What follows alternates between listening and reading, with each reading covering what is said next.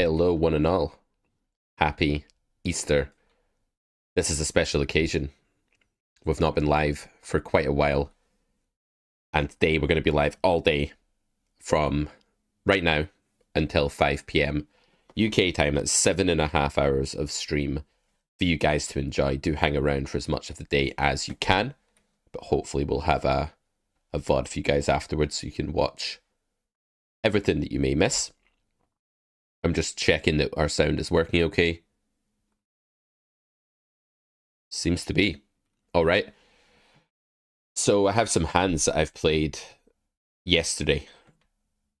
And I was in a bit of a weird mood yesterday where I'll explain this when our first guest comes on, because I want our first guest to look at some of my hands. But I was feeling quite creative. You ever feel like an artist at the poker table where you're like painting with every bet that you make? You're open-minded, you're exploring, you're not getting stuck in like a rigid mindset where you're just trying to replicate strategies, but you're actually like, what can I do here that's fun and exciting? Move Bunny so we can see pot odds. Stephanie, I knew someone was going to say this. I knew you nerds were going to say this. Like, why would you want to see pot odds when you can have a bunny? It's Easter. Like, just work out the pot odds for yourself. It's better for your game anyway, right? It's way better for your game. So we will dive into this King Jack hand in just a second, guys, because we're going to bring on our first guest. And I'm going to give you guys some clues as to who that is momentarily. But just so you know what to expect today, we have a kind of star-studded lineup as far as the poker content creation world goes, or at least my segment of it. I don't have Galfond, I don't have Helmuth, I don't have Robbie J. Lou, I don't have the guy that cheated at the Stones Casino, Mike Paul, so I don't have him either.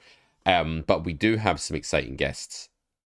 Good morning to Stephanie, to Marco, to Fat King Louis, to the Life Shuquatic, and to Peihing Chan. Welcome to the channel, everyone. Do say hello if you're joining us. Do get in here and stay in here for a while. Let's get these viewer counts up throughout the day. And this is going to be a lot of fun. We have no delay, so there's not going to be any live play today. But there is going to be lots and lots of strat talk, maybe some GTO wizard stuff, loads of hand review, talking about hands. We're going to get some of you guys on if you want to as well. We can give out the Zoom link. Let me know if you're interested. We've got other students from the community coming on to share their hands with some pros and experts and stuff like that. It's just going to be like a chilled, social learning day. We don't have Poker Bunny. That would be very thematic for Easter, unfortunately. Yeah, I didn't really think about that one. Maybe next year. So it's also Easter sale day. The sale will be live in a little bit, and that means you can get 25% off all courses and bundles at Carrot Corner. We only run a discount as big as 25% twice a year. Sometimes we give out like 15% codes and stuff like that on YouTube. They are not cumulative with any sale. You can try, it won't work. But with the sale itself, you know, this is a twice a year thing. So if you are looking to get our Golden Carrot, get any of our stuff, this is the time to do it. Otherwise, you'll have to wait till November when Black Friday rolls around, by which time my son Ruben will be 1 year old, which is absolutely wild, man. This has been a very fast 4 or 5 months. What's happening with me, you might be wondering? Well, I have been busy being a dad, of course. I've taken a step back from course creation right now. There are no plans for my next course yet, though I do know what it's going to be when the time comes. And I've been doing a lot of coaching because a lot of people have been hiring me, which is kind of an unexpected thing, but just people want to work with a coach this year, it seems. I've been mad busy. I've made Tuesday and Wednesday my coaching days. I've been doing back-to-back lessons, like really grinding out the one-to-ones, enjoying it, working with some great people at the moment. Yuri Peleg. No, we don't have Yuri Peleg. I should have got more, like, really famous people, guys. I will next time. I just have, like, some people who are, like, you'll already know. They've, like, most of the people that are coming on today have been on our shows before. But I do want to do one where I branch out and get, like, you know, people like Yuri on, people that are a bit more well-known, but not repeat customers to Carrot Corner, repeat guests to Carrot Corner.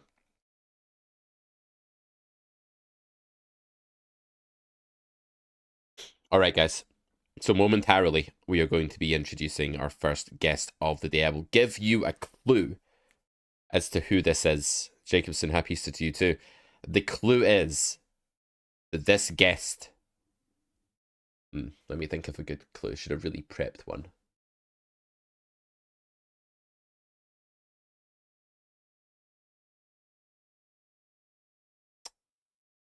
This guest, just like, Easter themed clue here, has risen from the dead many, many times. And you'll know that if you've ever seen his monthly graphs. That is my clue. Can you guess who we're about to bring on to the show to review this King Jack hand and any hands that follow, to talk poker with me for an hour or so, hour and a half. I don't know how long he's going to stay on. Can you guess who this is? Guesses now. Get them in the chat. We're about to bring on to the Easter stream. It's not Jesus, no. Although I do actually teach a guy called Jesus. No joke. One of my private... Okay, it's Jesus. But one of my private students is called Jesus. He always has the Jesus seat on his opponents. Okay, let's bring this guest in right now. This is going to be a bit rusty, a bit ropey, guys, the setup here. The guest may not be in the box right away, but don't despair. We're going to get there. Welcome to the Easter all-day Carrot Corner stream. Oh man, the suspense. I hear a voice. We have a voice. We can hear a voice. Apart from the lack of video, which is just a small problem, it's all good.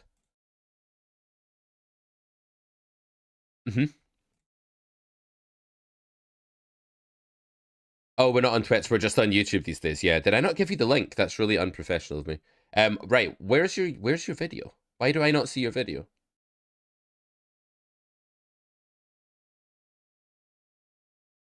No, you can see my screen though, right? What? And you can see it on your end on Zoom. Right. It might be on your end then, unless it's like hiding it from me because of the stream. Can you take a look at like the source it's using? Just see if we can get this up and running before we dive in. No worries. So if you guys can't guess who this is by the Ben_R that's just popped up and the voice, then where have you been for the last 6 years? Well, 16.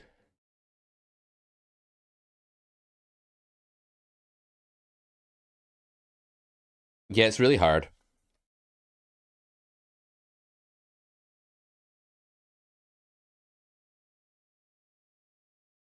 Yeah, it makes you feel like all the kids are laughing at you, doesn't it? Yep. Oh, they can't even hear you either? What? There's no reason at all for which they shouldn't be able to hear you.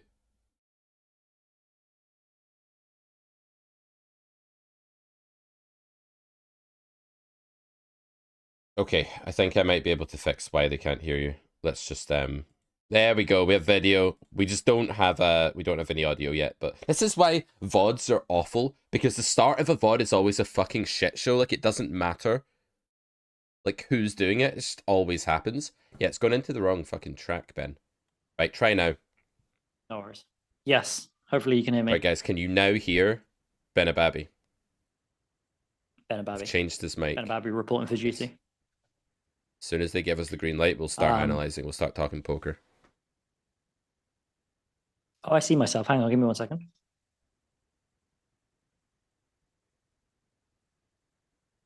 Been a bad mic. No, it wasn't his fault. Yeah, it's working now, mate.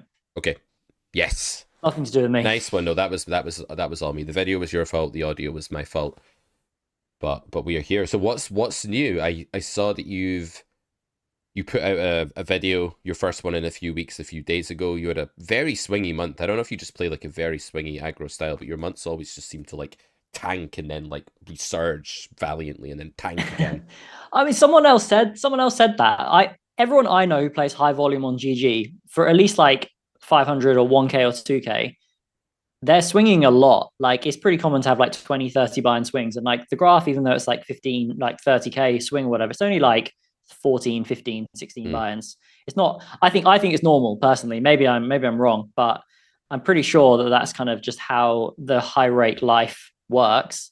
And if you added rate back to that graph, it would be a lot less swingy than it kind of looks. Sure. So I don't think it's that swingy, but yeah, I think that other people are just not used to seeing so many hands played and posted Yeah, constantly, so they get yeah, and a exhausted. lot of people play like 25 and L that are watching you. That's a stake. Everyone plays. Everyone in this chat right now actually plays 25 and L. They'll try and deny it, but they do. And Nah, we got some 2K crushers in oh, here today. lovely. I And believe they're it. probably playing like a lot of 25 and L players are playing like a plummeting red line, like they're trying but they're a bit too tight. Right? It's the most common sort of person I take on for coaching. And so when you play that Mm. style as well, your standard deviation is going to be a lot lower and maybe your win rate too. But when you are actually Sure. taking, spots, you're like tripling all in for 4x pot here, you're going check raise bet here, you're like doing the bluffing that the solver would do that you're supposed to do. Let's say you're just gonna have like, and you're facing Mm. that and having to bluff catch against it as well, you're just going to have way more swings coming from all directions than what people are used to that play lower. Yeah. And also, like, I'm playing against, like, I'm playing some bad players, but I'm playing legit against very, very good players all day, every day. So there are so many players that are better than me, and I'm not the best in the pool. So even more reason to swing. If I was the very best, maybe I'd swing less. But I know, like, like Cameron Couch or Ishtar, like he for like biggest mid stakes winner of all time, and he still plays mid stakes and crushes GG for like 3 big blinds pre-rate back. He swings like 30, 40 binds like quite regularly playing high volume, and he's like one of the best. So it makes me feel a little bit better. Yeah, yeah. I mean, I've seen it as well. I've seen good players go on. These are rarer, but you get like 80 buy-in downswings and stuff like that from time to time as well. Yeah, they're pretty It's strong. wild. Is that better, guys? Is the volume good now? Oh, was the audio? It was just that you were a bit Cool. louder than me, apparently. Sure. Anyway, mate, how are you getting on? It's been a long time since we chatted. Yeah, It is Easter weekend. What's been going on in your life? What's been going on in the family? well, every day is like a new adventure. Every day there's like a new noise or behavior or something like that. So it's awesome being a dad. It's really good. I get up at 6 every day and I spend a bit of time with them before I start my working day. I go to bed at like 9:30, like a proper old man. Sometimes I'm like asleep by 10 o'clock. So it's like really ridiculous, but I kind of like it. You gotta sleep when you have the opportunity Yeah, to. I've got in a good routine though. I quite like it. I don't know. I'm just a morning person these days. Never used to be. Mm. What else? What are we doing at Carrot Corner? Well, we've taken a break from course creation for now, although I've got an idea for what I'm going to create next. And yeah, I've been getting back to this challenge a little bit. I've been like getting a bit more volume and still not as much as I want to. And I've still been like working on my game and trying to like just really shake off all the rust and settle into something permanent and concrete that is my game, if that makes sense. Like still trying to like decide what is my game in 2025. Like who am I now as a poker player? Mm. And oscillating a bit between days where I will like sit in, sit out, look up spots, like really look at my accuracy, like look at what I'm doing theoretically, and then other days where I'm like proper freestyling street poker and like donking a big blind on the turn instead of checking just to like throw them out of their comfort zone and then try and adapt better and all this sort of stuff. And I'm kind of learning that Mm. I'm at my best when I'm freestyling and street pokering, but I also am at my best when I'm not neglecting theory either. So I'm just trying to find the right mix of that. Also Yeah. did a bit of data stuff and sort of working out what to take from that, how not to take it with too broad a brush, and just lots of stuff that's interesting though, very fascinating. Still playing a lot of bridge. Got the national pairs final tomorrow with my wife, so looking forward to competing in that. Sick. And yeah, just loving my bridge, loving my poker, loving my card games, loving being a dad. And doing loads of coaching on Tuesdays and Wednesdays, like fucking all day, and it's like killing me. Hey, you're But crushing yeah, it. So much going on. It sounds great. Sounds really good. I just read a couple of things in chat. Someone's asking, does Cameron game select? Yes, he does. And also, I'm not sure I believe an 80 blind downswing is just variance. Play with a 0 big blind per 100 win rate or a zero point 0.5 big blind per 100 win rate, and you play long enough, and you will lose 80 blinds at some point. That's just how it goes. we could also add that like even the best in the world are probably playing a worse blend of their game when they're on an 80 bind downswing than when they're not. So you probably Yeah, are right, totally. like factually, with that statement that it's not all luck, but it will be mostly variance a lot of the time it happens. Yeah, You're for one sure. of the better players at keeping it together when running bad, Ben. How do you achieve that state of mind Mm. where you're still super able to be objective and you don't sort of go on you don't it doesn't seem like you fall down into the sort of pits of despair where you just really really want to win and you're really trying to force things, and a lot of people that sinks their win rate. So how are you avoiding that? honestly, community more than anything, just constantly having voice notes, constantly sharing hands, constantly just giving support, and like just that voice that says it's going to be okay, you've been through this before. That kind of counters the voice in your own head, which is like, yes, it has happened before, and yes, I've overcome it a million times, but this is different to every other downswing because it's in the present. And who knows whether or not you do get out of this, because we don't know what's going to happen in the future. But having people around us that kind of give us that support is just like super, super essential. And also, like, I don't know, surrounding your life with other things, like you have so many different things going on in your life. And I try and do that as well. And poker not being the be all end all, or like the core of your existence, which often it becomes that when you're winning or losing a lot. But yeah, padding it out with other stuff always helps for me. So just making sure that I stick to my hours, making sure that I'm going away, doing other things. Yeah. I find that super helpful. Yeah. I have a student who's like on a mission to try and become like a professional poker player, and he's got like a goal of how much he wants to win at a certain stake, like in the long term and stuff like that, which is more of a long-term goal. And he's just like grinding away, and I feel like because poker is like his obsession in his life, and he's really trying to do it for him and his family and his life plan, and it feels like so much pressure, like he's just in his room with his computer trying to make this thing work, and like that can go so wrong when we don't do that padding, right? Have you ever been in a phase where you played too much and it became like everything to you? You got like really obsessed? Yeah, I think 2 years ago when I was like properly shotting 5K and 10K, I was just like, it was all consuming. And I had like, it was pretty rough. Yeah. It was like, you can't not, especially when you move up, when you're losing and winning new big amounts of money, whether or not that's like from 10NL to 50NL, like it still is a big jump and a big change. So if it goes from like 500NL or 1K NL and suddenly you're playing 20K or 30K pots, like that is impossible to step outside of that. And like, I just wasn't able to adjust to that. Whereas I've always been able to adjust to moving up and then finally getting over that hurdle of it being like trying to navigate losing 10 binds in a session, because that happens at some point, right? Yeah. It's a maddening game. It really, really is. And I think most people are just absolutely miles away from being cut out for it. Yeah. Yeah. Would you agree that I just love that? That's it though. That's it. If you have to love it. Unless you're like top 0.1%, well, obviously, like anyone who wins is already top 2%, probably. But like, unless you're top 0.1 and like you don't need to love the game to win, you need to love the game to win, because like otherwise it's just not worth the stress at times. Yeah. I know, and it's so easy to like, I don't want to bash Easty because he needs to come on the show later and I don't want to put him off, but like once you get into that like sort of toxic sort of cycle of hating the game, his mindset is truly the worst mindset I've ever witnessed in the poker space. And I fucking love it as well. I've been recently going back and watching some of his old top 10 of like the 10NL challenge. And I'm just like lying on the sofa, just pissing myself constantly at this content. My favorite part of Easty is when he goes on like a better run for like a couple of hundred hands and he almost starts like taking the game seriously and trying to think about theory, and then all it takes is like one time where it's like trips over trips or something, and then he's right back at like where he was 10 minutes ago. It's brilliant. Yeah, this always happens. It's brilliant. I'm looking forward to it. Yeah, so we'll do a bit of that later. Yeah, so anyway, let's I could ask you loads more questions, but maybe we should pad this out with a bit of strategic stuff, because we know what the Carrot Corner community is like. Someone asked me earlier to move the bloody rabbit, Ben, so that they could see the pot odds. The rabbit is more important than the pot odds today, guys. It's Easter. I mean, the rabbit is a necessary but awful addition, I would say, to the overlay. Horrible. I like to know my pot odds.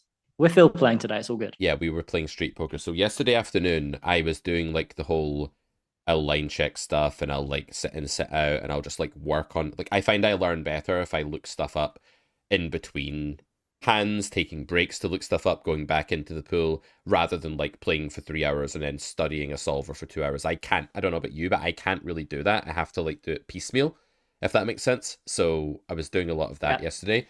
And then I got really sick of it, and I was like, I'm going to express myself for a bit and like just play around for a bit, which I think is important too as a poker player. So I think most of these hands will be Sure. in the sort of me expressing myself part of the session. Sounds good. I mean, let's keep it cash. So we defend King Jack against Cutoff as a recreational player. And I think already here we have a pretty interesting decision. My thoughts are that on most runouts against Cutoff's range, unless this is a hideous station, my investment ceiling for this hand is not massively high. So if I do check raise, I think probably like piling from there is like marginal at best, unless it's a very sticky player. That said, I also think it'll be really underbluffed. Like if we start calling here, because it's just really hard to bluff triple Broadway enough from cutoff. So I'm a bit torn between like some line of small raise and then like just start like limiting the investment a bit later and call and just see what happens. Yeah. I actually think it doesn't matter for me on this street whether or not it's a tight fish or like a loose fish. I probably would just raise, because in the event that you get 3-bet by even a maniac, you are going to end up folding your hand anyway.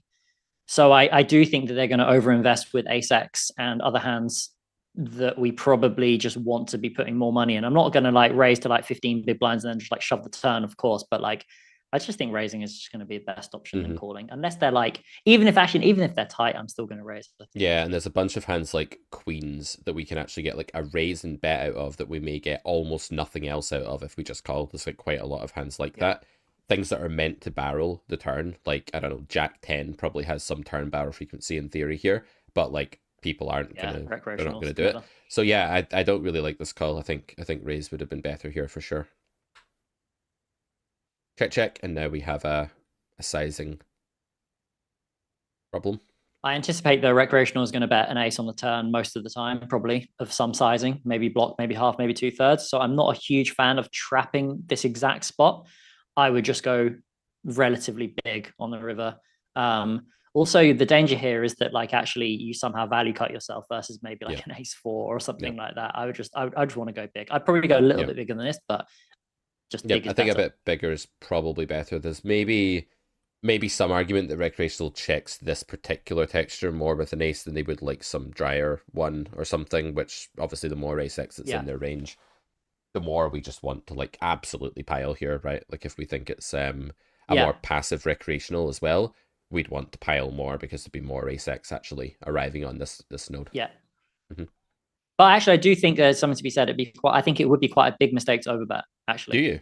Because of just simply because of the nature of like we've been told that the hand is not very good. So like this is a spot where we're going to absolutely hammer it in with 10-8 offsuit for like 2 times pot, and then we're just going to go the modest 80% custom sizing when we have 2-pair when we want to get called by something. Yeah. That's probably quite an elastic spot actually when you get up to the massive sizes here. Yeah. We get called. We're not going to show any results today because we don't do that at Carrot Corner. It's better to focus on the protocol. So let's move on. Just kidding, guys. Come on. People are going to be so I like to make them angry for a split second, then reassure them. It's a type of you made me angry. It's a type of manipulation or control that I exert over people. Like get them angry, and then I make them like me again straight after, and then they like me more. You see, the sort of sociopathic Stockholm syndrome. Exactly. Ace 3 of diamonds. So yeah, pretty standard stuff. Decent check from them. I'm impressed. 8-7 off. Was this Russian cash or was this regular? No, it was Armenian cash. Yeah, it was Russian cash. Okay. You said Russian cash, and I did the pun because.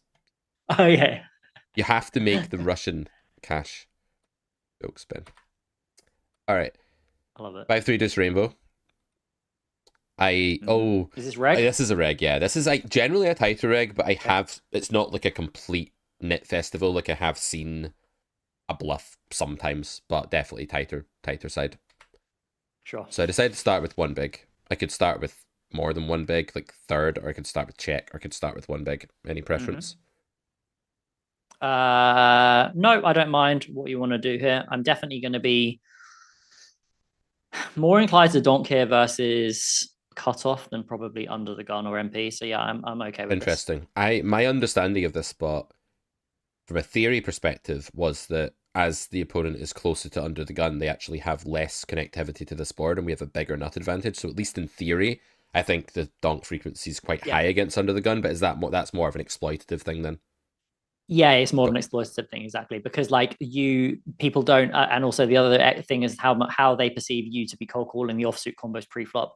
So like if they're never going to assume you're going to be cold calling like 6-5 offsuit, 7-6 offsuit, I think versus from under the gun, but from cutoff, they probably may think that's happening. So I think donking just is more credible.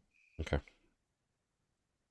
So we donk. We get the 7 of spades turn. I Yeah. think my hand's like quite high EV here when they don't raise one big blind. Like one of the best things about one big blind is that they're not going to be as good at slow playing against it as they would against like 1/3, for example, which is going to mean that they're a bit more capped, which probably means that a 7 Agreed. is worth more on this node than it would be had we started with 1/3.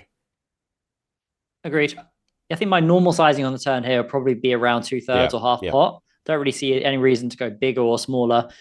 I think if you assume your equity is pretty good in this spot, I don't really see the need to deviate down to a small sizing. If we're assuming our equity here is like, what, I don't know, 66%, 65% plus, something like that, then we could probably like almost bet the equity of our hand and bet like 50-60%. Yeah, I would guess. and I think like even if we have 66% equity here, that's actually misleading. It comes from like the amount of time we're actually ahead and can value bet and denial bet is very, very often, because if you have 66% equity on like ace, ace, queen, you should never bet because like you're just going to be a dog when called. But when you have that on deuce 5, 3, 7, you should definitely be value betting. That's a really important distinction. 100%. Yeah.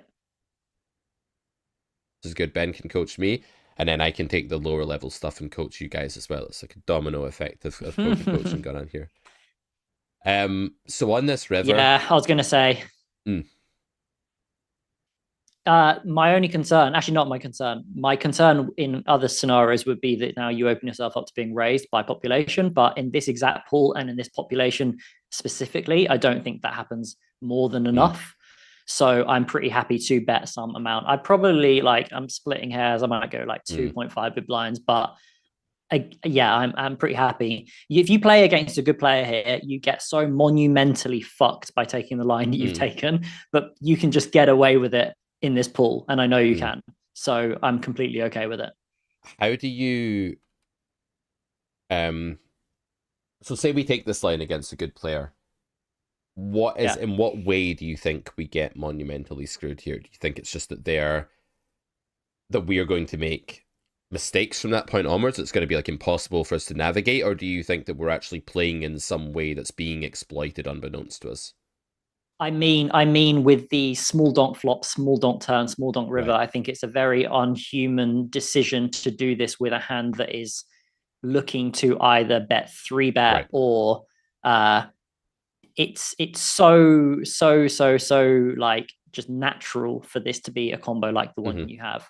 And I'm not saying that if you weren't playing a good player that you would do this with like an ace-3 of spades, but I still think it's quite unlikely for very good players. Like every human is going to leave themselves over, or should I say capped in this 100%. Spot. So I'm kind of torn on this. And you've got guys at 2K. Sorry. No, go ahead till you finish. I was going to say, you've got guys at 2K who are just going to shove 99 big blinds over your one big blind bet here. Right, exactly.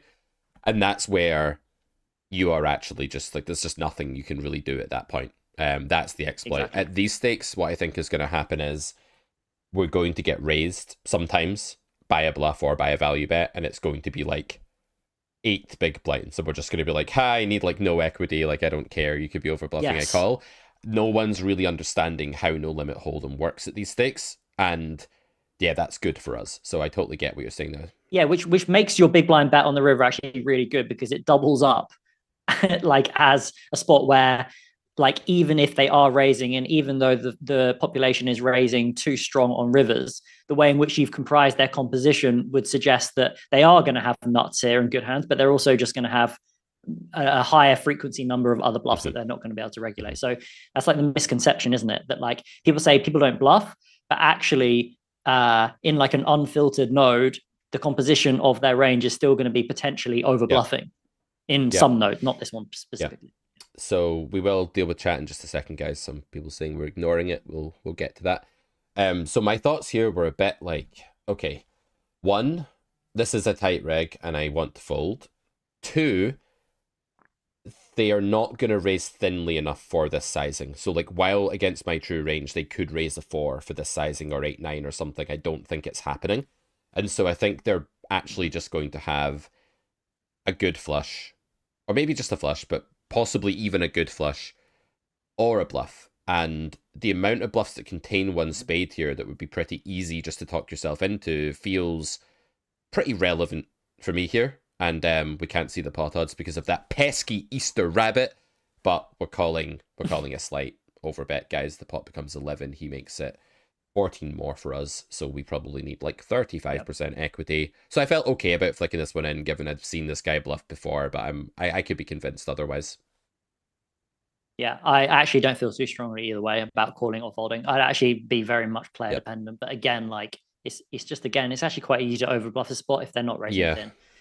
The thing is, though, and the irony is that like kind of going back to what I said before, like population can probably like raise you on the river here with like a 7+ and probably making a very profitable raise, but they obviously don't know that. In reality. And that's another way that you get absolutely killed, because it's like so much of villain's range now raises. Like if they can see that you have like such a capped range here, not only can they bluff all the time, not only can they go so big that like your life is torture and they can load up more and more bluffs as they go that big, pot odds wise, bluff to value wise, but they can also pick a smaller size too and just put 9s into it as well. And it's just such a luxury that we don't want to give a good player. So yeah, really good point about why we wouldn't take this line, or at least if we did, would be very like shrewd about it at higher stakes.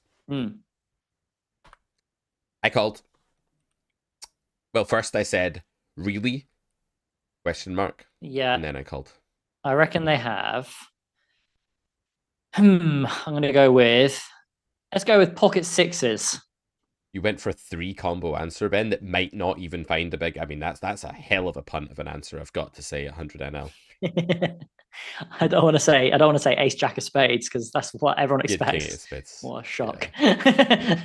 So I got to give him credit for the thin raise. Yeah, and at least he didn't go like 5 big blinds. I've honestly seen people that play these stakes like go X your bet instead of percent pot. Like just absolutely monumentally mess everything up. Right, guys. So some stuff in chat. This is life. We complain about the bunny. Enough magic may occur. Yeah, it may well. Just keep hating on the poor little carrot bunny that's just hatched out of an egg and is seeing the world for the first time. You're the first thing this thing's seeing, and you're giving it hate. That's like trauma waiting to happen. Classic human being. Exactly. We have Benabadbeat. What do you think about Pete as a player and as a trainer? Like completely socially unaware question to just ask that. And of course he has to say good things now. God. Yeah, but Pete, I know, don't act like this isn't a burner on your phone and you haven't just written this into the chat to get some self-promotion. Pete, do you know how often this question comes up in my Discord? By the way, do you know how often you have been in the past the focal point of conversation about whether or not you are worthy as a coach?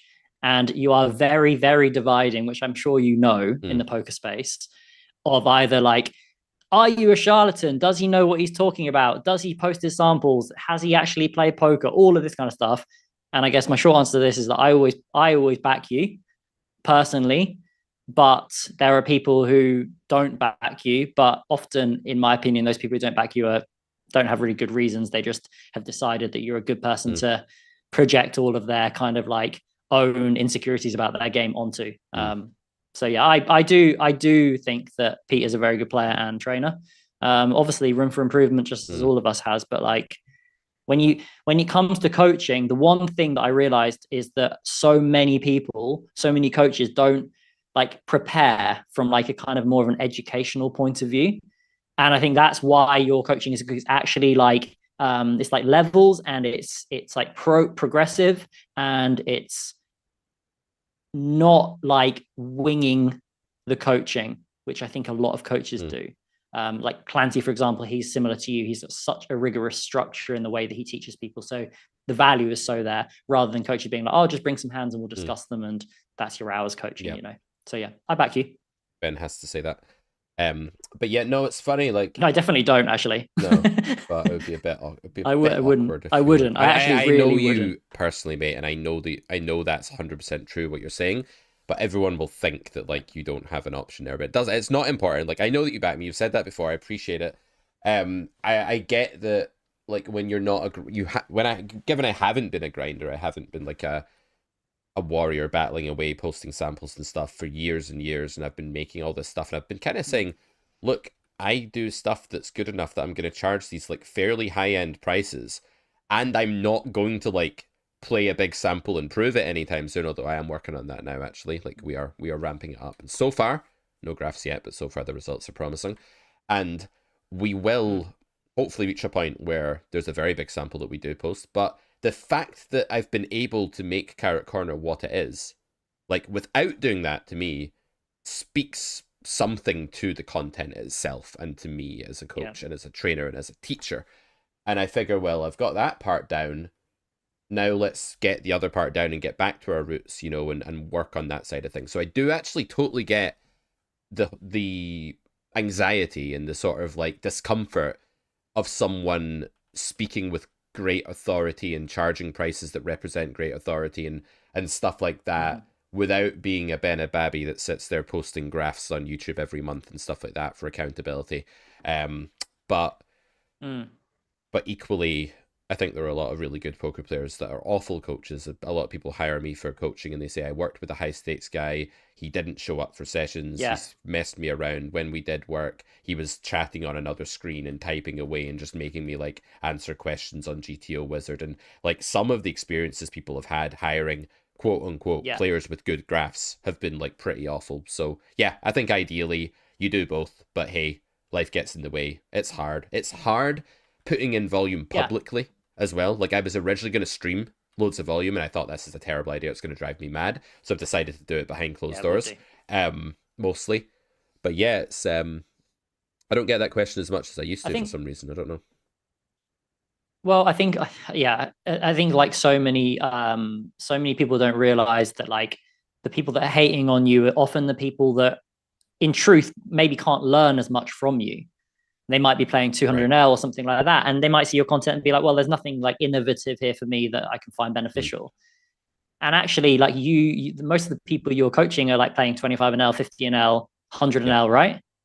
For the most part. I mean, and it's kind of like maybe live players that are playing high stakes and stuff like that. But like when you're talking like game toughness, I'm not coaching like 1KNL regs online for the most part. Yeah, exactly. So I think that a lot of the hate actually comes from those players more than it comes from actually people who realize that they have a lot to learn. Fair enough.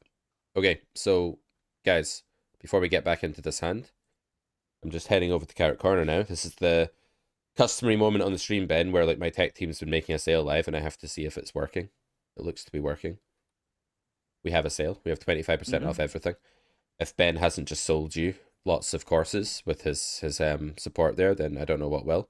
I bet we're getting a cut, by the way. Well, this is part of the deal. If I promoted you, then I get £4. Can you just ask another couple of questions with that burner, and then we can maybe talk percentages. But yeah, sale is live.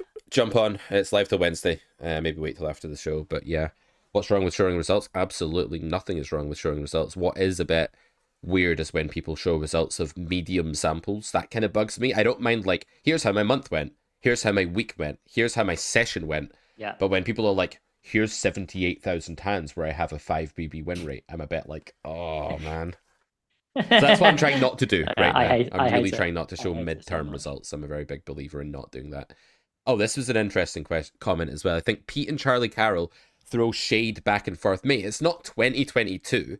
Charlie and I have been on okay terms for a while now, and the last time we threw any shade back and forth was when he sort of implied that I was a scammer with the stream title, and then I came on his stream and debated it with him. But that was a long time ago. I've been good since then. I don't know the ins and outs of this, but that sounds quite ironic to me. Moving on, we have the King Queen. And we ISO Olymper. I think you can go very big in these spots, actually. Like, akin to the live 1-3 game, I think you can go like 9 big blinds here if you really want to. If you have a big blind who's also not going to do anything to you. So are both the recreationals under the gun and big blind? Okay, sure. Seems good. We get called. We have an SPR that plays a bit like a 3-bet pot now. Short stacked one. Go for half. I think there's various things you can do here. Definitely like betting. Don't think there'll be enough stab here if we check. Depends on the fishy. I don't mind just like starting straight up going 10 or 11 big blinds here. Hand is very, very, very strong here. Yeah. And very like value rushy kind of hand as well, right? Where there's a load of flop peels to any sizing that are not necessarily investments later. Yeah. And like if it comes like a 6 of clubs on the turn or something like that, and you bet like 10 big blinds on the flop, you can just shove the turn. And I think it's a very, very viable play. Because their calling range is just relatively inelastic here. It's not like we'd like, oh no, but we want them to call ace 2 of hearts. Like, so the middling sizing, I'm not a huge fan of. Bigger is better, I think. Or maybe small, and like there's quite a lot of fish spewing 3-bet pots when you go small. So leaving that door open or just going bigger to set up the 2-street game seems good to me. Yeah. Cool. 6 of hearts. I think you just sort of alluded to that kind of brick turn. So a couple of options here. I think check jam and very big bet are the main two that I'm thinking about. Yeah. I'm sure people, I saw someone mention Saulo in one of the comments, like maybe people have a better understanding of how much recreationals are stabbing in these nodes, but I personally like to just like push my equity in spots like this when I have good hands. So I would personally bet, and I go like 24 big blind, something like that. That seems good. We actually did go for the check. I think I prefer bet as well. Now looking at this, I think there was a... What did I have going on here? I had a feeling that this guy was just going to bet turn too often. One of the MDA things I've been looking at is like how often they bet the turn when checked to in a 3-bet pot, and it's actually very often, and it comes, I believe it comes from the fish's sort of caged animal, cornered animal, like rising tension, SPR mentality, right? Where they're just feeling a bit committed, they're feeling a bit jumpy, and they lash out a bit. So if the guy does have stats that look kind of unstable, shall we say, like, you know, clinically insane, suffers from many mental disorders, then I'm probably going to check here. And if he's more like passive, I'm going to bet here. So I had some idea that this was like a potentially unstable player. Maybe they'd snap called pre or just some sort of thing like that, right? Some sort of like unstable timing. Yep. As played, definitely just shove turn. Yeah. Nice. Also, I'll just say to that stabbing thing, like 2 things. It's not a 3-bet pot, even though I guess it could kind of be seen as a 3-bet pot. It's like a cold call of your ISO. So it's a little bit different. But also, I don't know if that stands true. The stabbing in position on king high boards. Maybe it does. True. There's less denial. Like you can see when it's like 8, 7, 3, they're just like must bet 9s. Like can never check back 9s. Exactly. Totally. Yeah. Good point. God, Ben, you always have so many good points. It's really annoying. Like, why can't I just be right about stuff? God. I don't want to compare both of them, but Salo has a lot of great videos. That's okay, you can compare. Yeah, Salo definitely does have a lot of great videos. What's up, Jess? Welcome to the stream. Long time no see. Queen 10 here. Okay. We go for Who we got in? Some big I am deep. Ha ha ha. This was a nitty reg. And I'm not going to say too much here, but it was a player whose flag led me to believe they would be nitty but stationary. That's all I'm going to say. I don't want to give the game away completely. Who would that nitty but stationary? Okay. Oh, instantly ruling out Brazil. Yes, instantly ruling out China. There's a definite nationality that this applies to in the Russian cash pools. Okay. Continue. So sorry, So nitty and usually what was the other thing? Usually trappy, nitty, stationary, just passive but not that foldy on river. Okay. That sort of player type. Got you. Yeah. And like very low aggression factor, very high went to showdown, very low 1 win soft flop, like this kind of archetype. Okay. Yes, it's a really good bet on the flop. I think this is one of the combos that you probably want to check raise sometimes as well, but given the player profile, check calling could be a good option, given that they're probably going to be using block and you don't fold 2 over the backdoor flush draw. I actually really like check calling in this node, especially if you believe them not to have much of a woman sort flop, so you get to over realize as well. But I think betting is probably just going to be most. Check call's really interesting because you set up for that river probe line that's just going to be like even against a stickier player. Yeah, like the thing with these players is though that if they have any showdown on river, they're not really fond of folding after a streets check through. Like they're not really computing the action sequence. They're just like, well, you checked the turn, so like I'm just going to call. 2s like or 4s or something on the river anyway. So I think I put you on ace king. So I think the right line against this player is just big bet flop and like barrel a lot of turn cards because you do get some fold equity on turn. you do have to shut it down a bit on river against these player types after they've gone through the rigmarole of calling a couple of times. But yeah, I decided here I just had to check call. I was like, this sucks. Villain's range is very strong. If I bet, I have very low fold equity on this node. They will jam as well when it's double flush draw with like their nutty region. If they have 8s or 9-8 or Jack 10, they're going to shove. So awkward. And I can't check jam because I don't have enough fold equity. So I got to check call here just by a process of complete and utter elimination. And I didn't like it, but I was like, this has just got to be the right play. Then I will lead river probably if I straight up or club up. It's a really interesting spot because you're super deep. And I think this is probably going to be a turn that you do play in 100 big blinds like some jams on. But this deep, I don't really see what else you can do. I guess my only point of potential questioning would be, do you think that you can maybe check raise the turn in the expectation that they see this card as a good card, over stab and over fold? I'm talking like hand like maybe even like an 8-7 of diamonds or something like that when they go half pot for absolutely another. Not against this type of player, but yeah, against some for sure. Okay, fine. For sure. Fine. Yeah, I think calling is standard. Yep. Also, it's interesting to see half pot stab. That scares me a lot more than if they were. Oh yeah, I was very convinced that this range was just like monumentally strong and underfolding to raise and just has to be a mining spot. Like sometimes, guys, you just have to, when you reach a certain level at poker, you get over the way something looks and you begin to just like seek out the true EV. And there was a point in my career where I would have been like, True EV. There's a point in my career where I'd have been like, it's too passive to check call. Like these very vague like criticisms that people make of themselves. Big trap, right? When people do that. Yeah. And we go all in now to rep Jack. Minra's all in. Yep. Easy. Okay.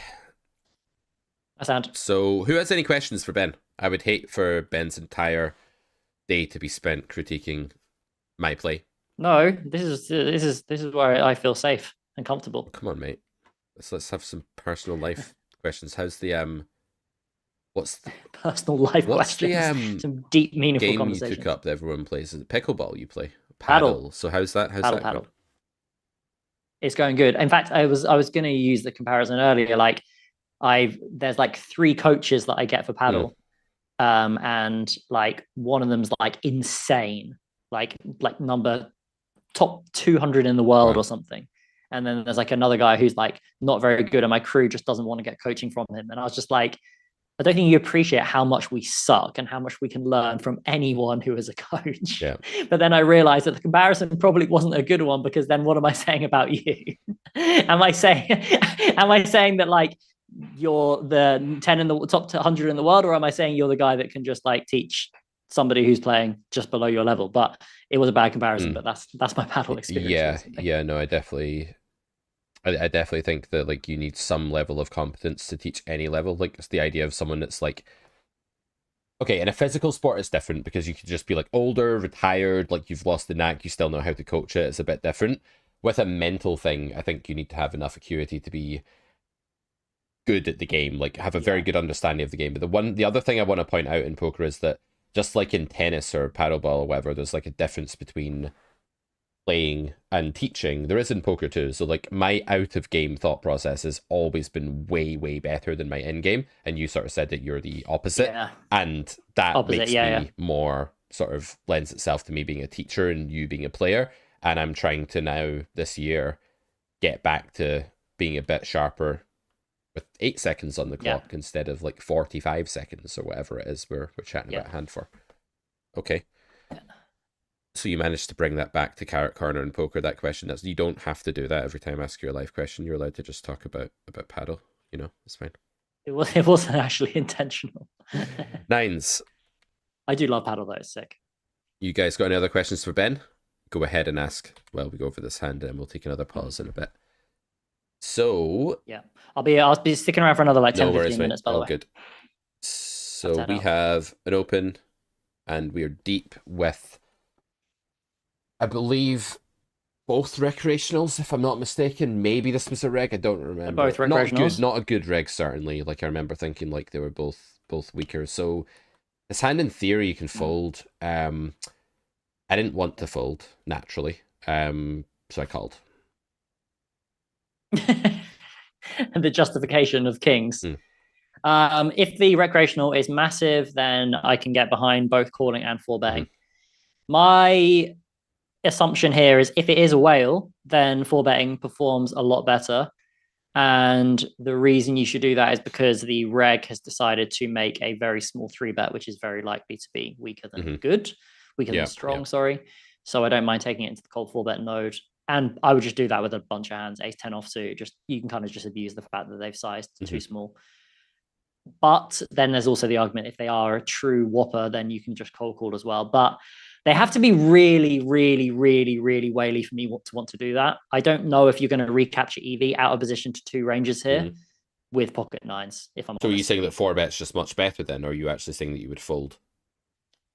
I would probably, if it's a massive whale, I don't mind cold calling or 4-betting. And if it's just like a normal recreational, I would never call. I would always fold. Wow. Okay. I think we're going to disagree on that then, because I've actually looked up the EV of this spot in GTO Wizard, and cold calling these spots is actually fine. Like, it's not much of an EV, even though the solver doesn't want to. How can you plugged in the under the gun 2.3x range, yeah? From a recreational that you have. No. Well, hold on.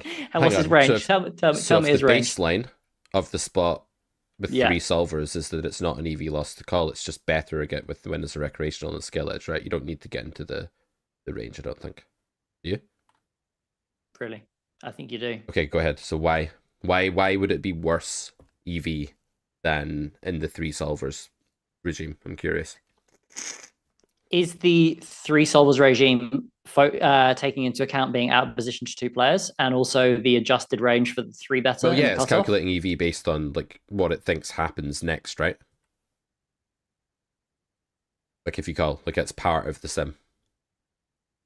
But if it doesn't know the ranges, then that can't really, it can't get. I just don't think it can be worse. I don't think it can be worse for you than the solver. Whatever the solver thinks the EV is with no skill edge, 3 players are identical in ability. I don't think it can be worse for you when it's like 1 or 2 recreationals in the hand. Like, it has to be better. I guess with the recreational in the hand, it must become better, right? Because the recreational is also going to have far more portions of their range that's going to be dominated as well, which is going to be in your favor. Yeah, so that's really interesting, actually. Yeah. So are you saying that anytime there's a 3-bet, where's like the threshold for the pocket pair region? Well, let's take a look at Wizard. I'm interested. Yeah, I'm very interested. I didn't know GTO Wizard had an option to look at this. You can look at like what it thinks the EV of a certain decision would be. Let me actually just share this for the audience as well. Yep.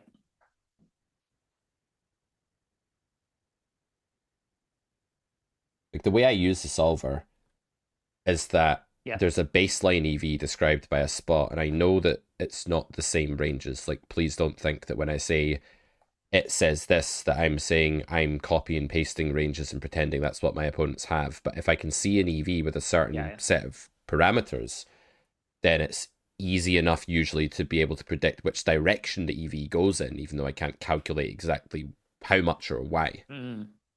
Is that sharing? No.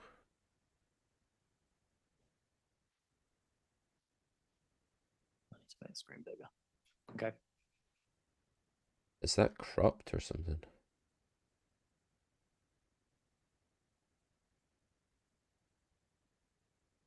That's cropped at the top. There's a couple guys in the GG1 and 2K who are cold calling 3-bets all the time as well, and it's really not a big. They have been they have been speculated to be playing very poorly by a number of players, and maybe this is where my bias is coming in. I mean, so if you play badly after the flop, because it's going to be a harder. Let's get rid of the rabbit. Okay, fine. Let's get rid of the fucking bunny. Finally, overstayed its welcome. It lasted like 55 minutes into the stream. Like if you're going to cold call here and then you're playing 2K and L regs and then like you've got no idea what you're doing, like that's going to be a harder spot for the cold caller to play than any in position player. Yeah. So it's going to go badly. But I think it's it's interesting. So like, let's go to under the gun, open, cut off 3-bet, and we were small blind. Yep. Oh, this one doesn't have the cold call option. So we can't actually see from that particular sim. There are ones that do, and there are spots that do, but that one just hasn't been run with any call. Right, yeah, So yeah, we yeah. can't. Yeah, I've literally never looked at a sim that's a cold call range. So yeah, I can't say. There I are don't know. some, like we could go around and try and like find a different sim. I'm just going to answer Jess's question while you're having a Yep. little look. Jess said, if you were building a role again and couldn't play on GG for reasons, where would you go? Would it be coin? It depends what limits do you play, Jess? What you're looking to play, because like, is PokerStars not a decent option still? I mean, I just have like a soft spot for PokerStars from back in the day, but they have Zoom formats there. Rake is low. ACR is also a good option, I would say, even though all of the news with their teams and stuff is just pretty horrible. Okay, this sim just doesn't have it at all, so I don't want to dig around forever. Whatever I was looking at yesterday, there was a spot that had cold calls, and I was like, okay, that's really interesting that like certain hands can mix and stuff like that. But anyway, okay, when you do find that out, can you send it to me, please? Because I'm interested to check it out. Thanks. So, in any case, so what we've established, guys, is that Pete thinks you're allowed to do cold calling. And he saw it one time, but apparently it doesn't exist. So don't start cold calling pocket nines in your games, even though Pete has. This is a bad advertising. Unless you have a fish and then another fish where it's just probably plus EV, but we can agree to disagree. Like, I just can't believe that this isn't plus EV, like with 2 weaker players and being 155 big blinds. It probably is. It probably is. I'll give you that. But yeah.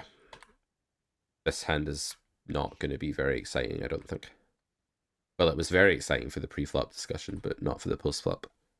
Yeah. Right. Any questions for Ben? Any other ones before he shoots off? Very nice. Very nice. Very nice.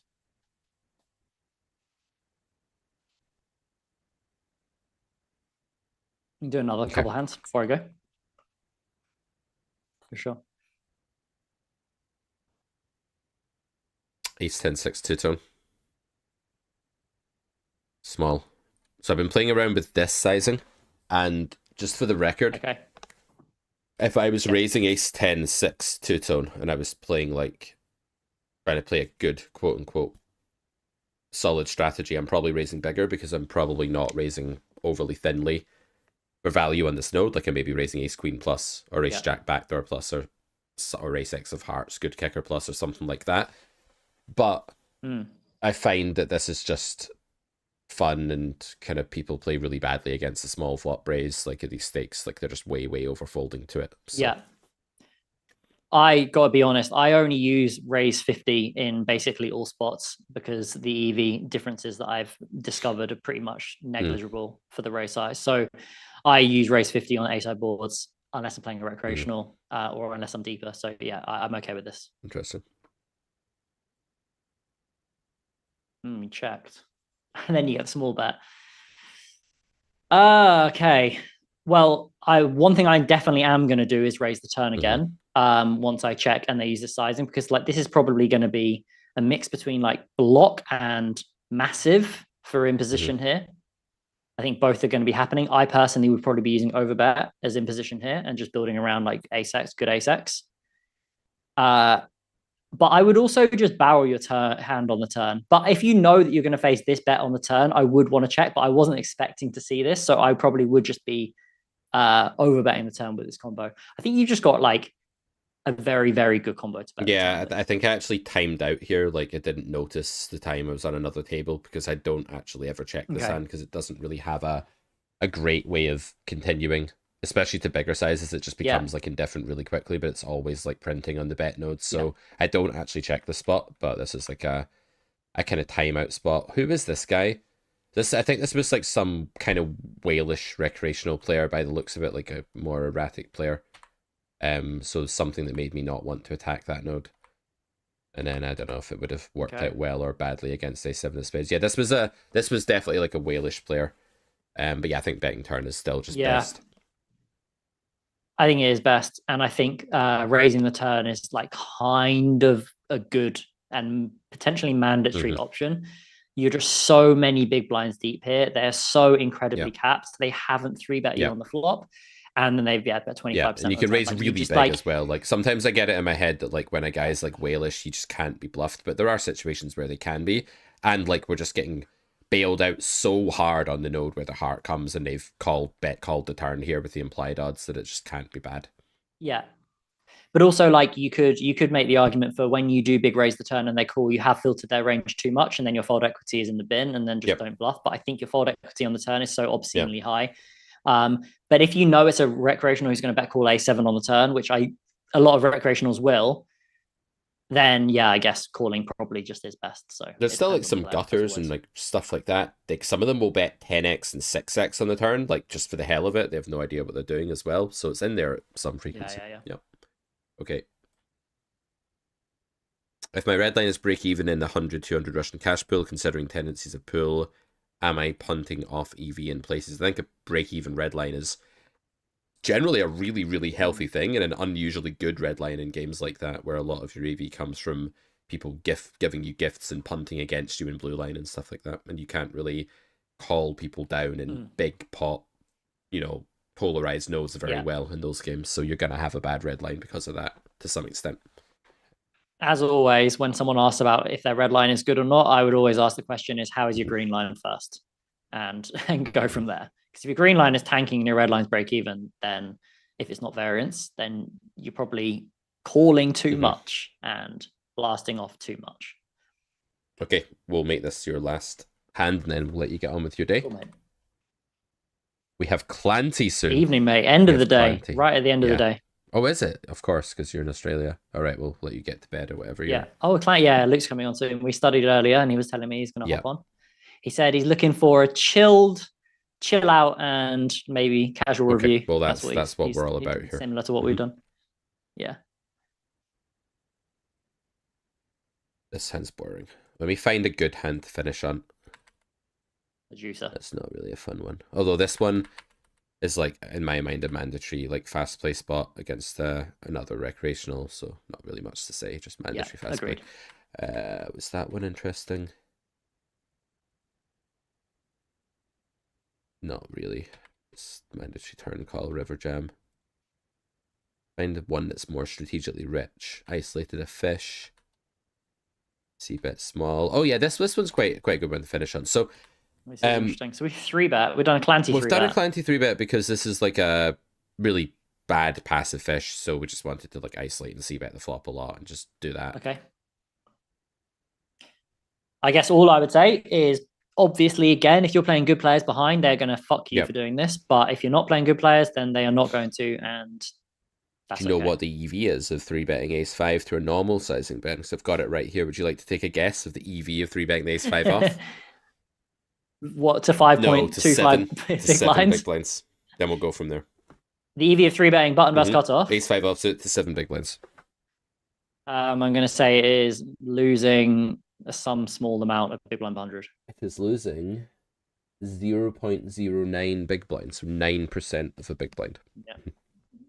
Sounds about right. So for this, it's losing presumably a bit less, I would think.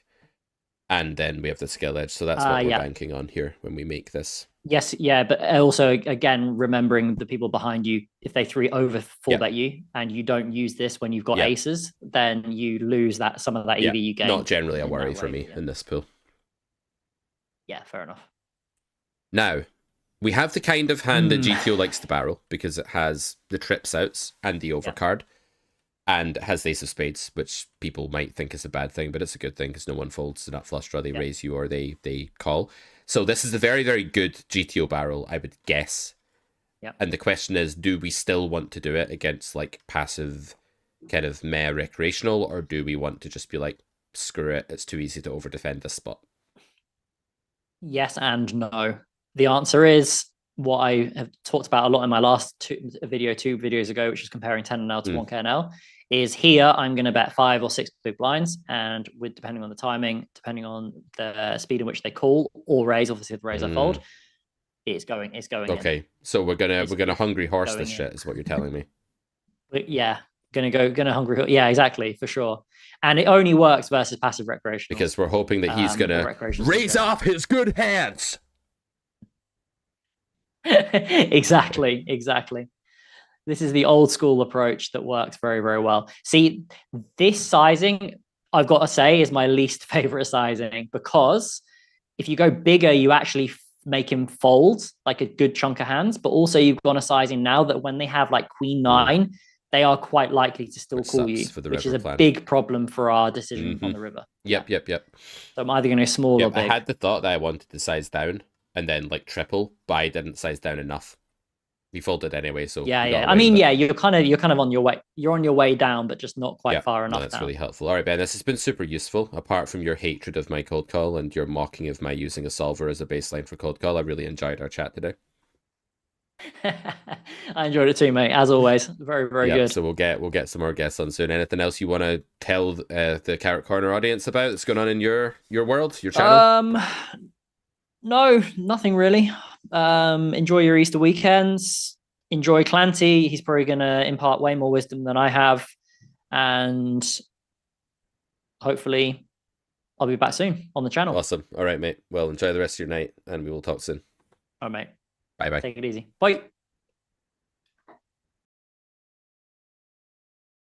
God, what a dick, man. Oh, it has to be like that. Sake. Anyway, right, the show has to go on. I suppose. Just kidding. That was pleasure as always having Benabadbeat on the channel. One of my absolute favorite people in the poker sphere, and to have on as a guest as well. All right, do we have another guest? What time did Clanty say he was coming on the show? Oh, right. Not till 11 or 11:30. It is only 10:30. That kind of means seat open. Do I not have anyone for this time? Let me check my calendar a second here, guys. Let's just take a quick look at this. Yeah, we have no one until Clanty. So I guess that means we could do a little coffee break. We're going to need like quite a lot of coffee to recharge today. And seat open. Who wants to come on? Anyone want to come on now that's in the chat, that wants their hands reviewed by me, that's in the Discord, something like that? Let me know. I'm going to go get coffee. And when I come back, we will see who would like to come on the channel. This could also be a good moment just to remind you that the Easter sale is live at Carrot Corner. You can check it out at carrotcorner.com if you want to go over there and see what we've got for 25% off. And I will come back and see who we're going to be welcoming on next. I'd love to get one of you guys that's just in the audience watching to just send me a bunch of hands. You can do that on Discord, carrots with a Z, 9127 if you don't have me on Discord. I'll put that in the chat. Send me some hands. Even if you don't want to come on the show, but you want your hands reviewed, we could do it that way. But it'd be really cool to get a student on the show for this next, like, 45 minutes. 40 minutes, something like that, until Clanty comes. That would be awesome. So, do ping me a message, let me know here, and I'll be back in 5 or 10. And for now, let's put the Easter Bunny back on the screen and let you look at that for 5-10 minutes. There we go. All right, guys, just be a sec.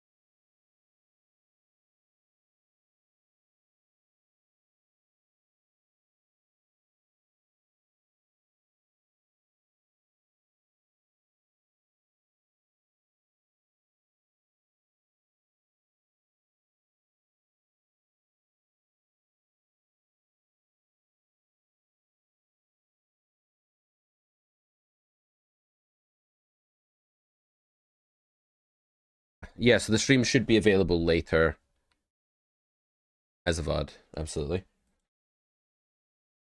Make sure we're still live here. Happy.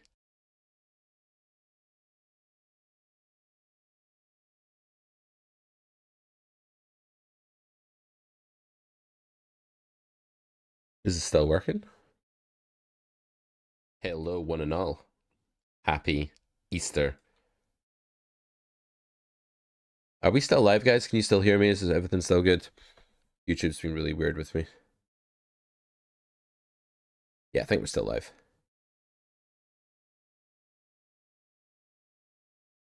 Is it still okay, working? Cool. Yeah. All right, so we have another guest coming on at 11:30. Don't know if I got any DMs. No one want their hands reviewed. Okay, we'll just continue what we're doing then. Continue reviewing. We'll get you guys to help review, and we're going to switch over to, well, let's do a few more of my hands, and then we will switch over to some student hands, some different stakes, that kind of thing. Paul M, I'd send some hands if I only had some. Reset database and haven't tried the session yet. No worries.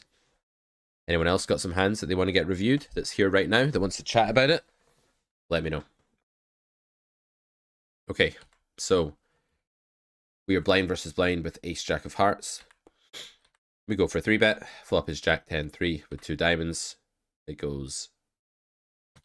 Oh, this was another time when I was like timing out, guys. I tell you, see, 4-tabling with this new time bank system, I still haven't got used to the fact that it doesn't automatically activate because I'm old and slow. And I was so mad that I timed out on this hand. Like, I was really, really pissed off with it on the flop because this is like the most mandatory flop bet I have ever seen with Ace Jack of Hearts here against a recreational player, no less. Like, it's probably a significant EV loss just to not bet the flop here in reality, even if in theory it's like whatever. So I don't know how you guys are finding the situation on GG Poker at the moment, but it's basically turning Russian cash into blitz, like blitz chess or something like that, where you're just having to act so quickly. It's absolutely wild.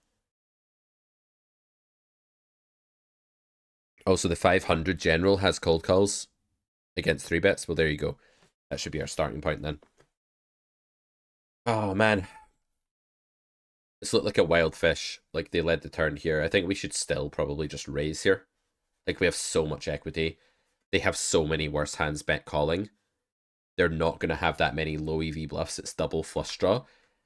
I don't know. I just played this hand absolutely terribly from a combination of timing out and then... Yeah, I mean, like, what low EV bluffs do they have here? I guess, like, Ace-5 or something. Like, maybe some, like, complete nonsense King-7 of spades once in a blue moon. I really don't like not raising turn here. And I can't blame timing out that time. That's just bad. River. I think after they check river, like, there's going to be a severe overfold if we start, like, jamming this spot. So just going for, like, the normal sizing here. We got called by the 6-7 that got there on the river. Yeah, not betting flop and not raising turn. Like, only winning this size of a pot here is such a massive travesty.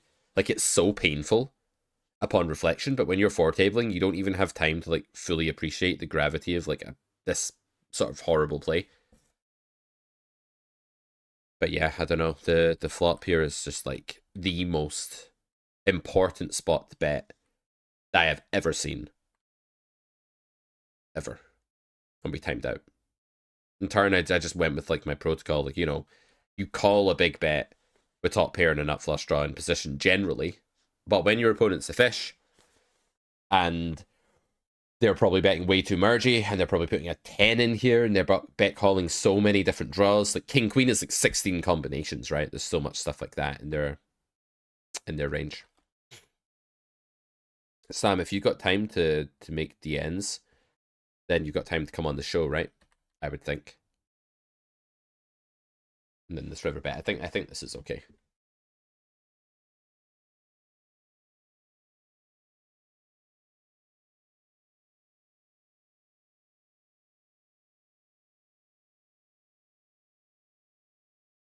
Okay, so 3 to 10 massive flop here. It's against recreational. Like, again, you could just pile a bit more here, depending on how aggressive they are. You could go small and hopefully do some spew.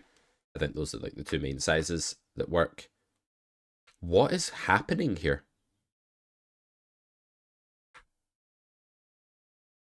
I'm actually like so confused by some of this play from yesterday. I'm so confused that like this stuff happens. I wonder if I'm like timing out way more than I thought or something. Like, okay, whatever, this river's just shit now. Like, you're hardly ever going to get called. Maybe you just go smaller. Especially with some blockers like 2-pair. But nah, like, you just bet the turn, right? Or was this like a reg? Was this actually a reg? Even so, like, the population just isn't going to be over-investing when you check here. So you should just bet. You should just bet your hand. Some of these hands today are like blowing my mind, like how I played them. I was kind of messing about a bit yesterday afternoon, like I was trying some stuff out, but yeah, no. Yeah, a lot of these hands are kind of bizarre. I think we should switch to some other format. What do you guys want to do? Should we like get some wizard up? Should we get someone else's hands? I can't look at any more of my like timeouts from that session yesterday. Oh, could that be when my wife came into the room, was like the shopping arrived and she was like hassling me? It could have been like around that time and I was like playing a bunch of hands at the same time and everything just fell apart. That could well be it. But yeah, man, mind blowing. Oh, someone's added me on Discord. We may have some hands.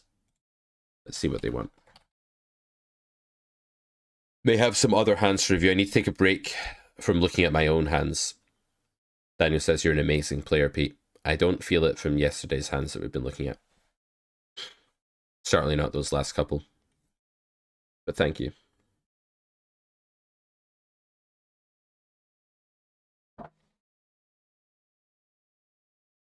Do I want to talk about mindset? Sure. We can talk about mindset.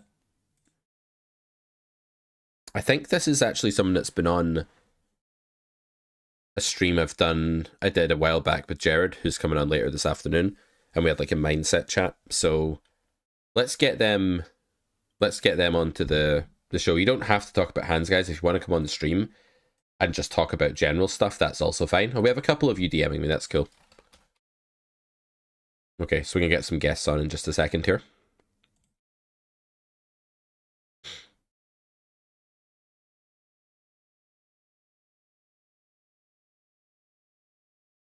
Let me just get this person an invite. Copy invitation. Send this over.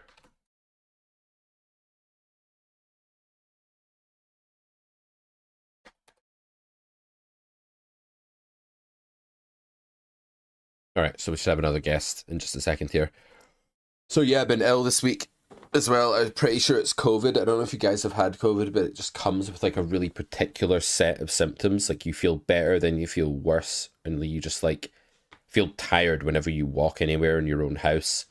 The kind of shit that you don't get with just like a normal cold or something. I'm pretty sure that's what's been going on. Post flop. Wizard works for me. Yeah, Wizard is also just a bit of fun, right? So while we're waiting, we can do that.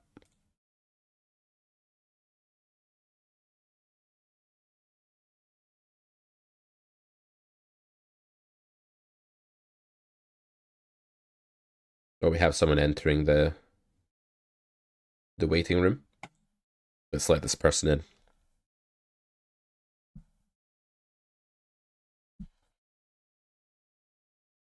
You had COVID this last week as well, Peter. Yeah, it sucks. Pretty awful COVID experience, says Paul. Yeah, it does just suck. It's a really, really shitty like feeling having COVID because you don't even feel like okay mentally. Sometimes when you have a cold or whatever, you're like, oh, I have a cold. I know what's wrong with me. I'm fine mentally. Hi, Pete. Hey, how's it going? It's going fine. Wait a minute. I hear you twice. Okay, I'll let you resolve that. Okay. Now it's fixed. Nice. So you can hear me? Yeah. So, who are you, by the way? Are you the person that just messaged me on Discord? Yeah. I just, yeah, I'm a long-time viewer on your Mm. YouTube channel, more or less. And I thought I used the chance to get some mindset talk in, if nobody wants to talk. So my thing is, I'm back in the grinding street, and I think I read your mindset book a while back. Can't remember exactly how long it's been. I think it's been like a year or Mm. 2 years, and I haven't really done anything into mindset at all during these times. But I feel like I'm less emotional than a lot of people um, when it comes to playing. And but I found out, like, I'm back into the poker grind. Playing this week, I'm already played 40 hours, and the thing is, whenever I have a good session and I run really good, then I turn really passive. Like, I try to save winnings. Like, it doesn't Mm. make sense from a logical perspective, but I tend to get too passive. And once I start losing back, start to get cooler and stuff like this, then the nittiness kind of disappears, and I'm going back to regular or back to aggressive. And I feel like this is not very productive overall, because if I play too passive during good runs, I'm not able to maximize most EV. I'm not sure if you heard about this or if you have some quick fix, but this is kind of a thing that bothers me a little bit. Yeah. No, it's definitely really common. I think like all of these leaks where short-term results cause us to play differently to what our game plan or average game would be are very, very common. They happen because the mind is basically hardwired from an evolutionary perspective to track short-term results and consequences, because if you think about the human brain evolving in the state of nature, the humans who were able to process like the recent major events to do with resource acquisition or loss were going to be more successful than the ones that weren't, right? So like if you're sat there with some meat from an animal that you've just killed, and then a human from another tribe comes and takes all of that meat and like stabs you, and you don't process that and you just continue eating the ground where the meat was, you're not going to do very well, right? So we're hardwired to be very sensitized to changes in what resources are available to us and how okay we are, like whether we're under any kind of threat or not. And that's why we have these very quick automated responses when we perceive threat. So when you have a winning day, you can imagine that as, I have acquired resources. I have acquired like a meal, a sudden bounty that I didn't have before. Now, if you ask yourself, what would a human like, you know, a million years ago or whatever, have we been around that long? I don't know how long we've been around, but what would like an early Homo sapien do when they suddenly had an unexpected bounty of food? Well, they would want to protect that, right? They would want to share it with their family, with the tribe. They would want to stop other predators or other tribes from getting it from them. And it wouldn't make sense to take lots of risks in that situation. Like, you've just got like a big mammoth carcass that you're going to eat. The last thing you should be going to do in that situation is going out and waging a war, right? Or fighting for more resources or trying to get more stuff. That'd be bad, right? To try and do that under those circumstances. Mm-hmm. So when your brain goes into that mode, it is a hardwired choice from the evolutionary history of humankind. That's kind of the why. That's why it happens. It's probably not anything specific to you, unless you grew up. Did you grow up in poverty or like having a really hard time, or did you struggle to make ends meet for a while or something? Or do you think it's just like nothing to do with your past life experience? I don't think that has anything, like, I grew up in a middle class household. We never really struggled too much with poverty, or never at all. Right. So then you think, well, why do I have that tendency then? It just has to come from like somewhere down the evolutionary line, right? It has to come from like your lineage before that, before your parents or grandparents or anything like that. So what do we do about that? It's hard. Like, you're talking about using the prefrontal cortex, the stuff at the front of your brain, to rewire the stuff at the back of your brain, right? The stuff that evolved like thousands of years earlier. And that's a very difficult thing. But as I talk about in poker therapy, what I've found works for students the most is like a gradual rewiring process whereby there's no change without emotional change and there's no change without action. So you can't change that with logic. So when you sit here and say, I know it's irrational, like that's a very good sign that thinking about it in a logical way or discussing it in a logical way won't actually have any effect on that neurological programming. So instead, what we've got to try to do is create new neural pathways and rewire the way you're acting by acting differently in the moment. So when's the next time you're going to play a session? I'm looking forward to play one in like 2 or 3 hours. 2 or 3 hours time. So when you play that session, you might get off to a good start and you might win a couple of buy-ins, or you might not. But the next time that you're up a couple of buy-ins, how much do you need to be up for this to kick in? Just like a little bit, just up for the day, or do you need to be like on a proper heater? That's usually in a short term, it doesn't really affect me too much. So if I'm playing a 3-hour session and I win like 3 buy-ins, then it's okay. But if I'm playing like for like 5-6 days and I have like really good days and I look at usually I track my results in an Excel sheet because the site I play doesn't record hand histories, and I see like I have like 5 winning days and they step up, then I'm seeing it's going really good, and then I'm trying to protect these winnings, and I'm already fearing the next session will be devastating. Okay, that's interesting then. So let's dig a bit deeper then. We've talked about why that's a tendency, right? The evolutionary side of that. But let's talk about what it means for you, the poker player, now, before we come to like what the rewire should be, like what the fix should be. So when you're up 9 buy-ins, 15 buy-ins for the week, and you're seeing those results, that graph, the Excel sheet, how does that change the way you see yourself? Or how does that change the way you see you in poker when you're up 15 buy-ins? The thing is, I'm starting to I'm starting to paint the picture in my mind that I will be moving up the limits like 1 week or 2 weeks if I continue to run like this, and then I'm setting myself really high expectations when in reality I'm probably on a little bit of a upswing, and I'm not realizing, or I'm not acknowledging that this is an upswing. I feel like I'm starting to take this for granted.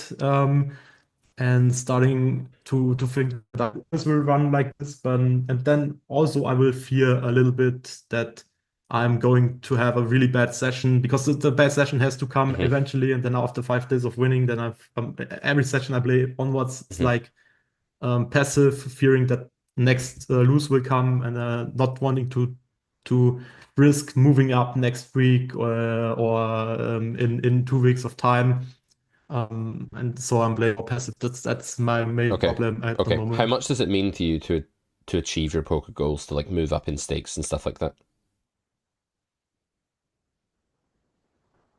I feel like it means more to me than it should. And how would you feel about yourself if you didn't achieve your poker goals? Like if in a couple of years you'd actually you were disappointed by your results and you hadn't got to where you wanted to be? How would that make you feel? That's a good question, because I'm actually living that kind of, because I'm playing poker for like 7 years, and I'm keep on stacking in the micro stakes and the 50 and 100 street. And for 7 years, like for 5 years, let's say, my goal was to move up to high stakes rather soon, and I'm not moving anywhere because I feel like the underlying mindset pressure is kind of keeping down on me, like kind of makes it very. So the very thing that makes it hard for you to achieve your goals is the thing that is required to achieve your goals. So like the fact that you're feeling that pressure is coming from the fact that you've not got to where you want to be, And that pressure is the thing that's stopping you from getting to where you want to be. So we have like a vicious circle, a catch-22, if you will. Yeah. Mm-hmm. And how do you feel about yourself today as you sit here and talk to me? What kind of emotions or judgments come up when you think about the fact that you've been stuck in poker? A lot of time, or previously, I felt like a little bit of shame to talk about this kind of stuff.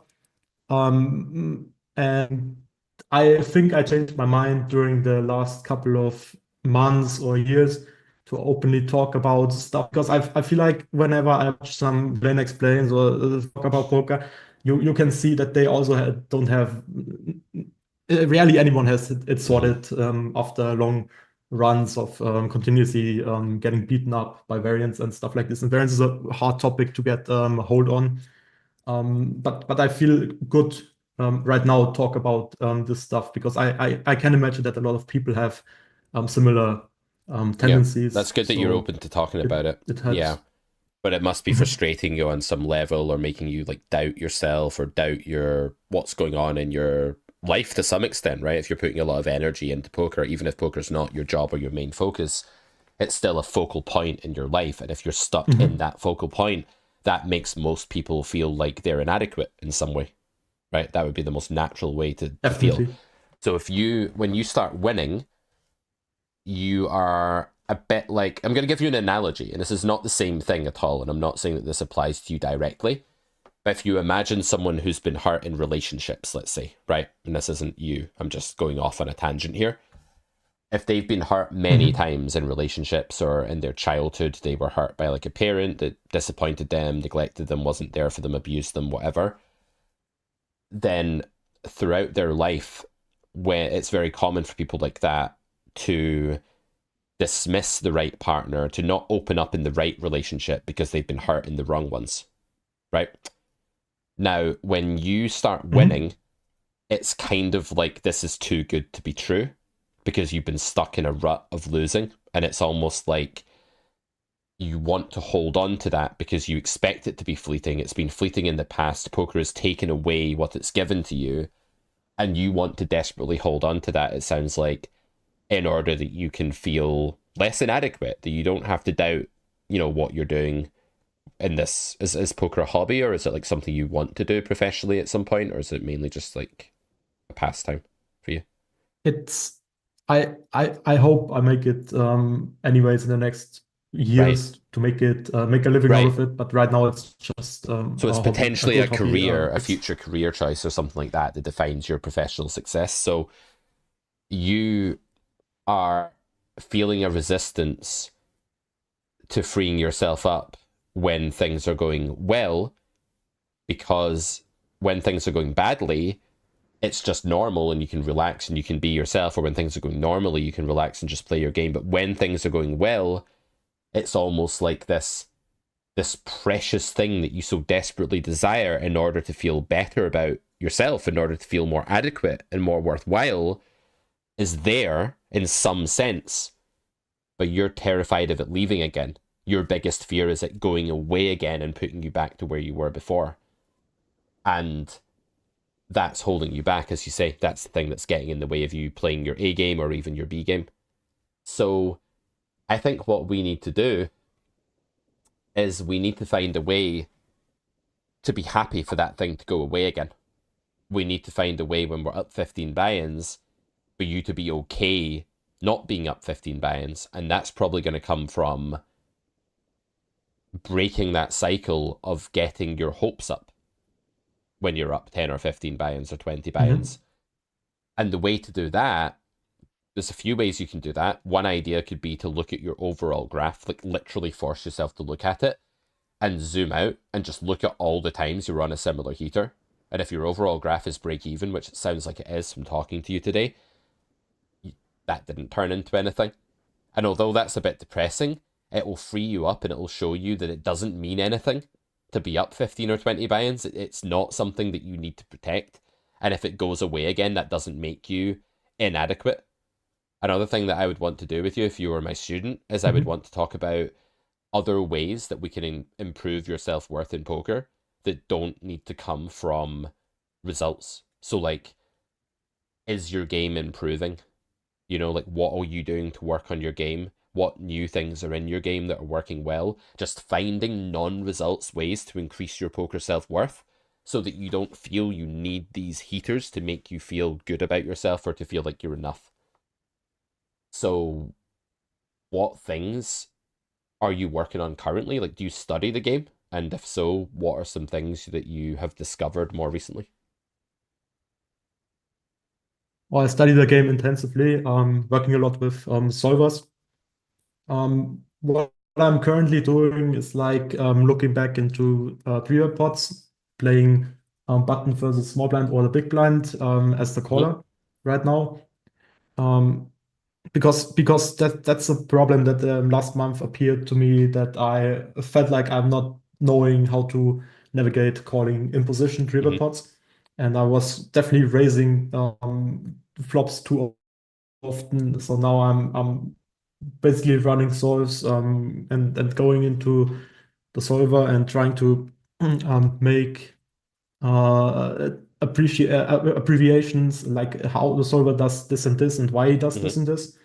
But it's really hard. It's really hard to actually shift that focus away when you're playing on a site that doesn't really track your hands. So you can't really compare the stats that you actually have to the stats that would be quote unquote optimal. And you don't even know how you are actually playing, because you have no idea about your actual play if you have no hand histories. So ultimately, this makes it very easy for you to fall back into just looking at the results, and then I'm really like thrown in a tornado when another stretch of downswing happens, and it's really easy to actually just stop playing at all. Yeah. And the risks of studying and have this, And that, I think everyone has that same problem to some extent. That's like that's not even particular to you, the fact that when you're downswinging it feels like turmoil. Like, there's really no poker players that are ever 100% okay with it. There's just like getting gradually slightly better with it, basically. But with like the fact you play on the site, okay, you can't track your stats, you can't look at like your frequencies, but frequencies don't tell you how well you're playing a lot of the time, because you could be using the wrong hands. It could be you're missing really good exploits, you know, doing the thing the solver does to like a similar frequency and like getting your raise percentage down on the flop in a 3-bet pot. That to me isn't what I mean when I say like find evidence of something that can help you build self-worth independent of results. What I'm more talking about is understanding. So if you can look at the flop, if you can look at a board like 9-9-5 button versus small blind 3-bet pot, and you can understand why there's not a lot of raising going on in that spot for button. Basically, the only value hand button has there that's really good is a 9, and that really doesn't want to raise. It actually wants small blind to improve and catch up, right? And then the rest of the range is going to be like over pairs for small blind, but not as big over pairs for button. So like button's smaller pairs don't really want to raise. Their 9x doesn't really want to raise. They don't really have a raising range, therefore, against a c-bet on 9-9-4. And if you can take that understanding to the table and be like, I'm playing call only here because of this thing about ranges or about the game in this node, that can build your confidence as a player. Whereas if you're chasing the right frequencies and trying to mimic the solver, which it sounds a bit like you're trying to do, then that's actually destabilizing, because it's more like you're trying to adhere to some kind of monument of good poker, i.e. the solver.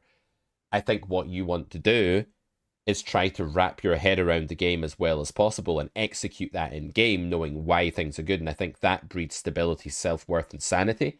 And I think that's a good antidote to this grabbing onto upswings emotionally, because they are giving you like a life raft. They're like a lighthouse in a storm, and you have to learn to swim in the storm rather than grabbing onto that life raft and like clutching it for dear life.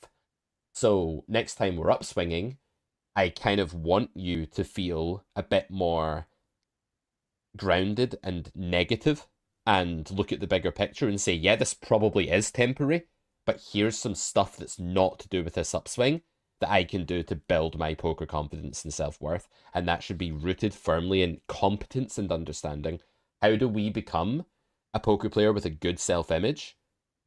We have confidence and competence. And we can only build those things in poker by understanding why things are happening and how we can apply them at the tables. So in your next session, I want you to really think about the why of everything you're doing. And when you wrap your head around something and you think you've grasped EV of it, I want you to try to feel good about that.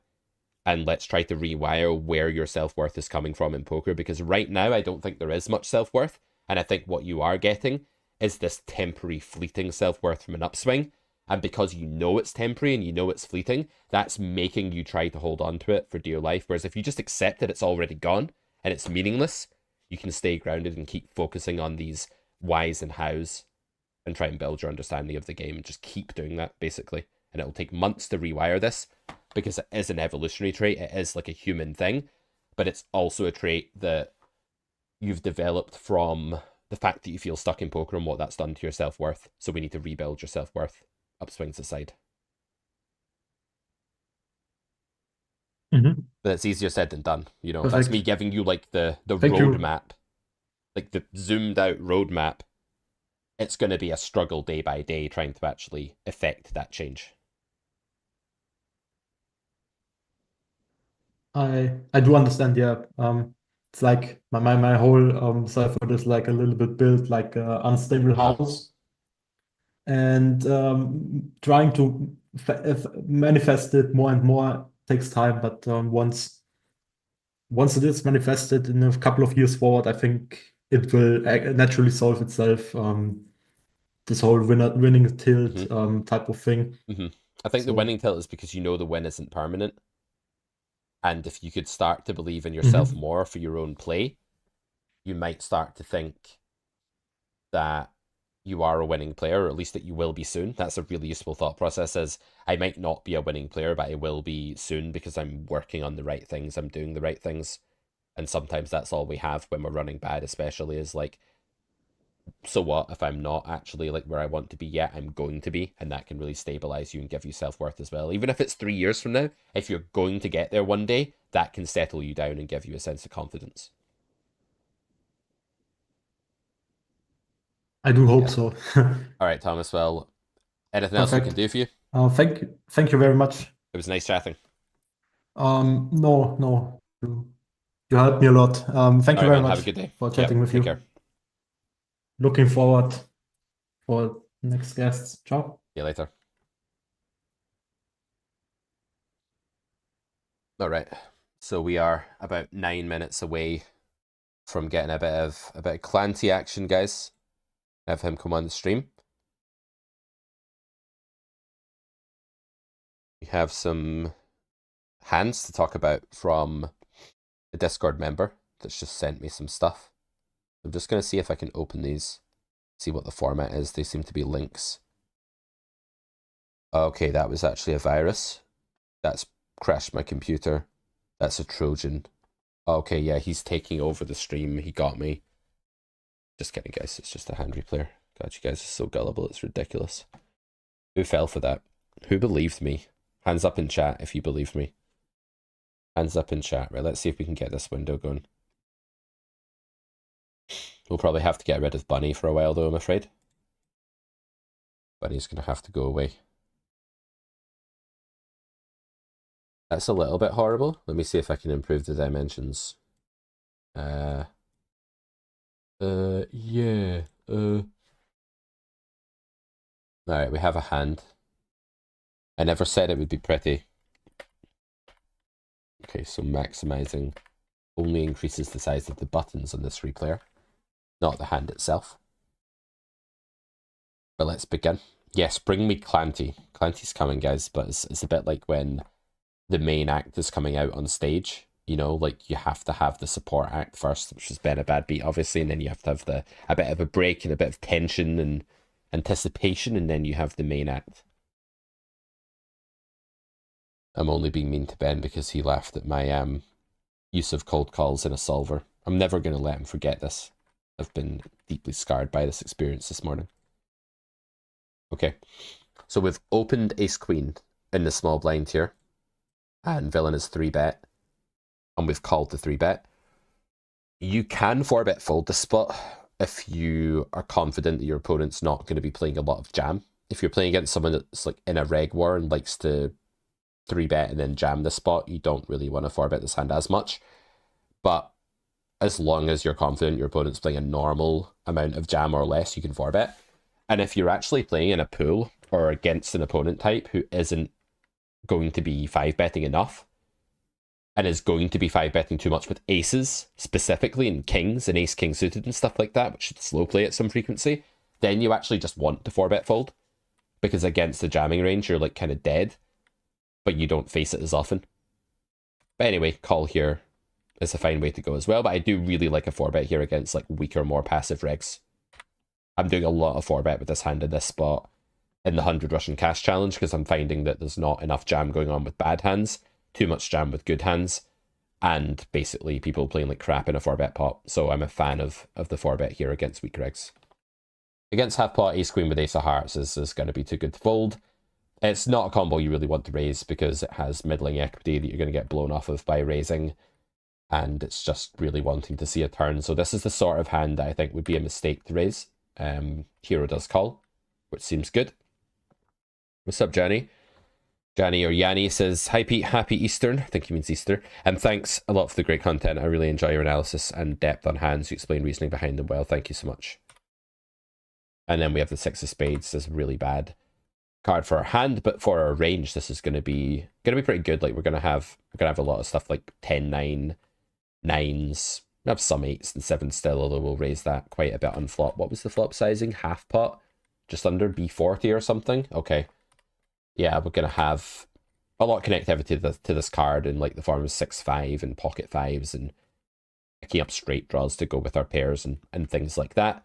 Going to be a very low EV card for ace king, ace queen, ace jack, etc. So therefore it's going to be better for us than them. That said, they do have some 10-9 off here if they're playing like a proper GTO 3-bet range. Like they have some stuff that gets nutty here in the polarized big blind 3-bet range as well. Check. And they check back. I wonder if you can start leading that turn. It wouldn't surprise me if you could play like a B25 there at quite a high frequency, because one, you're just cleaning up against like the king queens of the world when you have 6-5, and two, you have a lot of nut potential and redraw, and you don't actually want this to go check loads of the time. So I wonder if you can donk bet this kind of spot. Let's take a quick look-see at this actually. Let's say fold, small blind raised to 3, big blind raised to 9, small blind raised to 19. I need to make that window look less horrible. So this is the GTO of pre-flop, and we can see ace queen offsuit here is that just like outright? Oh no, that's the wrong node. Sorry, I want this node here. And all in as well. Really quite interesting. Okay, so EVs are close, but in this particular sim, what is this? 6 max 200 NL sim. I've seen all different kinds of outputs here for ace queen off, honestly. But in this one, it seems to just like not be flatting. It's just 4-betting. And it's doing some straight shove for 100 big blinds with the hand as well. Makes some sense. Like you'll get called by jacks and 10s and things you're doing okay against. You'll clean up a lot. What else do you get called by if you go all in? Mainly just like that. Okay. All in's weird there. I've not seen a sim that plays that before, but this one does. As played, we called. And we got the 8-7-3 two-tone flop.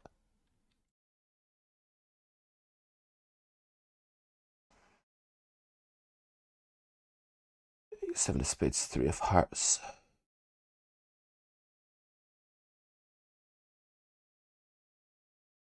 Can actually lead the flop a little bit, but we don't. Big blind goes for, yeah, it's similar enough sizing. Doesn't really have this hand, but call is the highest EV play if we do. 4.91 compared with 4.44 for raise, as we suspected. And then the turn is this 6 of spades. And my question here is, do we lead? Do we play leads here? We do. We play lots of leads. Loads and loads of leads. Maybe not with ace queen, that feels like really depolar, like really, really depolar hand, but like so many leads going on here in this spot, right? So we just don't want it going check, check at a really high frequency, and it should go check, check at a really high frequency. A rabbit annoying anyone? Yeah, it's annoying me too, guys, don't worry. It's annoying me too.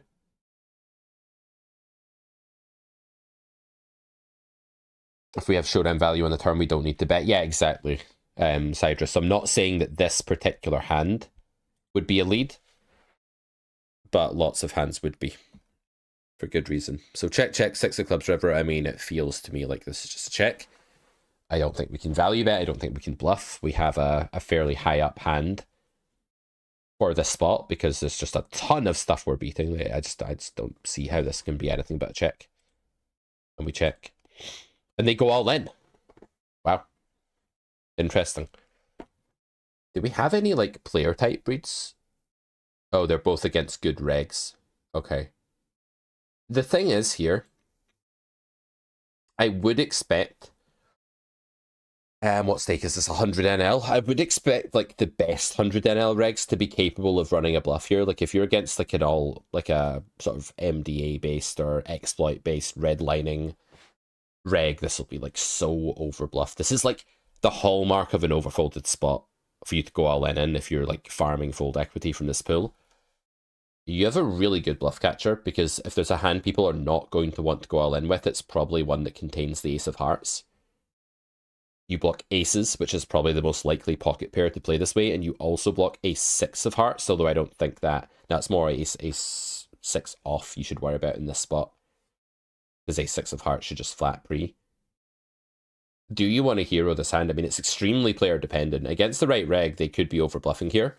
You're calling just over nearly 3x pot, just over 2x pot, so what are we going to need here, equity-wise? Like 40%, just under, something like that. I mean, I do think a lot of overpair reaches this node, and if villain's good, they can absolutely jam an overpair here for value in this spot, because like people are just underprotected here, and I think they can anyway in theory. I don't know. I mean, it's so opponent dependent. If you do call here, I have a lot of sympathy for this play against the right opponent. I think if you do this against like a general pool you don't know at 100 NL, it doesn't go that well. But I think if you do this against the right opponent, there's the 6 offsuit they were just talking about, right? The blind versus blind spot. So, you know, it's kind of funny how, like, in this spot, it's the offsuit ace-6 that you need to worry about, but in most spots, it's a suited one. Yeah, I have some sympathy for this play. I just think, like, it's very easy. If all you know is that villain looks competent and they have reggy stats, it's very easy to paint, like, a monster shadow on the wall and imagine that your opponent is some kind of, like, genius that's doing all this aggressing. But in real life, there are a lot of people at 100 NL that just don't have it in them to bluff in this way, but will absolutely jam for value. So against global population here, if it's just villain has reggy stats and seems okay, I wouldn't call this spot.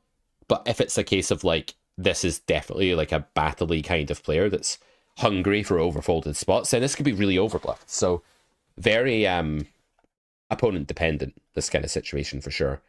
Right, guys, we're just a few minutes away from bringing in Clanty here, so I'm just going to prepare some hands to talk about. Let's just see what I've got here.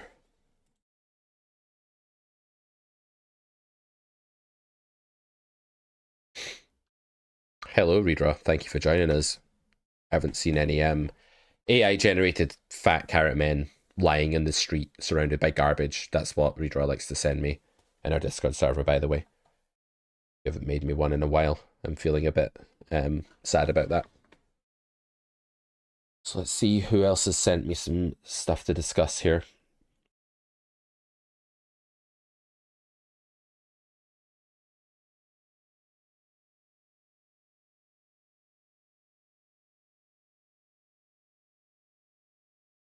And we actually have a few other people that have sent hands that are going to come onto the show around 12ish when Clanty's here. So I have some students lined up for Clanty to review in about half an hour's time.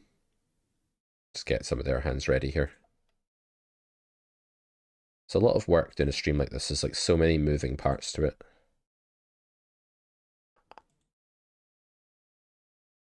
How many hands are in this folder?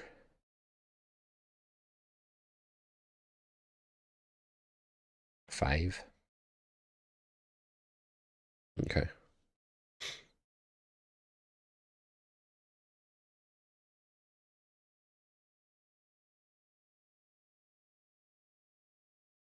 All right, guys, give me 1 second. I'll nip to the bathroom and then we will let Clanty in here.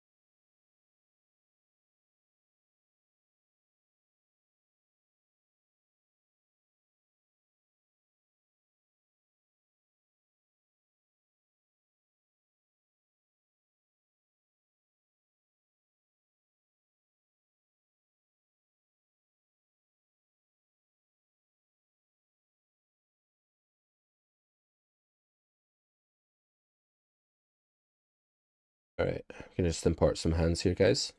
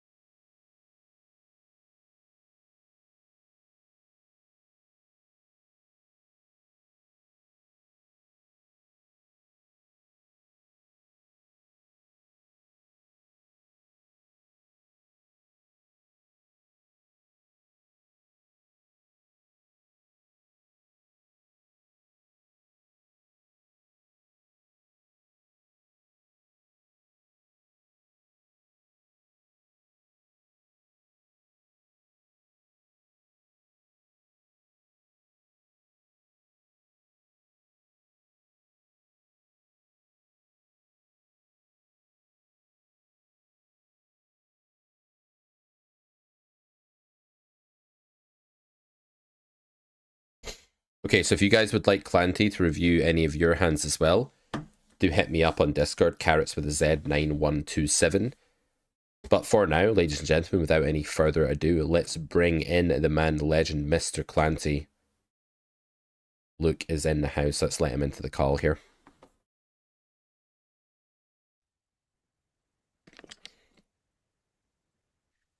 Hey, Mr. Clanty, welcome to the stream. How's it going?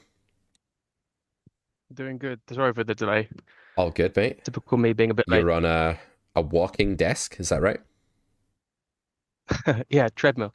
And you've... It's a floor treadmill. It's not part of the desk. It's like an extra. It's nice though, actually. Would recommend if you don't have one. Yeah, I should really do that because I like run out of time to actually go to the gym, and that would burn... You probably burn quite a lot of extra calories just working like that.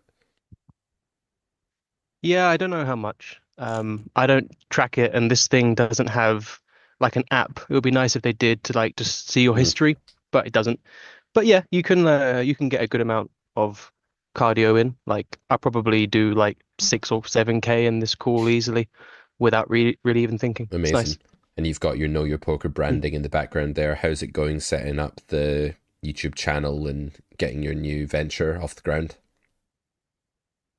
It's going well. I'm enjoying it actually. You know how that must be. Balancing that and poker and studying and everything else. It's been cool.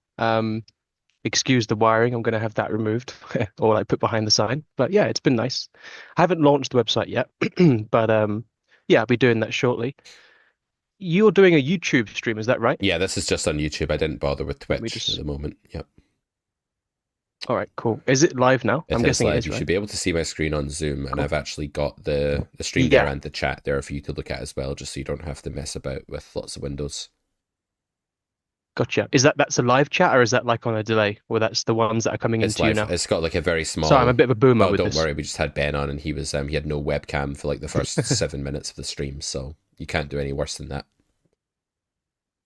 Yeah, standards are low. That's good. So this is like I think it's like a 4-second delay or something. It's not like the kind of delay we would have when playing. Ah, okay. So Gotcha. What are you up to competing wise these days? Like what kind of games are you battling in? What are you doing to work on your game? I actually made a video on this that went on YouTube yesterday, but it got flagged, unfortunately. Anyway, the video was about kind of a new chapter in my life, on the tables, off the tables. I want to take another crack at high stakes. Basically, for the last few years, you know this, but I didn't really tell my like outside group. Like let's just say mention it on a Run It Once video or something. I moved to India. I had a baby. I got married. I've got a second baby coming next month, and we just built our own house here. Like this office is in my new place. So poker took like a back seat for the last few years, to be honest with you. A deliberate back seat. Like I wasn't able to compete well. I had too much anxiety playing high stakes. I'm not sure if you've gone through this, but when you have to become responsible for other people other than yourself, gambling at high stakes becomes a lot less sought after, in my mind at least. I just couldn't do it, frankly.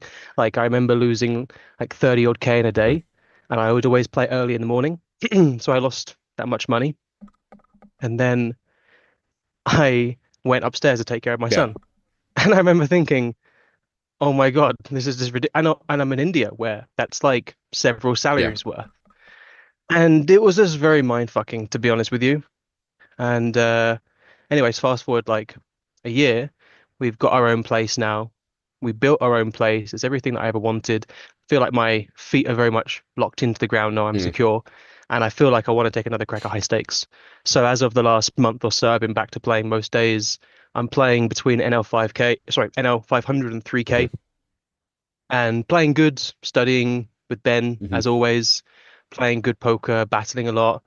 And things are pretty good with me now. I feel like I've gone back a few years to how I used to play poker, which was like, very competitive. And then I became, I wouldn't say a bum hunter, but somewhere middle of the ground, middle of the road kind of thing. Yeah. I mean, it makes sense. Like, it definitely resonates with me. Like that idea that when you're responsible for other people, like children, you begin to feel like you don't matter as much. That's how I feel anyway. Like I don't actually matter as much. So like what I want to do is kind of there, but it's duller than it was before. Like my own sort of like selfishness is there, but it's a dumbed down, like dull version of it, and it's like trumped hard by the necessity of what I need to do as a dad and as a husband and stuff like that. So like I definitely get that. And I've never played stakes that high, but I can only imagine like what that felt like. I'm just picturing that mental state after like losing 30k, and suddenly it just like clicks with like the idea that your child's right there, and you're just like, holy shit, like it's just incompatible. You have to smile. Yeah. You have to smile at everything. Yeah. You know, you have to be positive. There's days I don't want to do And, that too. Yeah. And I've not just lost 30k, and I still find it hard to smile at him because I'm just in it. I'm ill. I just had COVID, and he's like, ah! Like smiling at me, and I'm like, yeah, like I still smile at you, but like it's taking more energy to smile at you than normal, kind of thing. So yeah. Yeah. Well, yeah, that happened. I don't regret anything. I just feel like that was part of my journey, to be honest. But now something clicked. Whatever switched off has switched back on, and I want to battle, and I'm having a good time with it. And I had a really rough downswing to the start of this month, and I dealt with it pretty well. Past me a year ago would have been like, right, I'm going to move back down the stakes. Current me is like, this is part of the journey. I think I played pretty well. Actually think I played very well, just ran badly. So yeah, things are looking up. How are things with yourself and Carry Corner and all that stuff? Yeah, fine. I think the poker world's in a bit of a weird space right now. Like we've got this YouTube stuff going on where like videos are getting removed more, they're getting age restricted now and stuff like that. So I'm a little bit unsure of how that's going to impact the business. I also just think that the golden age, like, you know, post-COVID golden age of everyone like buying courses and studying poker is probably behind us. So it's a different landscape. So I'm working more on my game again. I'm trying to play again, as you probably know, like doing this challenge, like starting with that, seeing how it goes in the 100 NL challenge, what kind of win rate I can post, and then go from there.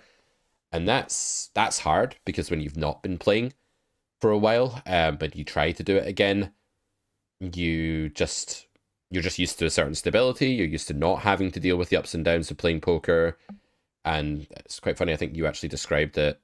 Remember that video that we tried to make and it didn't really come off and we sort of abandoned it, but you described like that mentality as toxic, and that kind of like shocked me at the time. But I think like I do have a lot of toxic, or let's just say very suboptimal mental game habits that I'm just battling through and working on, and I'm trying to hone my game. So that's a big part of life at the moment. Being a dad's a big part of life at the moment. And then this, you know, the everyday like churn of the YouTube grind, the company, all of that is still ongoing, although it's not like full throttle, lots of developments and changes and new courses coming out or anything like that. This year it's a bit more like sell what we already have, market that, and then I'll work on myself a bit more. Sure. Well, shall we stop talking about us being fathers and talk some poker, because I'm sure the viewers are getting bored about us talking. Yeah, but you're so about how hard it is to smile in front of our kids. You're so famous and popular that the viewer count's going up, even though we haven't clicked a single button on the replayer. So there you go. Well, I thank you for the nice compliment, even though I don't feel like there's any kind of fame in poker. You know, maybe there's like two or three people like Brad Owen, but I feel like the poker world is so small, you know. Yeah, absolutely. Anyway, what are we doing today? I see you've got pocket nines. That's not me. And this is not you. Stunky. So Stunky's going to come on the show shortly because we're going to go over his hands. And I'm going to get you to coach a couple of people today, or just like give them some advice on some hands. We also have a Carrot Corner sensei named Kevin, who's like one of the more experienced players in a Discord, which doesn't mean he's like a high stakes baller, but does mean he probably plays like 100 or 200 as opposed to like 25 NL. So he's got some hands as well. But first and foremost, we were talking about this hand here that someone sent in, and I sort of gave my thoughts. Okay. I'll give you the quick rundown of this spot. This is 100 NL. Villain is described as a good reg, although I'm never quite sure what that means. And the screen share, sorry to interject, is a little bit small on my end. It's this replay. Like it's hard to see. I'll talk you through the action, and I'll talk everyone else through the action as well. So I can see the cards and everything, but the numbers, is that 14 or that's 18? So it's open, call, blind, blind? So open, 3-bet, and call, BVB. All right. And then we check and face B40 on the flop, and we call with the backdoor flush draw, ace of hearts, queen of clubs here. The turn is a 6, and I just was having a look at this earlier. There's quite a lot of leading here going on for small blind, actually. A lot of leading on this card. I guess small blind doesn't want it going check much. What are your thoughts on like these sort of optional turn donk scenarios? You building these in? Would you recommend that students do? Would you say just leave it? It's not worth it? Honestly, I'm a little bit surprised that you have donks here. Like, I'm taking your word for it, but I wouldn't have thought this was a donking spot, because in positions polar with all the random 9x, 10x, I would have thought they pick up a bit more equity, and they can even have like hands at out position can't have, like 9-5. I'll take your word for it. I just wouldn't have thought. I wouldn't personally build donks in this situation, and I certainly wouldn't build this as a heuristic. Maybe you can do this more like EP, but blind be blind when in position has some random hands that out position doesn't have, and that's kind of what donking is all about. You've kind of got like equity and EV, and you can go like equity leads, which is a bit different to this hand. EV leads are like primarily based on you having fields of hands that the other player doesn't have, and you pick up a huge amount of EV. And equity is more like you have nothing. Like you might check call a big bet in position and have a completely polar airball. You can't. So in this case, it feels like there's no real range of hands that you have that they don't. And the bet sizing is not large enough to create such an equity advantage. So I wouldn't have thought either take place. According to the so I wouldn't have wanted this. Fair. According to the solver, we have 55.4% equity here as small blind on this turn landing here, and we have 17.13 big blinds in pot share, as opposed to big blinds 13.77 big blinds in pot share. So it's an EV. This is EV, yeah. Okay. So yeah, your equity is not that high. Like certainly 55% is not usually a number. Like my heuristic is around 60%. That's like an equity lead. And also I can see it's leading for like a large sizing, so that's suggesting it's more of an EV lead, which is interesting. It's not too large. I mean, I wouldn't. Like, what's pot here? Like 32.4, and it's leading for 8.1. Yeah, that's pretty big, to be honest. You don't usually get like, you don't usually get that big of a lead sizing. 25 is more than the big. I would consider 25 as a fairly large leading size. It's not huge, obviously. Interesting. Okay, so you wouldn't bother with lead here. I feel like this hand isn't one that would lead much anyway. There'd still be some polarization to that. 6 of clubs seems like a check to me. Looks like it has a lot of showdown value in this node and isn't anywhere near value betting. And villain goes all in. So what are your thoughts here? So again, I can't see the numbers. So it's like 85 and 35. Exactly. So it's like 2.5x. Effective is 86.69 here. So you're talking like 2 point something X pot. Yeah. Okay. Well, your queen is doing, from a exploit standpoint, I would auto fold this. To be honest, I don't think this is a very intuitive line at all. To at least at like a low. Is it what 100. stake is this played at? Yeah. Okay. So I don't think many 100NL regulars are playing B40 check shove as a bluff. And yeah, okay, there might be like 1 or 2 guys doing that and over bluffing and printing, but for the average, I would just fold. I would even fold 9-8, for example, although I wouldn't have 9-8 here. I would always bet the river. But yeah, I think you can just way overfold the spot and be happy about it. Don't think this is a very... Do you coach mental game at all when you work one-to-one with guys? I wouldn't do a session on mental game, but definitely I can touch on it. Okay. If someone's like got a clear leak. So one of my clear leaks here, I think, but this isn't my hand, but if I was playing this hand, it's basically exactly as you described, like from a rational basis, where there's a few MDA guys who are printing in this spot by just finding a hot spot for bluffing and they're redlining hard, and then the other people are just not doing it at all. So like it's either like quite significantly overbluffed but still value sometimes, or it's just like unbluffed by like the other side of the population, or mostly unbluffed. And like my leak is that I project the kind of MDA fighty reg onto lots of people, because in some way I just like, my brain is more scared of that person, and so it sees that person where they're not, or projects that person where they're not. So like, do you ever encounter that in your games? Like if you're against an unknown, do you ever project like the more badass reg, like the more fold equity hungry reg onto the guys that aren't doing that? And, you know, how would you approach that kind of mental game leak? Because I think a lot of people suffer from that.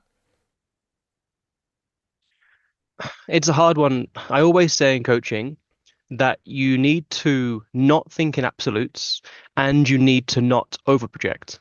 But at the same time, you need to project because as poker players, I'm presuming you played hundreds of thousands, if not millions of hands, and you've got a lot of pattern recognition, which your brain has picked up on. It would be foolish not to pick up patterns and not to therefore project onto villain.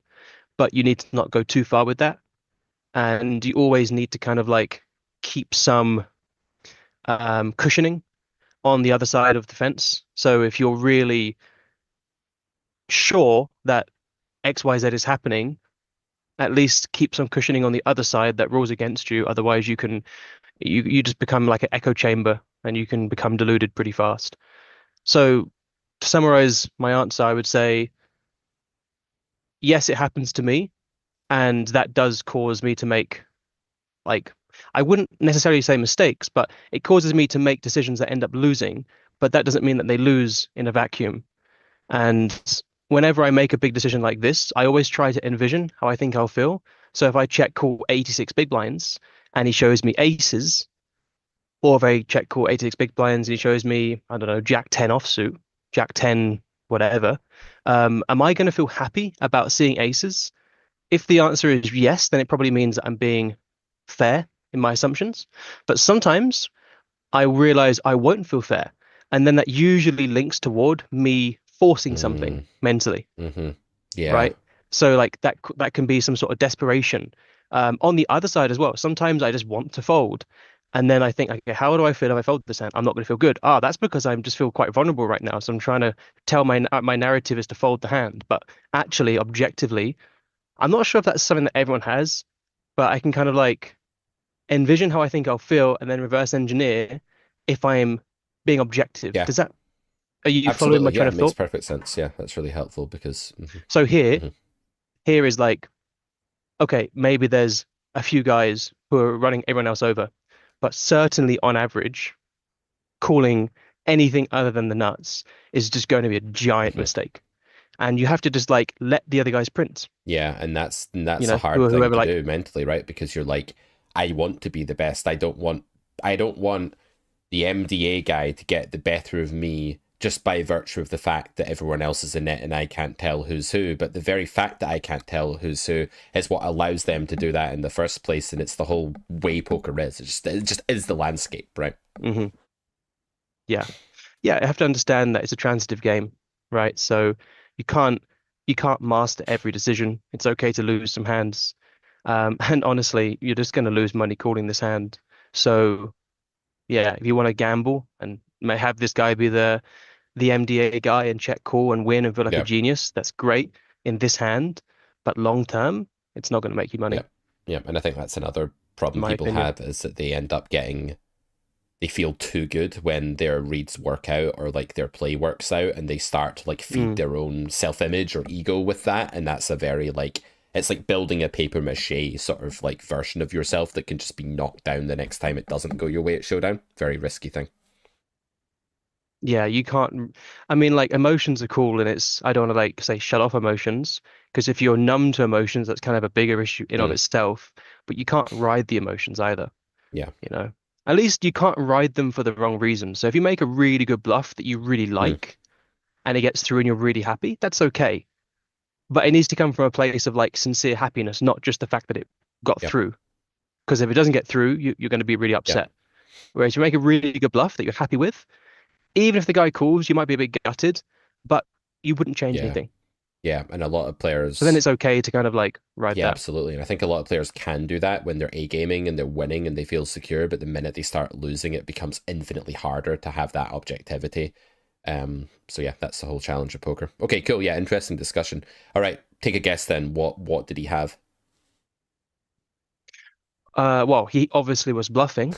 That's why the hand's on the stream. I'm gonna say he's got like King Jack. Yeah, is my that's a good guess. He actually had a 6 this time, so here is a kudos to Hero, who was not the typical guy on Discord who does my head in look, really does. Like, there's a guy on Discord or an archetype who will post a winning hero call filled with the adrenaline and the emotion and the pride of that, which is a sin, by the way. We're talking Easter, we're talking biblical stuff today. Pride can be a sin in poker when it's used that way. And then they will defend the fucking hand because they won and they don't want to let go of that emotion. So you're absolutely right to make that read, but kudos to you, Hero. You had the balls to post a silly looking hero call where you lost. And I'd imagine that this player who posts this is going to go infinitely further than the guy that only posts the winning hero call in this spot. Maybe not. I was that guy who was fighting to be right when I was coming up the stakes. I was a massive arsehole. That really surprises me, because you're so, you're not argumentative at all, so that really shocks me. I feel like at some point I realized, unless you're just being sarcastic. A little bit sarcastic. Okay, I kind of sensed a little bit of it, but I feel like maybe there's a little bit of sincerity there as well. But when I was coming up the stakes in Skype groups, I remember, and the Skype groups are like fairly large, maybe like 10 guys who are like chiming in on the discussion, and it gets to a point where you just don't want to back down for just the sheer stubbornness of wanting to be right, even if you know that you're not right, and it's a really toxic thing. Anyway, we're going back like 10 years now, but I feel like that journey of being an arsehole and having the awareness to realize I was doing that was actually really important for poker, because it kind of trained you to be more objective. But I guess I had to just be an arsehole for some time to come around that circle. Yeah, definitely. It's so hard. It's hard being a coach as well, because there's a pressure on you to always know when someone's paying for your time, and you don't always know. And took me a long time to realize that it was okay for me to say, this is a really confusing spot, I'm not too sure, and that was infinitely better for the student and better for me than just like forcing an answer every time, like I was sitting an exam or something. And I think like when you force an answer every time and feel like you always need to snap no, you're just like fueling your ego and going down that road of like disengaging. All right, we're gonna let Kevin in a minute, who's one of the senseis on our Discord, so he's one of the like higher stakes players that in what is a low to mid stakes community, you know, so like you're talking about the 200 NL range, and he's going to get some of his hands critiqued. But before we do that, we have one more hand here that I want to show you because it's a cool one, I think. So let's just bring that one up. Sure. If anyone has any questions in the YouTube chat, then feel free to ask as well. It's very slow. Yeah, guys, do talk to us. Chris, thank you for this suggestion to put Bunny in the bottom left. This has worked out much better. I feel better about my life already with Bunny there. So we have 9s. I'll narrate. What site is this, by the way? I don't even want to know. Look, I don't even want to be told the name of it. Never seen this. It makes me unhappy, though. Does it make you unhappy? It makes me unhappy. No, it looks nice, honestly. I like it. I think it looks really nice. Wait, and also, what is the reviewing software as well? Everything is new to me. It's called... Or is this like in client? I have no idea. It's called Work It Now, which sounds like, I don't know, a weight loss class for 53-year-old women, but I don't know. It's some sort of poker site, apparently. They nailed the graphics, but they did not nail the marketing of the name. Work It Now. Yeah, I would not associate that with a Work poker it site now, in any way. ladies. Come on, work it now. Yeah, geez. Okay, we 3-bet. Cool. Yeah. Sorry, the numbers are small, so I'm going to have to squint 11 big blinds after 50 NL reg opens to 2.24 big blinds, the optimal sizing, of course. And we have another... But he couldn't do 2.25, no, right? It's not optimal. You see, Clanty, it needs to be optimal. I mean, because they can't do it at 50 NL, right? It has to be 2.24, 2.26. Yes. That's the 50 NL try hard. It's the midwit meme. There's a guy in the middle of the curve that's like 2.24 is optimal. Okay. Baron used to do 2.12, I remember. He's allowed. Sorry. So naturally I did 2.12. And he used to see bet 22%, so naturally my hotkey was 22%. So I still remember these things years later. Yeah. So okay, third pot donk. No. Third pot C bet. 776. I'm probably going bigger, although I'm not entirely sure how the big blind more polarized range reacts to it. I'd imagine it has a 7 sometimes has a lot of overpair. It has like the odd 6, but not copious amount. So it doesn't really have many pocket pairs around 5s, 4s, 8s. So I would think bigger would be my first guess here, but you tell me. I don't really mind as long as you don't range bet this board. You definitely can't range bet. If you want to, I think this is about the smallest you want to go though. If you start c betting like B20, I think that is just too small because Range imposition call. ends up Yeah, not folding range call. anything. Yeah. So you want to make sure that there's some indifference. You can go 30, 40, 50, 60, 70. I think bigger than 75 is a bit too large and smaller than 30 is a bit too small. And then anywhere else in between that, provided you're not betting range, is going to be good. So you can do what you want, really. These are not my hands, Kevin. No, these are from someone else in the Discord that DM'd me when I was looking for some filler content earlier. So villain calls and we get the 10 of diamonds turn. How are you approaching this? Which you double block. I would definitely now go bigger than flop. I would go. I don't like 50. I think someone might be okay with 50, but to me, this is now very clear leverage pocket nines and above in my mind. I guess you could like find pocket eights for half pot, but I could, like I said, I don't like that because you've got, unless hero is splitting flop and he like goes the biggest sizing with queens, in which case you could go half pot. But let's just say for argument's sake, he wasn't splitting. Then I would just go 2/3. And I would find my hand pretty often as well here because you double block the 10-9 and you actually double block the 9-7, which they defend, button versus big blind sometimes. So it seems like your suits are really nutted here just to kind of find some bets. I wouldn't always bet, but this overcard is a little bit of a bait overcard in the sense that it's not as bad as other ones, right? Like if this is the jack, it's significantly worse for your hand. So I would bet my hand pretty often for 2/3. Yeah, it's probably like one of the overcards that's folded the most on the flop. I imagine like King 10 and stuff like that. It's just not going to be calling as often as King Queen because it just cares more about like kicker value and pair value in these sort of 3-bet pots. So yeah, it looks like a clear, good enough to value bet hand that could also check. Would you, given that Hero is playing 50 NL, would you prefer to just take the more aggressive action that gets the denial and the value rather than like hoping this gets bluffed enough for your check call line to be as good? Or how would you think about that? I think calls and bets are supernatural from position, so I don't think it changes much. Like we don't want to be too critical to NL50 guys saying they don't bluff enough because, okay, if I pose you the question, what is an NL5K guy bluffing on the turn versus the check that an NL50 guy isn't? And there's not going to be many hands. Maybe the exclusive hand might be like deuces, no diamond or something that like NL5K guy finds, but there's not much, right? Because the bluffing range is so instinctive here. Also, NL50 guy might just bluff too much because diamonds are actually not super great stabs here. Yep. Which a high stakes guy would know and the low stakes guy might not. So there's even a world that a low stakes 47 or flop guy ends up over bluffing. So we don't want to be too assumptive with that. The higher stakes guy is more astute about the danger of reopening an SPR like this with King Queen of Diamonds, for example, than the 50 NL guy is. Okay. That's interesting. Yeah, so I would actually say I wouldn't be too harsh to imposition here. So we check and we face half pot. I guess we're calling. I don't think there's too much else to do. Yeah. And shove doesn't seem.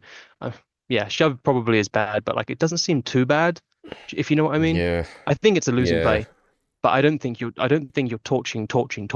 Yeah, it's going to depend on like how many people are going to fold King 10 in this spot when you jam it.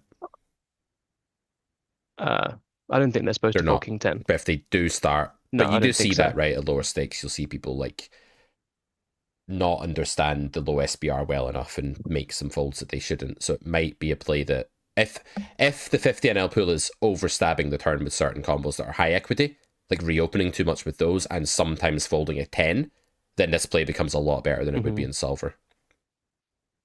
Yeah, I wouldn't check shove, but like a good thing that I always try and do is I always keep my mind open and I'm always relentlessly curious. So even though I would never shove the turn with nines, I'm still going to have it go through my mind and decide that it's not good.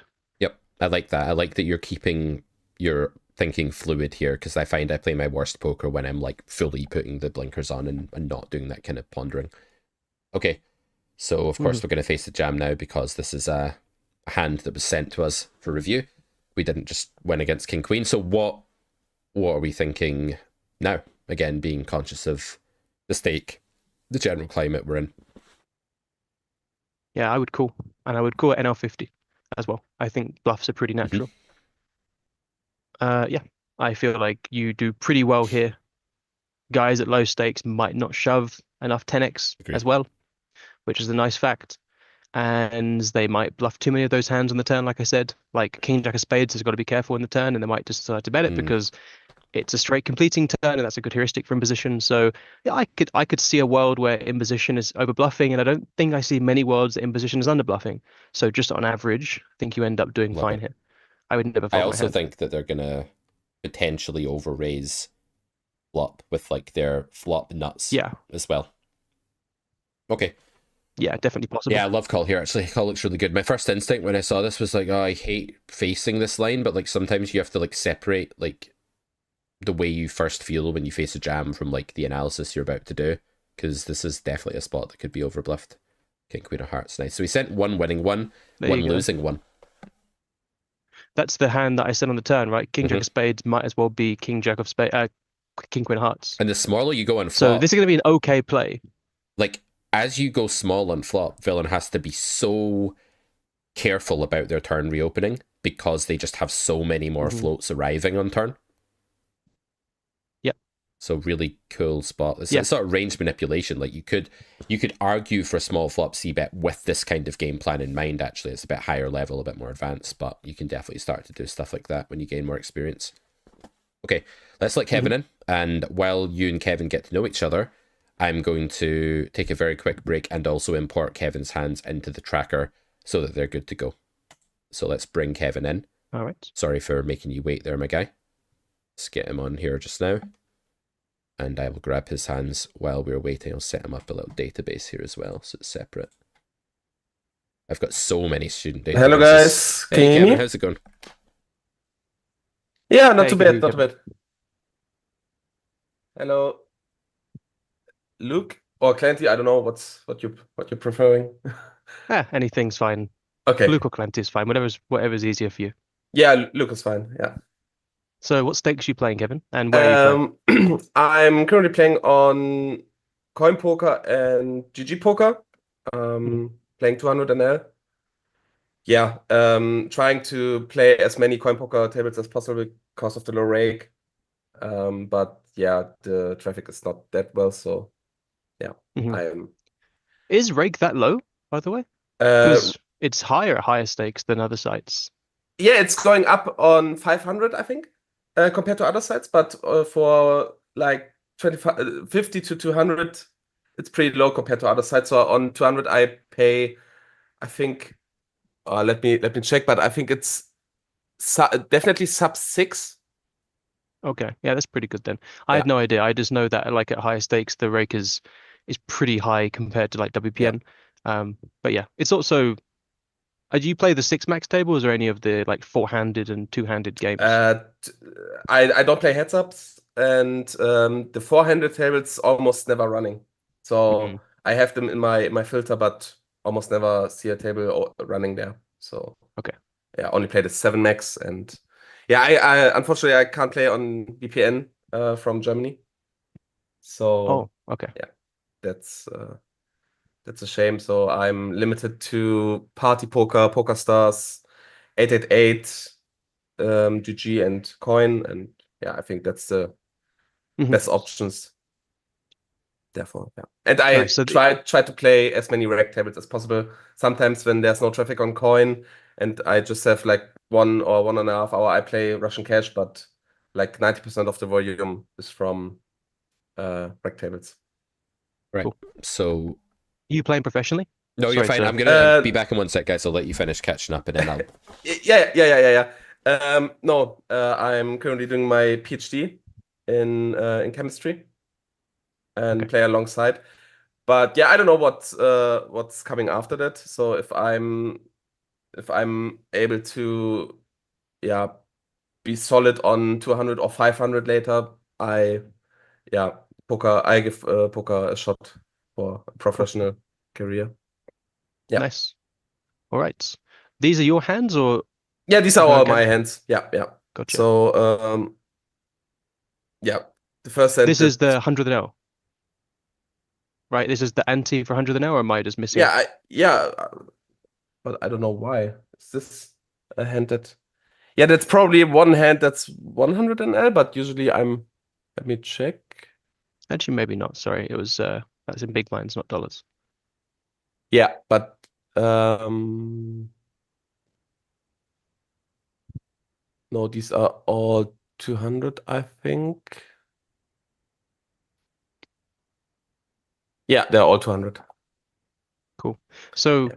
what I will do, if it's fine by you, is you can run me through everything. Your thoughts. It's really good if you can give like player reads, their timings, any kind of player profile tells. Yeah. Then at the end, I can like give you my opinion, then we can discuss, and that seems like a nice format to do.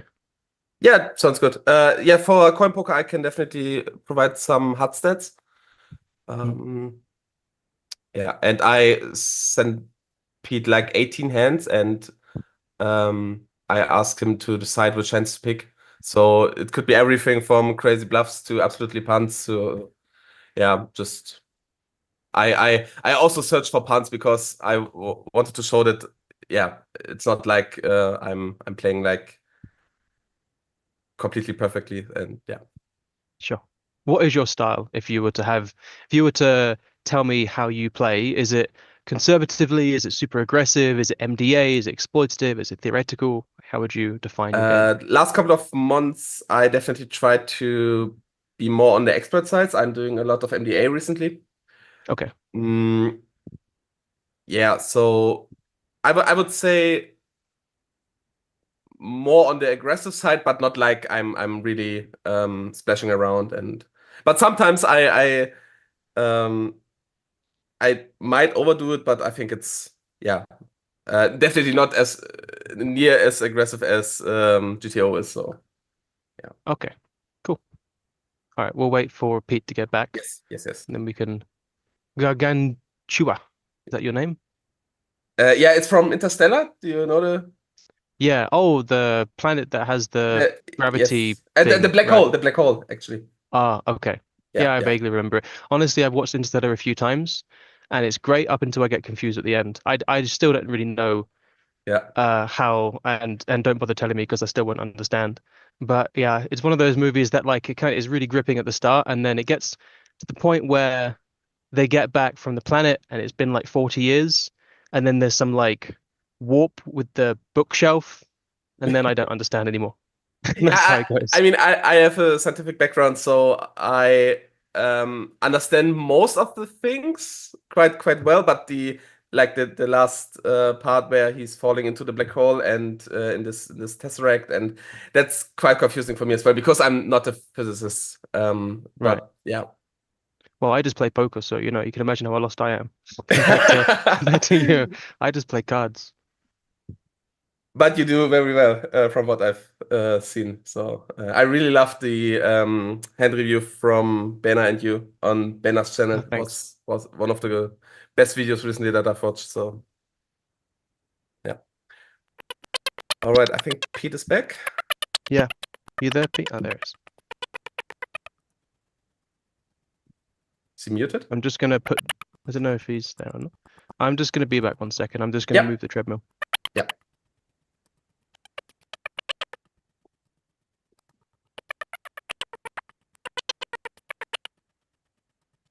I can't hear you if you.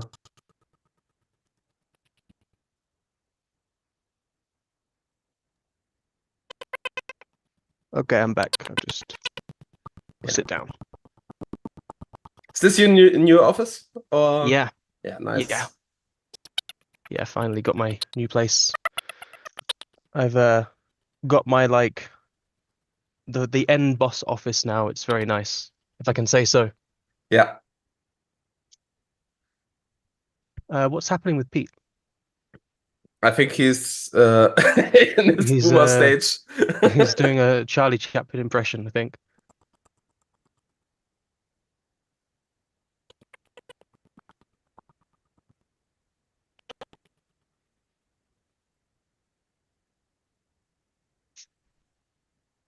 Anyone have any questions in the chat? I asked earlier if you have any. Feel free to ask. By the way, since Pete's not here, if I can do a shameless plug, I'm going to be doing some Twitch live streams sometime soon. Maybe Twitch or YouTube, I'm not actually sure. So my YouTube channel and Twitch channel is Know Your Poker, no spaces. So feel free to follow along. And I'll be doing. I've got to get this I'm in India and there's a lot of power cuts, so I've got to get a backup generator. Once that's here, then I can start doing some Twitch streams I'm looking forward to. Yeah, nice stuff. Yeah, I saw your channel already subbed as well. Guys, is that working now? But, yeah. Fuck's sake. My computer just decided to troll me. It's just like literally being a complete... Okay, anyway, it's fine. Yeah, sorry for that. I just told him that... It's fine. Is it still like that, guys? Is the sound still weird, or is it okay? It's a bit loud, okay but for me. I don't know if that's... Okay. What about you, chat? Is it okay for you? Or is it still like doing Easter Bunny sounds? Yeah, well, it's not even a boomer alert, DK Davio, when things just stop working on you for no reason. You've no idea why. That can't be my... Oh, is that what it is to be a boomer? Do not know why. Maybe that's just what it is. Yeah, I was just going to say, when you say it can't be my fault, that's basically the anyway, part of which you realize... Right, I'm very tilted and very stressed, so let's just do this hand. I had to talk to the roofer there that's coming to do a job. So, Lance Spectre, what's going on? An old childhood friend has joined the chat, and now I feel much better about life. Lance Spectre I've known since I was 5 years old, guys. Just FYI. Anyway. Right, Kevin. You're now going to get coached by Clanty. Let's do it. Yeah, looking forward to this. That's, yeah. Might be a bit like of a punt or no punt, whether you decide to pick certain hands or not, but yeah, happy to do this. Clanty and I agreed on I'm just talking through the hand. Each street, and after that he's giving some feedback, and I think you will do the same after I've decided to I'll talk just through. like maybe ask a few questions when Clanty's done with his thought process. Yeah, okay. I don't want to like, but too many cooks spoils the broth, and you know Clanty's the head chef. Yeah, that's true. Yeah, okay. I don't want to feel like that. I don't want to come on the stream and just be arrogant, mate. Just be full of yourself. Anyway. All right. Yeah. So yeah, I usually I don't usually use an RNG right now. I overdid it in when I played 25-15L, so rolling like every decision, and I try to get rid of it completely. And yeah, I think I will start like at 200 again, at 500 again, but for now, no RNG. So. Villain is playing 24-18-10 free bet over 2k hands, and decide to go for it. I think I can call and I can 4-bet. I think with ante in play, with the size, I'm not allowed to fold this hand. Yeah. Yeah. I would just be more attentive to his fold to 4-bet than his 3-bet initially. Yeah, like some people will 3-bet 10%, fold 50. Some people 3-bet 10%, fold 40. So that would be my main chopping point, whether I want to be 4-betting or calling. But yeah, as you say, I can't fold. I don't know if 2k hands are enough sample for this to really have an not a bad sample. Yeah, it's 47 over that sample, so I think it's slightly a little bit high. It's a high? Yeah, okay, yeah. Yeah, I think it's 42, 45 in that region. That's GTO-ish. Yeah. Okay, yeah.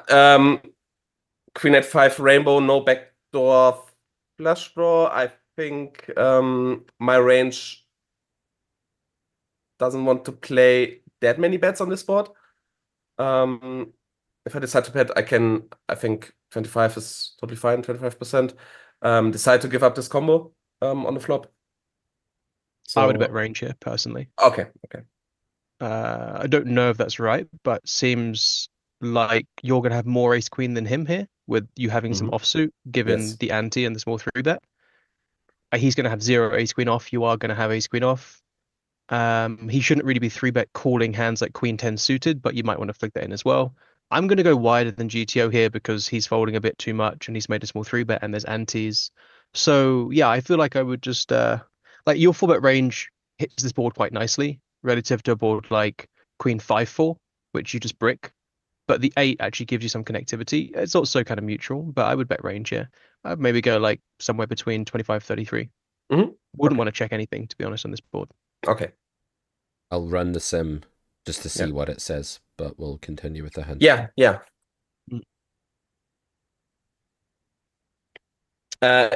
Decided to now.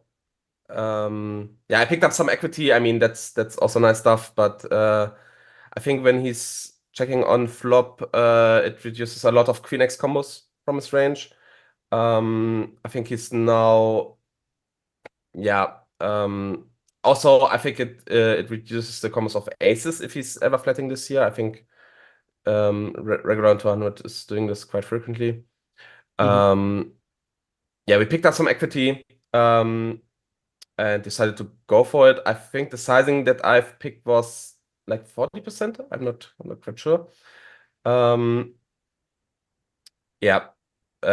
decided on runouts. I might go for it, but not planning something anything here, but just decided to bet here. What's the bottom of your value bet range in this hand on the turn? I think it's pocket tens. Okay, fine. Then your sizing seems good. Yeah. If you were going to say Queen X or better, then you should size up. Yeah. If you want to find tens here, then okay. 10 is a bit thin. I honestly have no idea how this spot plays in theory. Like I said, I would just bet range. Usually, if you're betting range here, you can't depolarize the turn much unless you're doing really well. But like this could be just, I don't know what happens on the turn, to be honest. I'm also unsure.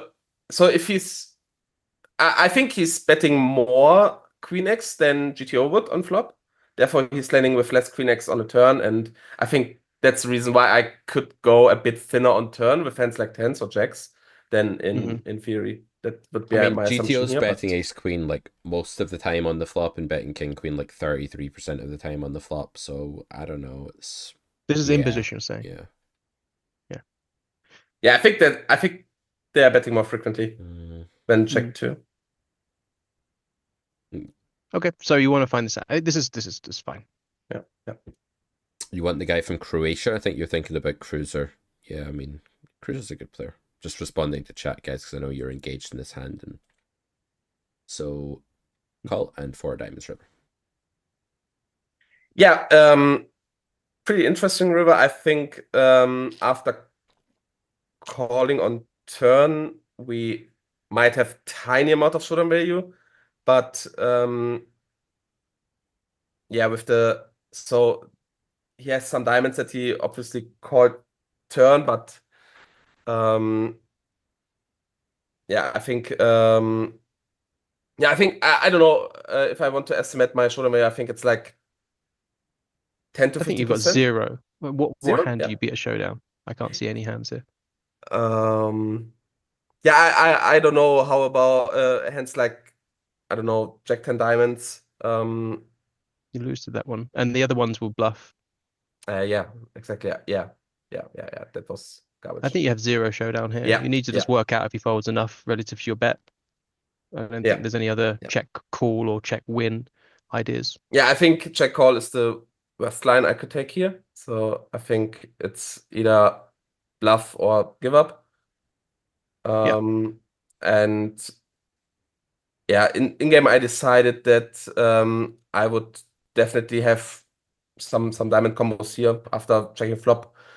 Going for it, I think I would also value shuffle a hand like definitely ace queen with the ace of diamonds.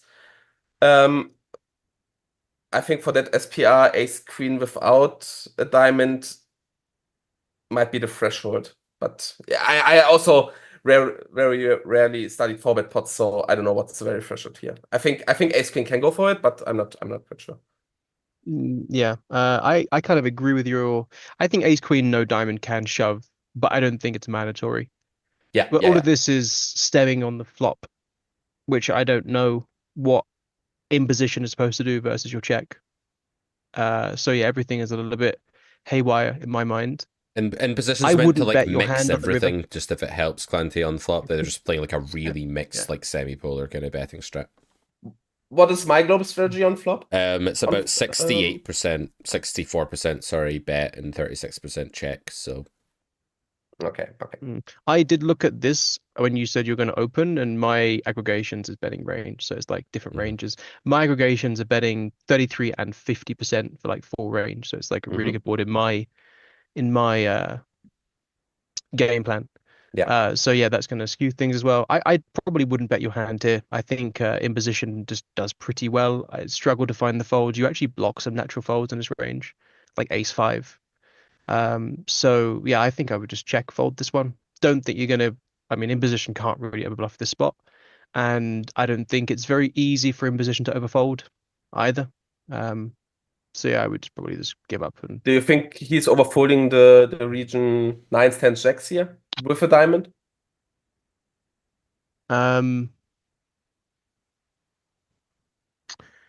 Really hard to say. Probably. I don't know what they would do with 9s, 10s, and because I can see myself folding, and I can see myself calling depending on who villain is. I would hesitate to say if they overcall, overfold. One thing I will say is that your line looks a little bit unbelievable here, because I'm not really sure what you're trying to say. If you're just telling him you've got exactly rivered flush, it's not enough value, right?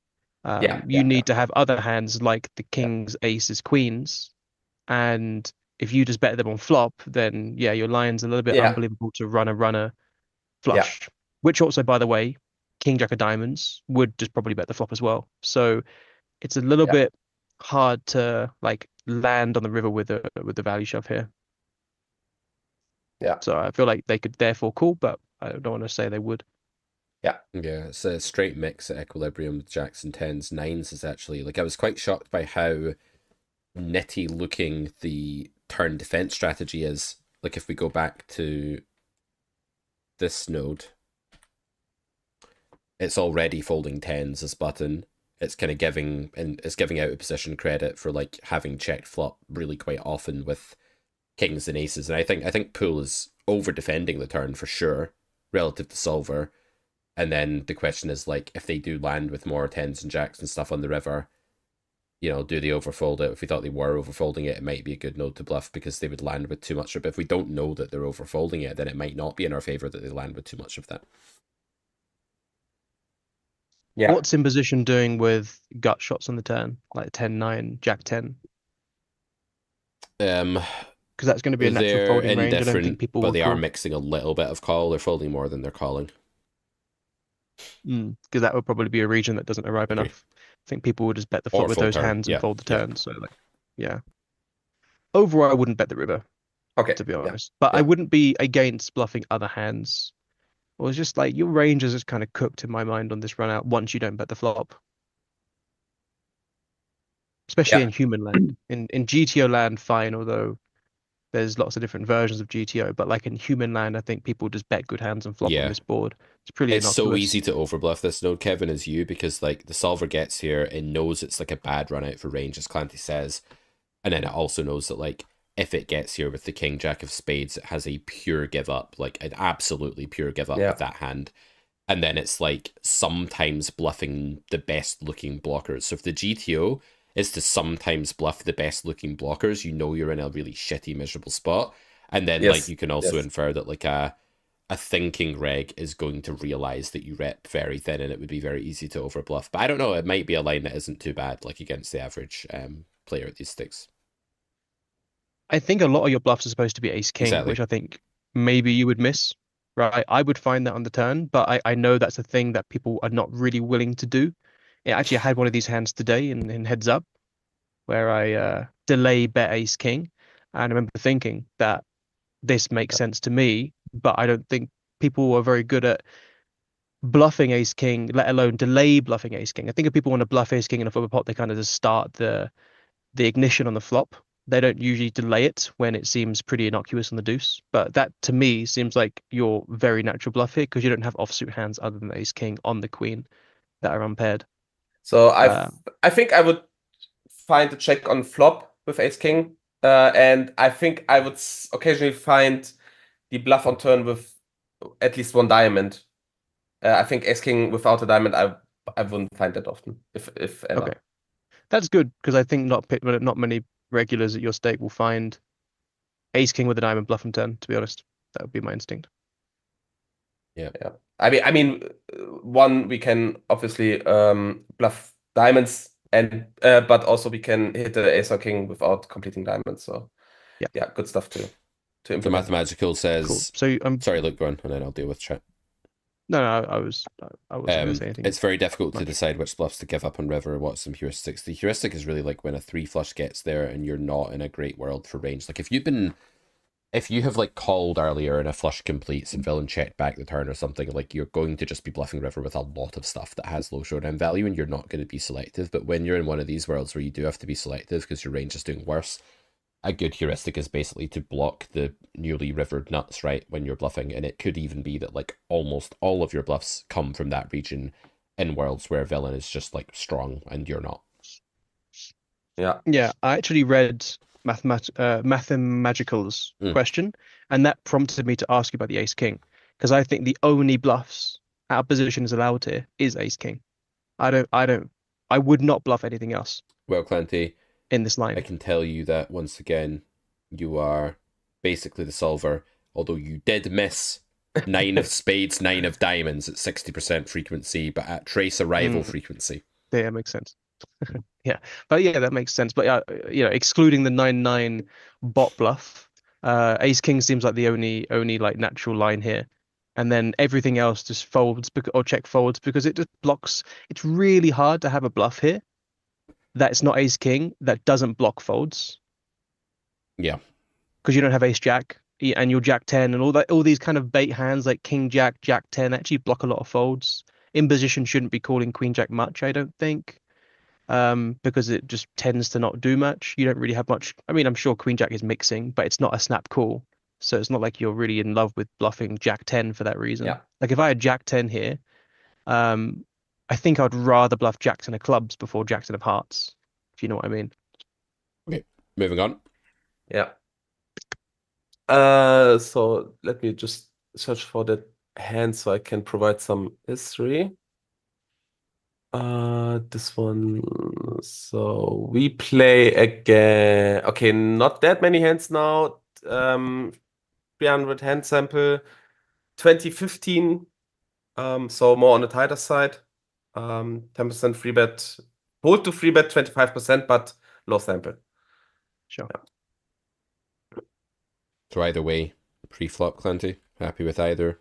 Any preference? Yeah, whatever. Yeah. I would just play. Yeah, for anyone who doesn't play on coin poker, it's totally normal to open 3.5x there because of the ante. So for mainly the information for the chat, if anyone is wondering. Okay. I wouldn't bet your hand here unless you've got another reason MDA wise. I'm guessing that is MDA because this hand. Yeah, this is MDA. This is MDA. This okay. Every sizing is overfolded in MDA to that in that line. So cool. And my bet, if I want to bet here, I mainly want to build big bets. That's the reason why I picked. In theory, are we just saying that this is like too hopeless and blocks too many folds? Look.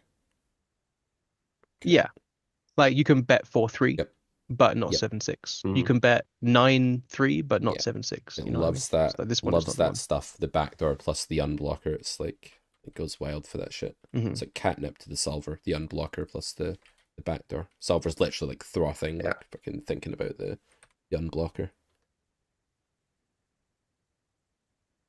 Okay, 4 of hearts.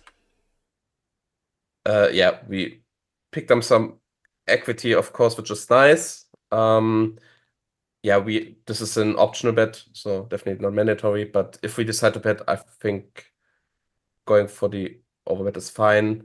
Yeah, not that much else to say, I think. How many of your value hands are going this sizing? Like, would it be worth having a smaller sizing as well? It seems to me like we would have some sort of B75 and some sort of overbet, right?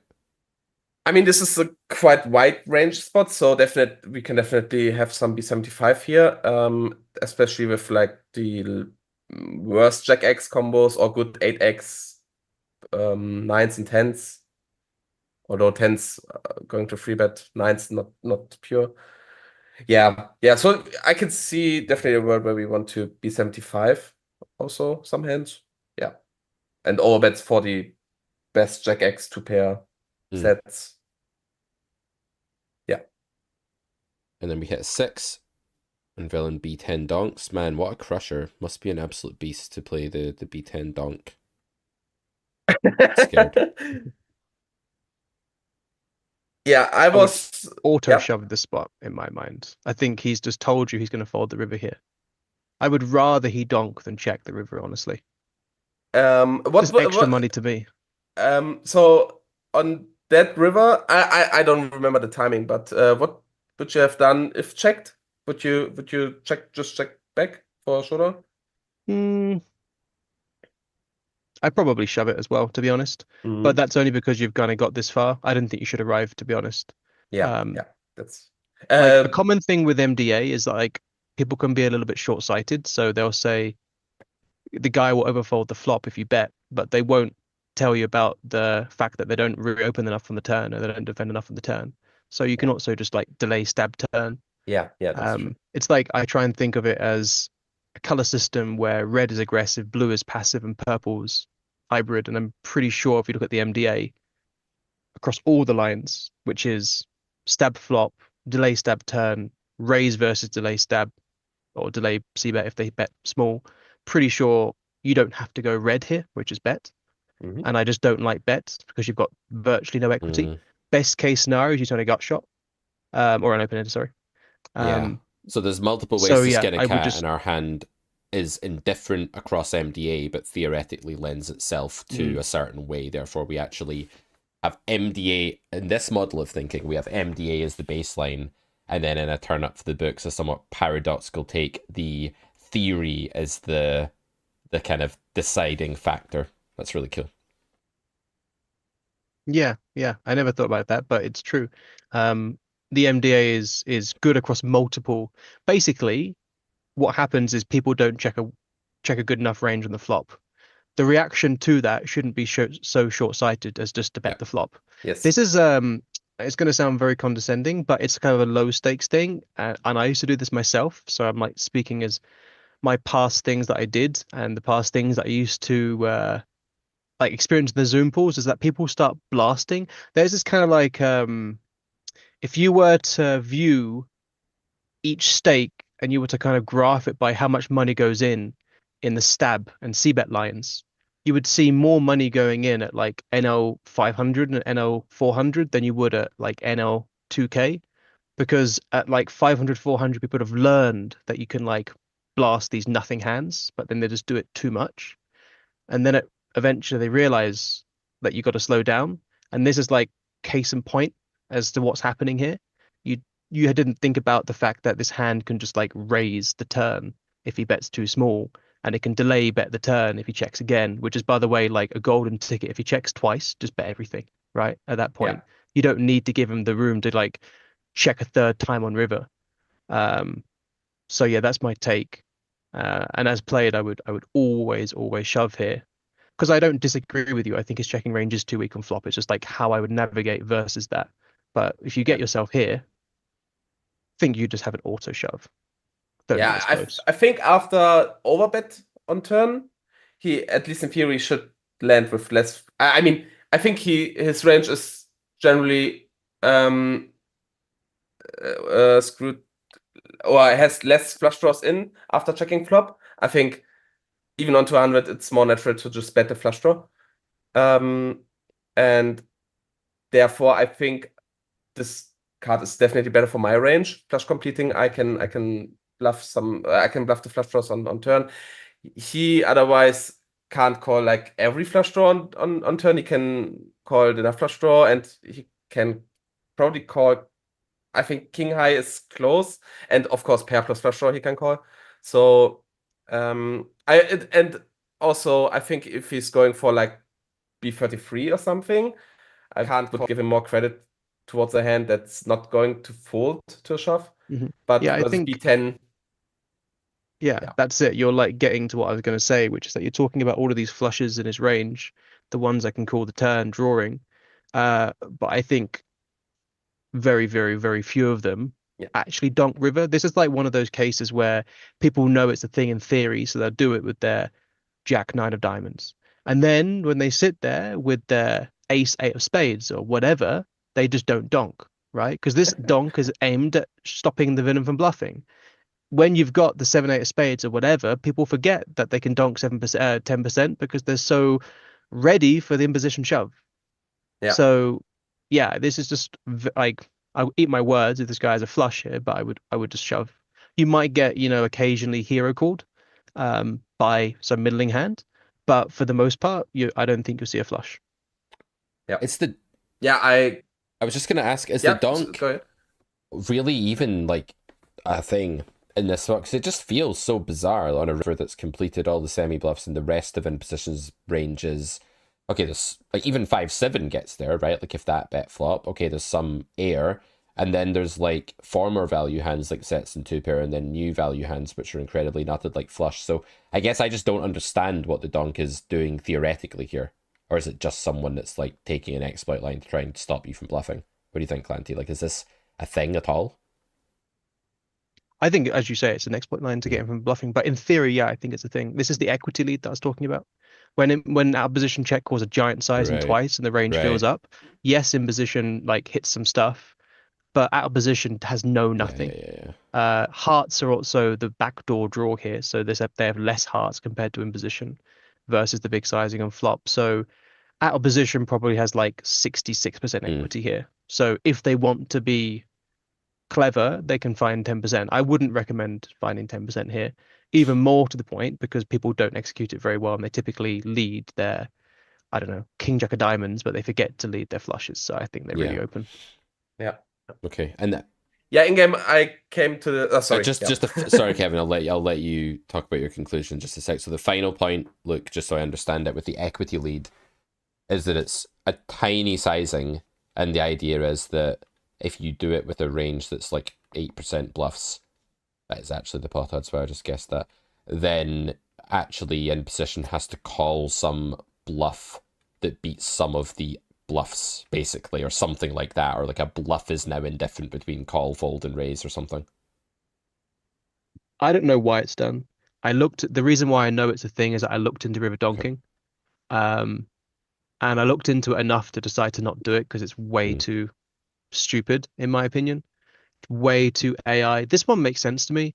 But there are other things where, like, if you allow your sims to have donks, you just see this bizarreness. It breaks the sim. It really breaks the sim. You'll be like big blind versus button, single raise pot. You'll check flop. You'll check call the turn. River is an overcard. River is a pair. River is an undercard brick, and you're just like leading all the time for the same sizing for different frequencies. And it's like, what's your takeaway? Nothing. So I decided not to look into it. So as for the reasons why, I think it's just based around the fact that you've got 66% equity. And if the guy has got nothing, then you can get away with a cheap bluff and your range lacks natural bluffs. So then you can get away with this tiny sizing.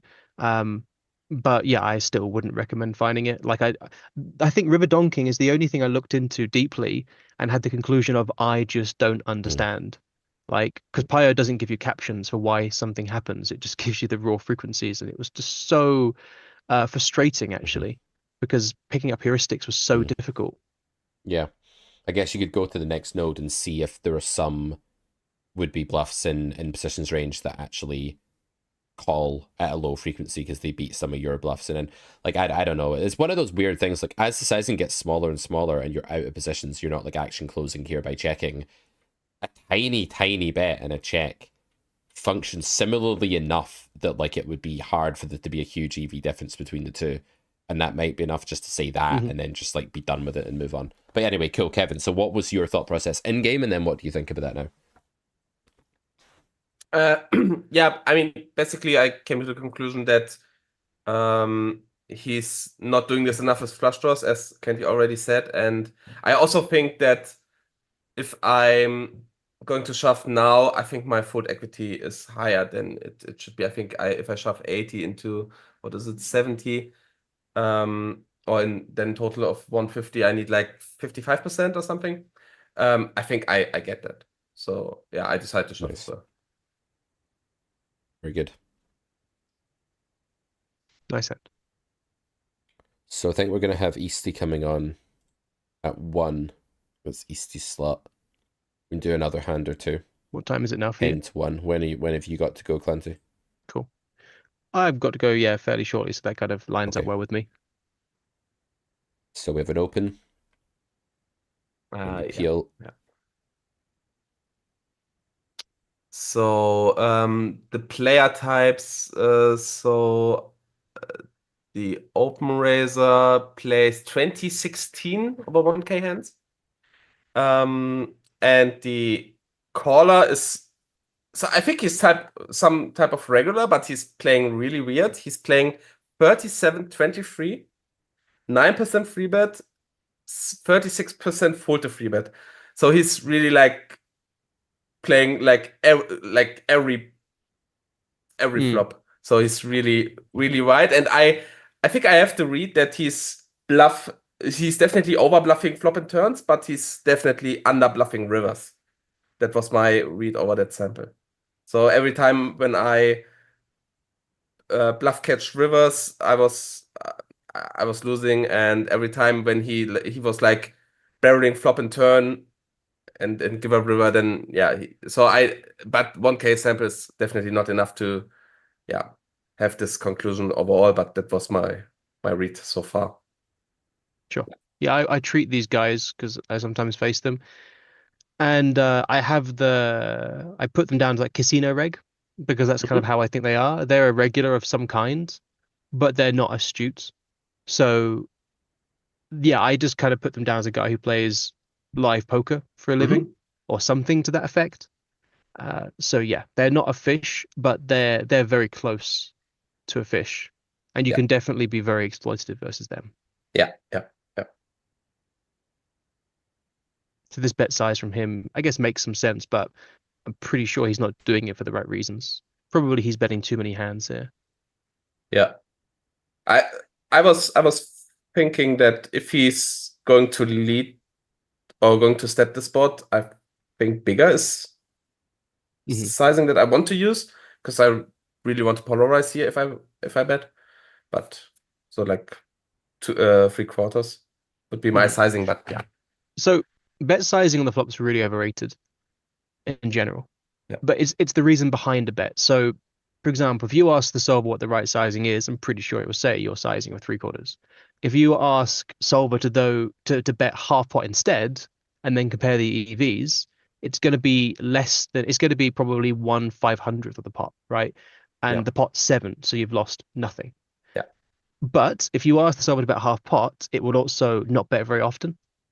And that's the main takeaway, is that flop sizing doesn't matter, but the conception of that bet, which is still polarized, at least it needs to be, is not happening.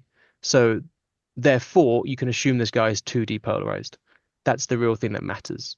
Yeah, it's not whether or not he used because even if he uses the right sizing, you're going to say, oh, he's playing good poker, right? He's probably still betting too much, right? So therefore, the reason's more important. Yeah, that's a great way to put it. Yeah, nice. Yeah. Yeah, I think with being multi-way, I definitely want to call here, but not. Oh shit! Huge spoiler alert. Sorry, guys. Can we get another host because the I had current one job. I'm just sitting here doing nothing, and then I can just not reveal the result of the hand. That was my only job. It's fine. Yeah. Okay. Yeah. I think calling is. Yeah. I think either folding or raising is an option here in practice. So Dr. Swaj, this is Luke Clanty, aka Clanty, who is an old friend and colleague of Carrot Corner and a very strong poker player who coaches. He has his own brand now, and that's called Know Your Poker. He has his own YouTube channel now with the same name, and he is here today to... Can I plug myself in your channel? Nah, I just edit me. That's all there is to know. No, of course you can. Yeah. Feel free to check out my channel, guys, if you are interested. I just started one. Although Pete, I had my video taken down. I was going to actually ask you about that. Don't even first like strike. ask me about YouTube regulations and stuff, because I'm putting one out today and I have no idea whether it's going to get age restricted. A lot of people have had that happen. I have no clue what the hell their criteria is at the moment. It seems to be all over the place, mate. You know, my video was just a raw one-take video in this office talking about what I've been doing the last few years, about moving to India, getting married, having a kid, and they're like, "Sorry, this is against TOS." No idea. What ridiculous. I think why? it's because it's basically I'm pretty sure the reason is because I'm doing this new challenge, like a $1 million challenge, and I think in some way in the YouTube algorithm that like is telling people that they're going to get $1 million, or like there's some kind of guarantee of making money, because there's no human. No, there's never like, a human video got intervention 100 in this at all. Like, it's No. literally just algorithms, and So it's just AI. they seem to be getting, the thing that worries so- me is that they seem to be getting harsher, not more lenient, and they seem to be getting less discerning, not more. And so, like, as we progress through like the next year, and YouTube like puts in more tweaks to dial up the pressure on like gambling related content, more of us are just going to get these like strikes and age restrictions and stuff like this on our content, and it's gonna hurt the poker YouTube space even more than the oversaturation already has hurt it. So anyway, Okay. on a we check happier call. note, the turn was a spade, so that's something. Yeah. We might all be screwed, but the Pot. turn was a spade. Yeah, with that sizing, with the read that he's probably over bluffing turn, but then under bluffing rivers. Although we started multi-way, definitely calling, and I think also from a GTO standpoint, if we would ever find a solution, I think this is a call. Yeah, standard. I wouldn't think too much into river though, unless you've got like stats to back that up. Yeah. I feel like a common thing that people can make the mistake of is, like, I get these questions a lot. They'll say, "Okay, once you call the turn, what do you plan to do on the river?" My decision's not made until I see the guy's That timing. really tells me. Like I need to know what he does. I had this student the other so- day. Yeah, I would just call turn. Say to me, and this really tilted me. I mean, I had COVID and I wasn't having the best afternoon anyway, but like I showed him a hand where I bet the river on a probe line, like a sort of call flop, turn goes check check, I bet river for value line, and I went for like a half pot sizing or something against a recreational player who snap raised me like to 4.5x that half pot sizing, and I folded my hand, and then the student said, well, I would call because I think it's overbluffed, and I sort of like, disagreed and said I don't think this is overbluffed in a 3 flush river, and then the student said, okay, fair enough, but then we shouldn't bet the river. And I was like, what? And I tried to react calmly, but it was the 7th hour of coaching and I was working with COVID, which I maybe shouldn't have done. So maybe I was a bit snappy, but I was trying to explain, like, that's a different node. So, like, it's not always just a different street, but it's like a completely different node. And people want to, like, tie everything together logically and causally, and you just can't do that in poker. It's not how the game works. Yes, there's some bearing of a future node on a past node, but as you progress through the tree, there could be like 113 different future nodes, and describing what happens on one of them is hardly going to have like a mainstream impact on the node you were just on. So, anyway, I digress.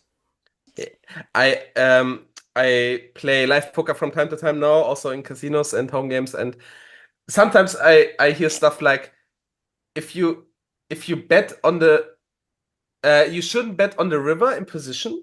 If you can't bet, call. And that's like, what is going on? It's so funny.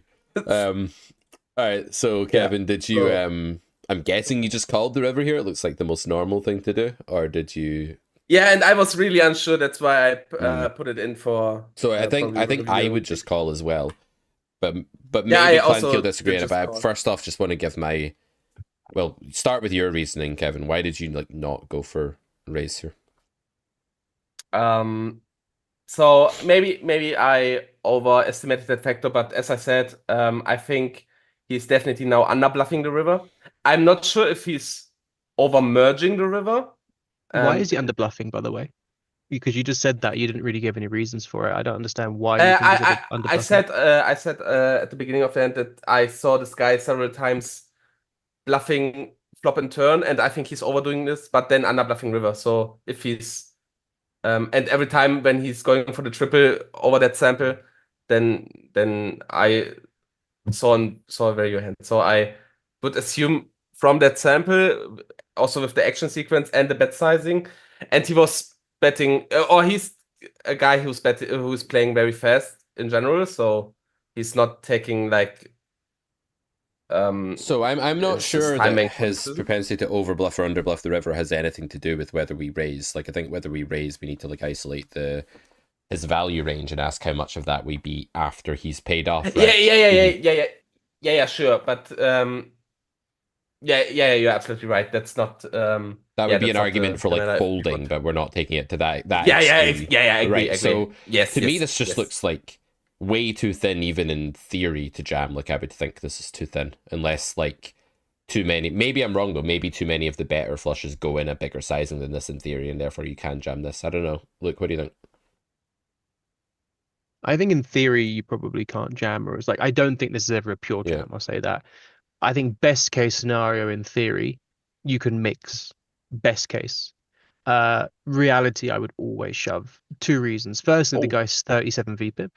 Okay, he's playing like 55, 60% more hands he's supposed to be playing in a 7-handed game. Secondly, these guys who are, again, like I've kind of labeled them casino regs or kind of some regular that's not super astute, really common tendency that they have is they don't know when to start folding hands. So they're really bad at hero calling like 1 pair or ace high. They don't know when to call ace high. It's like a third part of the river getting 4-1. But they are really bad at bet folding a set or 2 pair. So we actually saw the guy's hand. And he's not going to fold that hand to shove enough of the time, because versus a shove, he's supposed to call probably solver will call like 10% because solver, but you know realistically it's supposed to call 0%, or let's just say trace amount. He won't call trace amount. He's 37 VPIP, a guy who will just talk himself into a call, and he's also going to have like 9s and 3s and maybe pocket deuces, ace 4. So I would say calling here is a massive torch. Exploitatively. Okay, if the villain is much more astute, like able to bet fold king 9, like what you need is a regular who's not attached to his hand. And if you're playing lower stakes against a guy with way too high of a VPIP, with a very high degree of confidence, they're going to be too attached to their hand when they get shoved into. Because if this is me and I've got king 9 and I get shoved into, I'm as good as folding, right? Because I know people don't bluff enough, and I know that I've got a complete bluff catcher. But a guy at 200 an hour is like, oh god, again, I have to deal with this. Oh, the guy's like quite aggressive. He's got like 51s all flop. Like you're right that they're like, this is a tendency I have, is to project like a normal, sane, logical, like relatively intelligent reg onto any guy with a VPIP PFR that's not a fish VPIP PFR. And then you just see like such stupidity that you're like, wait a minute, like, no, I need to stop doing this. So as you said earlier, Clanty, like projection to some extent is something you need to do, because it's how we make sense of the world. And if we don't project at all, we can't actually make sense of anything. But then we have to like separate ourselves in the way we think about the game from this aforementioned player description. Because yeah, like they do go through that. Oh no, man, again. Oh, every time it's like, mate, you just have a bluff catcher in like a basically unbluffed node. Like, what's the big deal? But they don't really connect that. Yep. Yeah, but they don't do that. And yeah, a lot of people, even good regulars, do that. And this is not a 200 L thing, by the way. This is even a thing that happens in my games as well. People are consistently calling hands they shouldn't call because maybe they think I'm aggressive, or maybe they think I don't arrive at value, or whatever the case may be, whatever narrative they tell themselves. Bluffing in this case is bad because people overcall. So therefore, the clear exploit is to put too much value in that line. So I'm pretty sure this hand's a mix in theory, and I'm pretty sure calling is worse than raising here by a significant margin. Especially when you block like 9-9 with a spade, which might well be like a bet call at some frequency. In theory, maybe it wouldn't, but yeah, it feels like theory would like just call here always. Haven't looked up. Anyway, that was really, really good. Clanty, I don't want to take up too much more of your day, so is there anything else you wanna say before you get on with things? No, I enjoyed being on. It was fun. Hopefully someone learned a thing or two. And if you guys want to follow my channel on Twitch, on YouTube, I just posted there under Know Your Poker. I'm going to be doing some live streams myself. Pete, maybe I'll have you on. Yeah, I'd love well. to, and I'd love to have you back Other on than that, here. enjoy the and hopefully you guys enjoy the stream. Pete, you're doing this all day, I'm guessing. So yeah, have a good time with it. And thanks for having me on. Take care. All the best. We'll see you soon. Thank you, Luke. No worries. Catch you guys. Yeah. All right, Kevin. It's been nice catching up with you as well. As brief as it's been, sorry we didn't get through more of your hands. I am actually still waiting on Easty to show up. It's fucking unreliable, man. I hate working with this guy. Yeah, if you want to, we can so do we one can more do hand. one more hand. Now that Luke's not here, I can pretend I know everything again. So that's great. He's king. Let me check the. Ooh, triple Broadway. Okay, it's the same. It's the same villain. Yeah. That's a hand that I might have punted, but yeah, we can.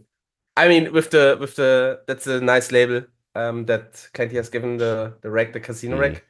I think I will apply that. Yeah, I teach a lot of these guys too, and I'm always like shocked at like their inability to fold certain spots, and like their reasons as well are just like so. They have nothing to do with EV. Like their reasons are like, well, if we fold this, we'll get exploited, or like some weird paranoia. But it really just comes down to the fact that they've not. We can't fold top of our ranges. Also, they've just not matured to the point where they can bring themselves emotionally to fold a hand like two pair. That's just what it is. Basically, they're closer to a fish than a reg in that regard. Oh, Easty's sending me hands. But I think that results in the fact that they have studied GTO, or at least in some way. But they never built like a thought process into that GTO costume, right. I would say. So unlike CPS where you have like, okay, is this over or under bluffed, and therefore we can fold or bluff catchers, or we have a value beater and stuff like this. This is not applying. Yeah, absolutely. I'm just laughing at mathematical, man. Clanty to Easty is like going from Stephen Hawking to Danny Dyer. Jesus Christ. Yeah, you are, mate. Yeah, fucking football factory, mate. Yeah, yeah, fucking what is it, mate? Yeah. Anyway, so yeah, this is a triple Broadway spot, which these are always fun. And we opened and got cold called, and we bet half pot. Yeah. I like this sizing here. Like I don't know. This spot's weird. Like the weird thing about this spot for me is that button is like so insanely full of pocket pairs that are folding, but they're not investing anyway if we check, so we should just make those hands fold. Yeah. So playing some form of bet here at a high frequency just seems really good, especially given the casino reg's not going to be one to like take fives and like start blasting you with it, so we may as well not let him two outer us, right? So I like doing some betting. Yeah, and they're also not folding hands like King Queen, King 10, Jack 10, Queen Jack. All that stuff that's not folding to at least to one bet, and therefore I like something up. Sorry, I'm multitasking. How many hands? Yeah, no worries. This is very stressful having to stream all day like this. It's fun, but it's a lot of work. Especially when it's been a while when you... It's been a while, yeah. A special occasion though. Is Easter sale time at Carrot Corner, guys, 25% off site-wide. Just saying. Clanty got to plug himself, and it's my channel, so... we get raised big, so this sucks, man. Like this is like gonna be a lot of Queen 10, it's gonna be some jacks, and it's gonna be maybe, I guess with the casino reg it can be ace jack as well, right? Probably. And then some amount of the problem here is that it's just so hard to bluff. It's so unnatural, so deeply unnatural to bluff this spot, isn't it? Yeah. So we're really hoping we put up here. So yeah, I think so in hindsight, I think I played the hand the worst I could have when we got to the river. So spoiler alert, I'm not folding turn, because it's like, yeah, he's either got the Queen 10 jacks or like the ace jack. I think it's nothing. He's not like randomly doing it with pocket eights or something, or.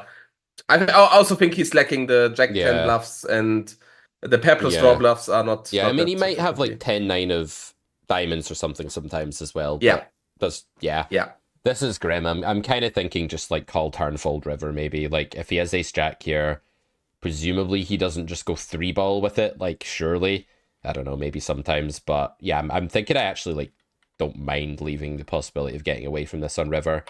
I like that you didn't jam turn. I think that'd be fucking horrible against this line. Yeah. Yeah, I think we just fold. I mean, it sucks. But okay, then we didn't take the worst line. I actually folded, don't mind it. Like it's just so unlikely that this is a bluff. Like, I mean, yeah, like he has to have. Like, I don't think he has ace jack anymore. I mean, it's so I also optimistic to have ace jack here. I feel like he has. Yeah. Is 4 queen 10, 3 jacks. Well, if he doesn't 3-bet that. The thing is as well though, there's a bit of a lack of value hands going on, so it's a weird spot. I think jacks are lacking. Definitely not all combos. Given the guy's so aggressive. But he just like bomb raised ace king jack in position to half pot and then followed through all the way. Like, I don't know. Yeah. I think if I was playing my A game, I would find a fold here and just like, it's the kind of fold though where I'm like, I've ripped all the skin on my face off, like as I've done it, kind of thing. 'Cause it's so painful, just like gouging my own eyes out, kind of fold. But yeah, I see why. Yeah, I mean, it's not.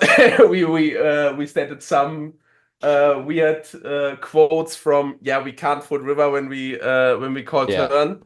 But actually in this hand I was like, okay, is he going to play this line from flop to river with, or from flop to turn with ace jack?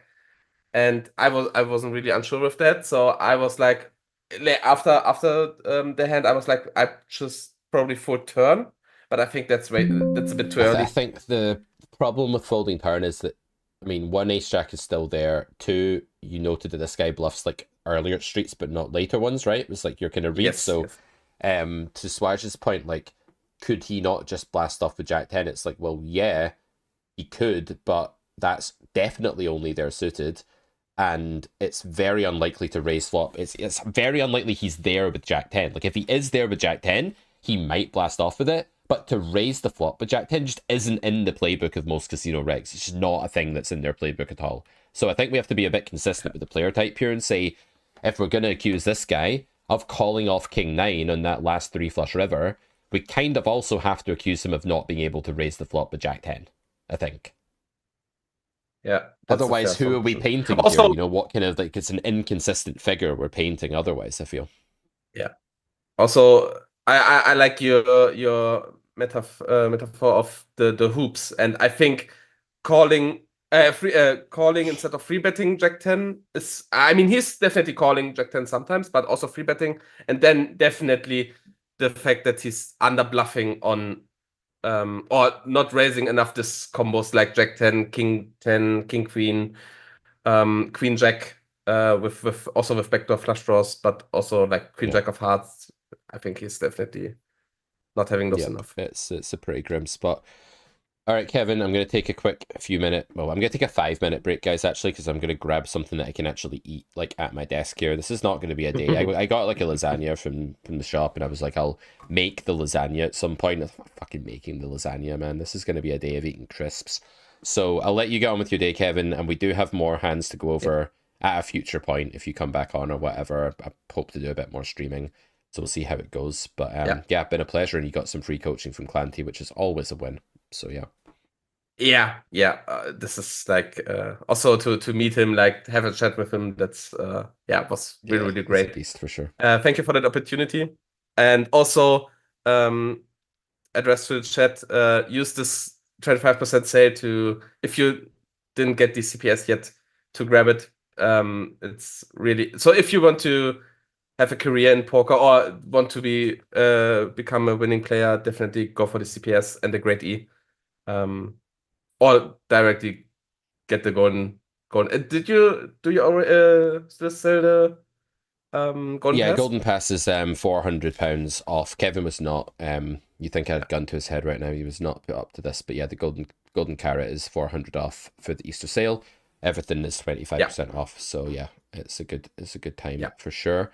Thank you for the plug. I'm glad the Carrot Poker School was helpful in your own journey, and you are a player with some very good theoretical foundations, and you're better every time I talk to you, man. Every time you come on, you're better at cards than you were the last time, and considerably so. And it's great to see a community member go from new player to 50 NL to 100 NL to 200 to sensei in the Discord and all of that. So keep up the good work. Yeah, right, thank man. you. All the best. All right. Have a good Easter, and yeah, have a good, You too, good mate. stream. Take care. Yeah. Bye-bye. Bye-bye. All right, we have another guest coming on very soon. And as you can see from the screen name here, guys, that is none other than Easty. And I guess I'm going to have to put my coach's hat back on since Clanty is gone and Easty is here. We have gone from, in the words of one chatter, Stephen Hawking to Danny Dyer. So we're going to interview Easty about how he feels about that lovely compliment in just a second. And yeah, I will be back after I've grabbed like some crisps or something I can stuff my face with. All right, so it'll be 5.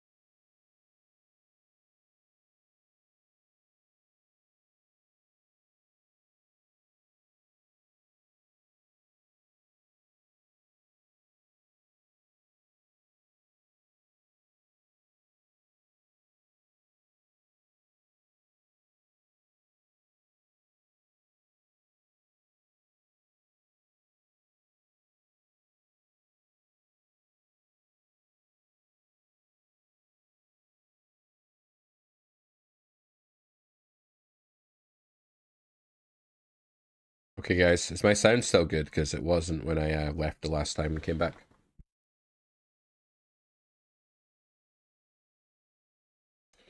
Hopefully it's still working just before I let Easty in here. Do we have Easty in a waiting room? No. You need to get in the waiting room, Easty. Let's go, man. You're 21 minutes late. Let's go. Just gonna eat some Roysters. Roysters, sponsors of Carrot Corner. Get your flame grilled steak and 25% off the Carrot Poker School.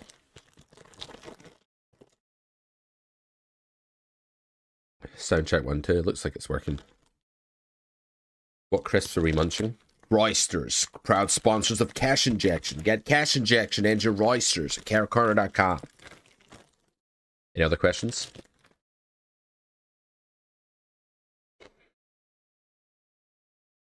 Can you hear the crunching of the crisps? I actually found some leftover rigatoni from last night, which I've put in the microwave, and I'm going to have with some pita breads. Oh my god, he's called Nick on Zoom? That is so fucking wrong, man. Not okay with this. I'm not okay with this Nick business. What the hell is this? What? I was just saying I'm not okay with this Nick business. Well, I can fuck off if you want. I'm okay with you. It's just you being called Nick instead of Easty. Who called me Nick? Did on Zoom. Oh. Sorry, man. Do you want me to log out? Nah, it's okay. Like, I'll just have to not look at it. Okay, man. So I got your hands. I got your king queen. I looked at your king queen hand, and oh, these are like a selection of the worst things I've ever done. And do you know that bit in the Eminem show where Eminem goes in with his record to Steve Berman? No, it's not the Eminem show. It's the Marshall Mathers LP. I can guarantee that I don't know that. You know that, chat. It's a good skip. I actually haven't looked at your king queen hands, so I don't know what we're going to see here. Oh, okay. Let's start this hand and let's chat to you a bit, and then I'll go and get my rigatoni. Okay. How's life anyway, mate? Oh, mate, I got back from Newcastle and I have been fucked ever since. It honestly, I've never been ill for this long in my life. I don't understand what's happening, but Josh Manley gave me something, and it's taken Josh Manley down, and he's about 4 times the size of me. So, I don't know why, but it's destroyed me. It's making my life very difficult, as are many other things. I know, mate. Yeah. I mean, we've got the whole YouTube thing going on as well. You've got the illness. It might be what I've had, because I definitely I'm sure it's COVID, because like, you know that way when you just like go downstairs and then you're like, oh, now I feel terrible because I like got up from my chair and went downstairs. It's like that. Yeah, could be. I mean, who knows? We'll never know anymore, do we? I imagine it's just some sort of flu. You were, because when I had COVID, it was nowhere near this bad. You were like in small rooms with Geordies. Like, no wonder you're fucking sick, mate. Yeah, and I was licking the tables and stuff. Especially Newcastle. Oh, yeah. Okay. And your poker career is, as I understand it, over because of the YouTube regulations now. I mean, it was pretty much over anyway, wasn't it? But yeah, that's effectively killed me off. Yeah, I'm releasing a video today. I'm yet to know how it's going to go. Like, I have no idea whether it's going to get age restricted. It seems to be like so random who's having it happen to them and who isn't. Like, I don't really get it. I think if you've started already to have flags, they will continue. I don't know though. Like, it's very up in the air. I've made a lot of stipulations. I'm releasing a video today that's explaining everything from my end and what I think is happening to everybody, and what I think of it.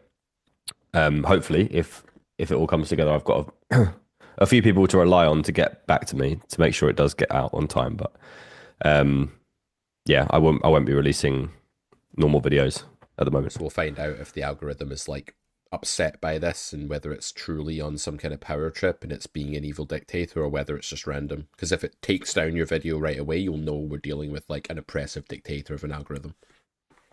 Yeah, I mean, they didn't take it down because like the last one I uploaded on Sunday, but they instantly obviously flagged it and restricted it. Even though I uploaded it 2 days before to check that it wouldn't get struck, and it passed all the monetization checks as soon as it went up. It was struck. Yeah, it's nonsense, isn't it? I think we can exploitatively fold king queen offsuit here because people aren't 3-betting from the big blind enough. No, I'm not folding to Rancid. It's not happening. Okay.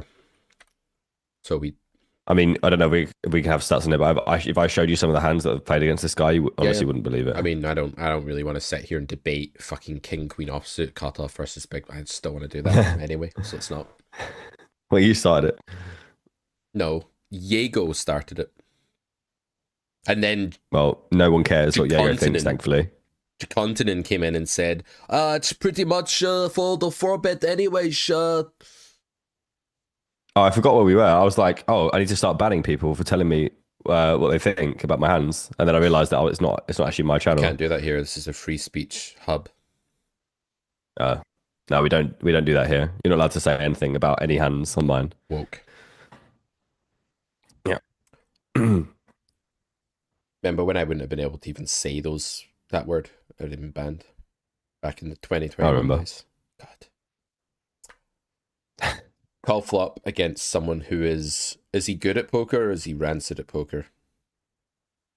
I think he is better than he plays against me, but that could be said for approximately 50% of this pool. Because there's some good players that like come down in stakes to try and hunt you, and then there's some like bad players that come up in stakes to try to hunt you, right? It's kind of both. No, this guy's like this is like the lowest he'll play. He plays some 100, and we've got a fair amount of history. I guess this hand it just kind of looks terrible in isolation, but I wasn't going to find a whole fucking history worth of hands against him. I just think. So what strikes me here, I wonder is whether that he's just bet like half pot on a node where it feels like he shouldn't really bet that much, or should maybe bet third pot here. I don't know. I could be wrong, but this just feels a little bit like weird. Yeah, it's just 2E, isn't it? Mm-hmm. I forget you think in terms of E all the time. God, it's another thing you have to deal with now. Yep. He invited me. It's Good Friday, man. I could have done many other things. Like what? TCG Pocket grind. What is that? The Pokemon Pocket app. Yeah, I got to try and get to Master Ball Division before the season ends. Fair. Is it worth? You think I'm going to get that when I'm here? Fair enough. I mean, you could like multitask it on the side, I guess. No, it's a pretty big grind, and it's more frustrating than this game actually. Yeah, I don't know about this spot. I wonder if this is one that we should sim. Raise to 2, raise to 10, king queen off. Oh, it's pure fold in this sim, so we won't find out what your hand should do, but that's okay. I'm not fucking folding king queen. What's wrong with people, Solver, man? mate, it's a nit.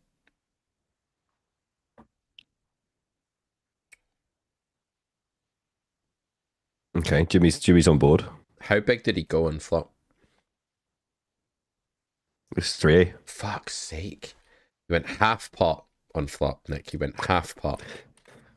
3 fucking E. What do you guys think about that in chat? That's the same sizing the solver's going. I know solver's going a little bit bigger. Whatever. Yeah. He went that size and you called, and in terms of 9 of spades. Am I right that you should just check or block and usually not bet this turn? It's mostly. I'm going to solve in about 2 years. It's all block, and then it's like 61% check. So I was mostly right. Okay, just making sure I was like following the thread of the theory. Okay, your hand's a bluff catch against the sizing. I would guess. Like it kind of has to be. Does it? Yeah. Yeah, it's leaning that way, and I mean, I guess the only interesting thing about this hand is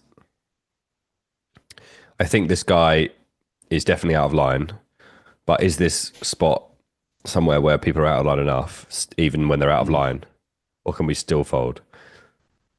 The spot's like horrible. Because there's no question. Like the things that I if anyone just thinks I'm talking shit, I could find 4 or 5 hands that you honestly would not believe. So that's the context. Well, I can't think of a worse thing for you to have than this hand, really, because like kings shouldn't bet the turn ever. Ace king and stuff like that's too thin now to go for value on river. So the king doesn't block a single thing that you want to block, I don't think, apart from king 9 of hearts. And the queen is the worst card ever because ace queen with 1 spade is like the bluffing range in the spot or something like that. So like this has just got to be horrible, like in theory. Not horrible, but you know, bad as it can be. And then like, I don't know, man, this is just where it comes down to like, you tell me about Rancid. I still don't know Rancid, and I don't know, but I would fold if I didn't know. I think I'd still fold even knowing him if I could do it again. Yeah, because it's such a horrendous spot for him where like he really cannot bluff without a spade on river, I wouldn't think. I think he has to be like very selective on river with what he does. And if he's insane enough to have ace jack of clubs and play it this way, then he's just a fucking maniac. And like, okay, we call a maniac down, that's okay. But if he's not a maniac, like, I don't know. Brother, why do you think anyone thinks you're lying about the context? Ha ha. It's okay, we believe you, mate. Ha ha. It is quite funny. It's very funny. To be fair. It's really funny. I mean, I've seen him show up with like some insane, like even value hands, like in spots where it's just like, how the fuck can you think this is it? I don't know. Aces. I could talk myself into this one. Yeah, just aces. Yeah, it's super weird. What does the solver think if he, like, if I give it half pot and turn, how infrequently will it start betting? It's now betting like 30% of the time. And it's not even betting aces that often on the turn. Like, it's getting kind of like, it's whatever there, and then 3 of diamonds. Surely you can't. I think against me, he's just never not. Oh, you can shove aces, apparently. Because you only get here with aces with the... No, it shoves all the aces. Checks ace king. It shoves aces in it. So it's aces plus. That makes value sense. Range, basically. Aces plus.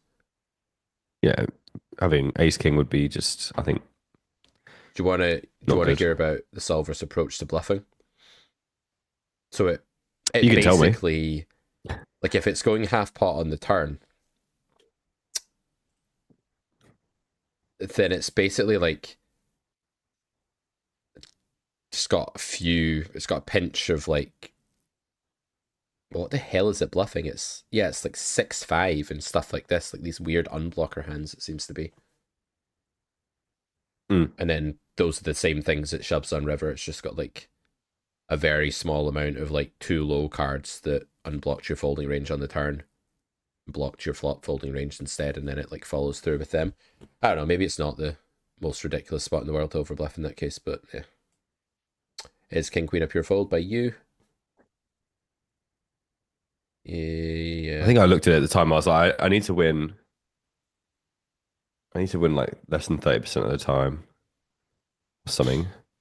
And I just thought there's the times I've played against, there just has to be enough. There just has to be enough in there. That's fine to call it good pot odds when you have these reads. Like it doesn't take a lot to win here, but it's as long as you're understanding that like your hand is a complete like terrible catcher and it should just probably be a fold in theory, and then you're going from there. Yeah, okay.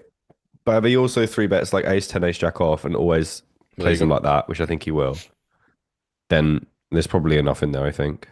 It can be a big swing. Like people can go from under bluffing to over bluffing. When you switch player type, like you go from like a ABC reg to a guy like that, it can swing from like grossly underbluffed to grossly overbluffed very, very easily. Yeah. It needn't ever land on the middle. Right, so that's that. You have to carry me today, mate. Even though we're both still sick and like you have no energy, you still have to carry me. So I've been streaming for like 4 hours now. I mean, you decided to do this, man. I would never stream for 4 hours. That's not something I would ever do. Mate, I'm streaming till 5 o'clock. Who else you got on? Oh, I've got Jalderman, your friend, Jalderman. Oh, fucking hell. You talking about feet again? Is that his nickname? no, whenever we used to do, obviously he used to coach me, so like I just wanted to talk about fucking hands and shit, and he wanted to talk about me finding my feet and feeling what it was like to have feet and shit. And I was like, mate, can you just fuck off and tell me how to play the game? And he never did. He just, and then I think he's been on like a 2-week retreat, just feeling his feet. So maybe ask him about his feet. Spent less time on feet and more time on hands, you wouldn't be in this fucking situation. Exactly. Better fold of the river, or the turn, or pre, but no, feet. Well, let's take a second to feel our feet here just before we look at the snap. Nine's hand, God. Okay. I better go get my food, but I'll look at the action first. So this guy goes half pot. And we call. And then he goes just under half pot. What is this sizing? A stupid sizing for the spot. This guy is also a bum hunter. His sizing has the ambition. He's a good reg though. Of a slug. Yeah. Ambition of a slug. Very similar spot, but like probably more bluffed. Super weird.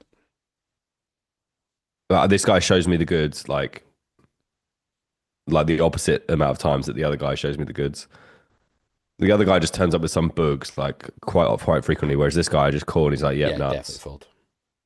I mean, but he's also very good. Like I know that he's good and know he's capable, but I just don't understand how he's always got the nuts. But you double block 10-9 no flush draw, which is for sure like a hand someone could bluff with, and then like I don't know, man. It just feels like if you think about your range as well, this is about as bad as it gets. Like if you don't know what to do, and you don't know like whether the guy's over bluffing or under bluffing, and you're not prepared to sit there and just guess at a read, you may as well just look at your combo and at least use that to like ease your pain and make your decision. And when I look at your combo, I don't know if it can be much worse, because you block 0 value bets and unblock, and you block a few bluffs. So it's like, does it get much worse? Again though, 30%. If he has ace 10 off, ace jack off, ace queen off, but you can say this in any with one spot. diamond and always does this. Yeah, but that's asking a lot, right? For him to have ace jack off. Not really. What, small blind cutoff to have ace 10 off? I don't think he would. I don't think he would. I mean, I get three bet quite a lot, especially by him. I think his three bet's like 12 or something. It's not that high. I mean, it's kind of like high side, but it's not ace 10 off high. Yeah. Fair enough. Yeah, it could be overbluffed, but it doesn't. I mean, but like, what does he actually have? Like, what does he actually have? Value. Like King X plus, I guess. I mean, like maybe he can flush. Yeah, I mean, I get what you're saying. Like, there are quite a lot of. There's not that wide a value region here on this river. Like, if people aren't going to shove Queen's diamond and Jack's diamond and stuff like that. So you kind of wanting to have called here now? I always want to call, because I always know that every single, both these hands so far are against people that are in my chat. So you can never ever make a snap decision. You know, you can never just go, oh, you know, they don't know who I am, I don't know who they are, fold, because no one's ever bluffing. You just cannot do that. I have to think about every single spot, because I know all they want to do is put it in the chat that they've had fucking Queen 7 of clubs or something. So I have to think about everything. That's why you're going insane. Which is what if you just stopped insane. thinking about everything? Like, what if you just like battened down the hatches and you were just like, I don't fucking care. I'm just gonna play like a theory game, because the thing is, right? Let me just like explain one thing that I think is really key here. This is for the chat's benefit as well. What do you think would happen if an exploit guy that's good at crushing fish, right? Like, say, Charlie Carroll. His game is like exploiting people, beating live players, live private games, like getting people to beat bad poker players in general, right? That's kind of what he's mainly doing. Now, if you take a guy like that and you put him in a game with 5 Clanties, like, what happens? He loses. And the Clanties don't really need to do anything for that to be the case, right? The Clanties don't actually need to know what he's doing. They don't even need to know who he is. Like, if you put an exploit player like that in the game with like a really strong theoretical player, the exploit player just loses because they can't. There's nothing to exploit anymore. There are no gaps. There are no weaknesses. Now, when you he thinks there's exploits. He thinks that's. Hmm? He thinks you can exploit GTO. Then, no, I don't think so. I think he just thinks that you shouldn't. He thinks it's a load of baloney. He thinks it's a load of baloney as applied to the games that most of the people that watch this content are playing. But anyway, I don't want to get into like a big discussion about exactly what he thinks. I think neither do I. Let's talk about Pokemon. So, please. But no, in seriousness, like if you're playing on stream and they're seeing your mood and they're seeing your current run bad or run good, and they're trying to like mess with you and get inside your head, because that's what they're trying to do, right? They're trying to have fun with it and be trolls and stack you for the stream. You might sometimes know what level they're on, and there might be really obvious ones who are like crazy overbluffing, and you just know who they are. But it sounds like a lot of the time you're not too sure which ones are on which level, or which ones are really overbluffing and which ones aren't, right? Otherwise, these would be clear decisions, and they're not. So what if you just had a mode where you were like, I don't fucking care what you guys are doing. Unless you're like that. I heard you talking about like a Romanian new player with a high VPIP, and you were like, nothing's a fold against this guy, right? Which would be an edge case.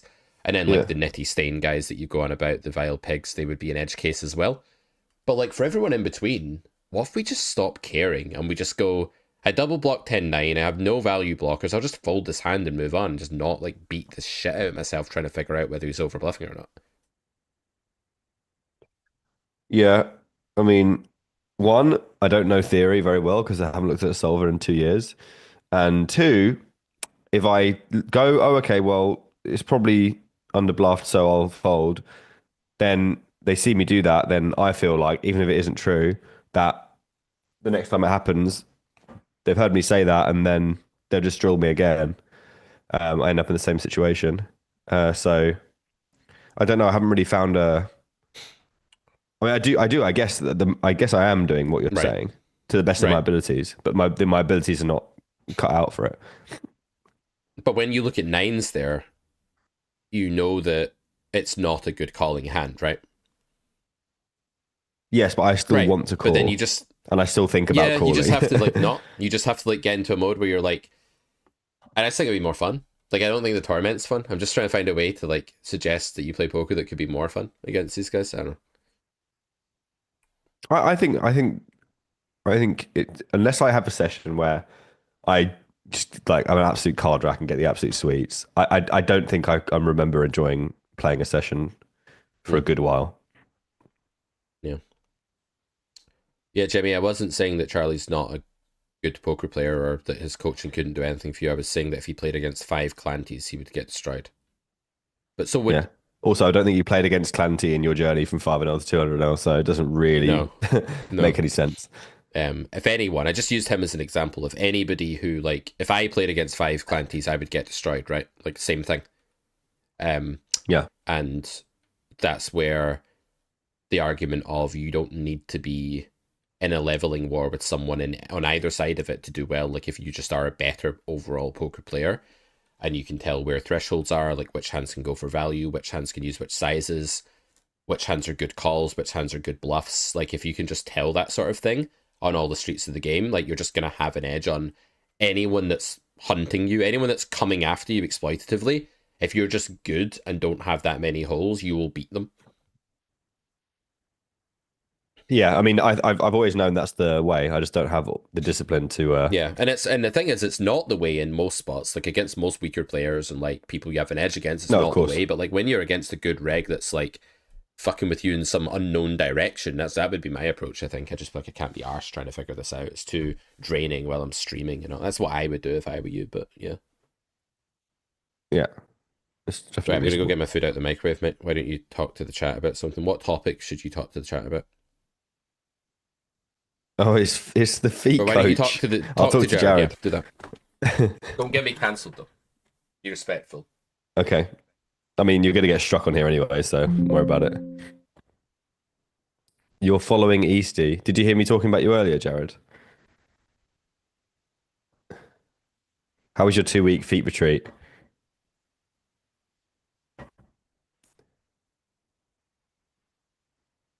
He's very good at changing the meta, Charlie is.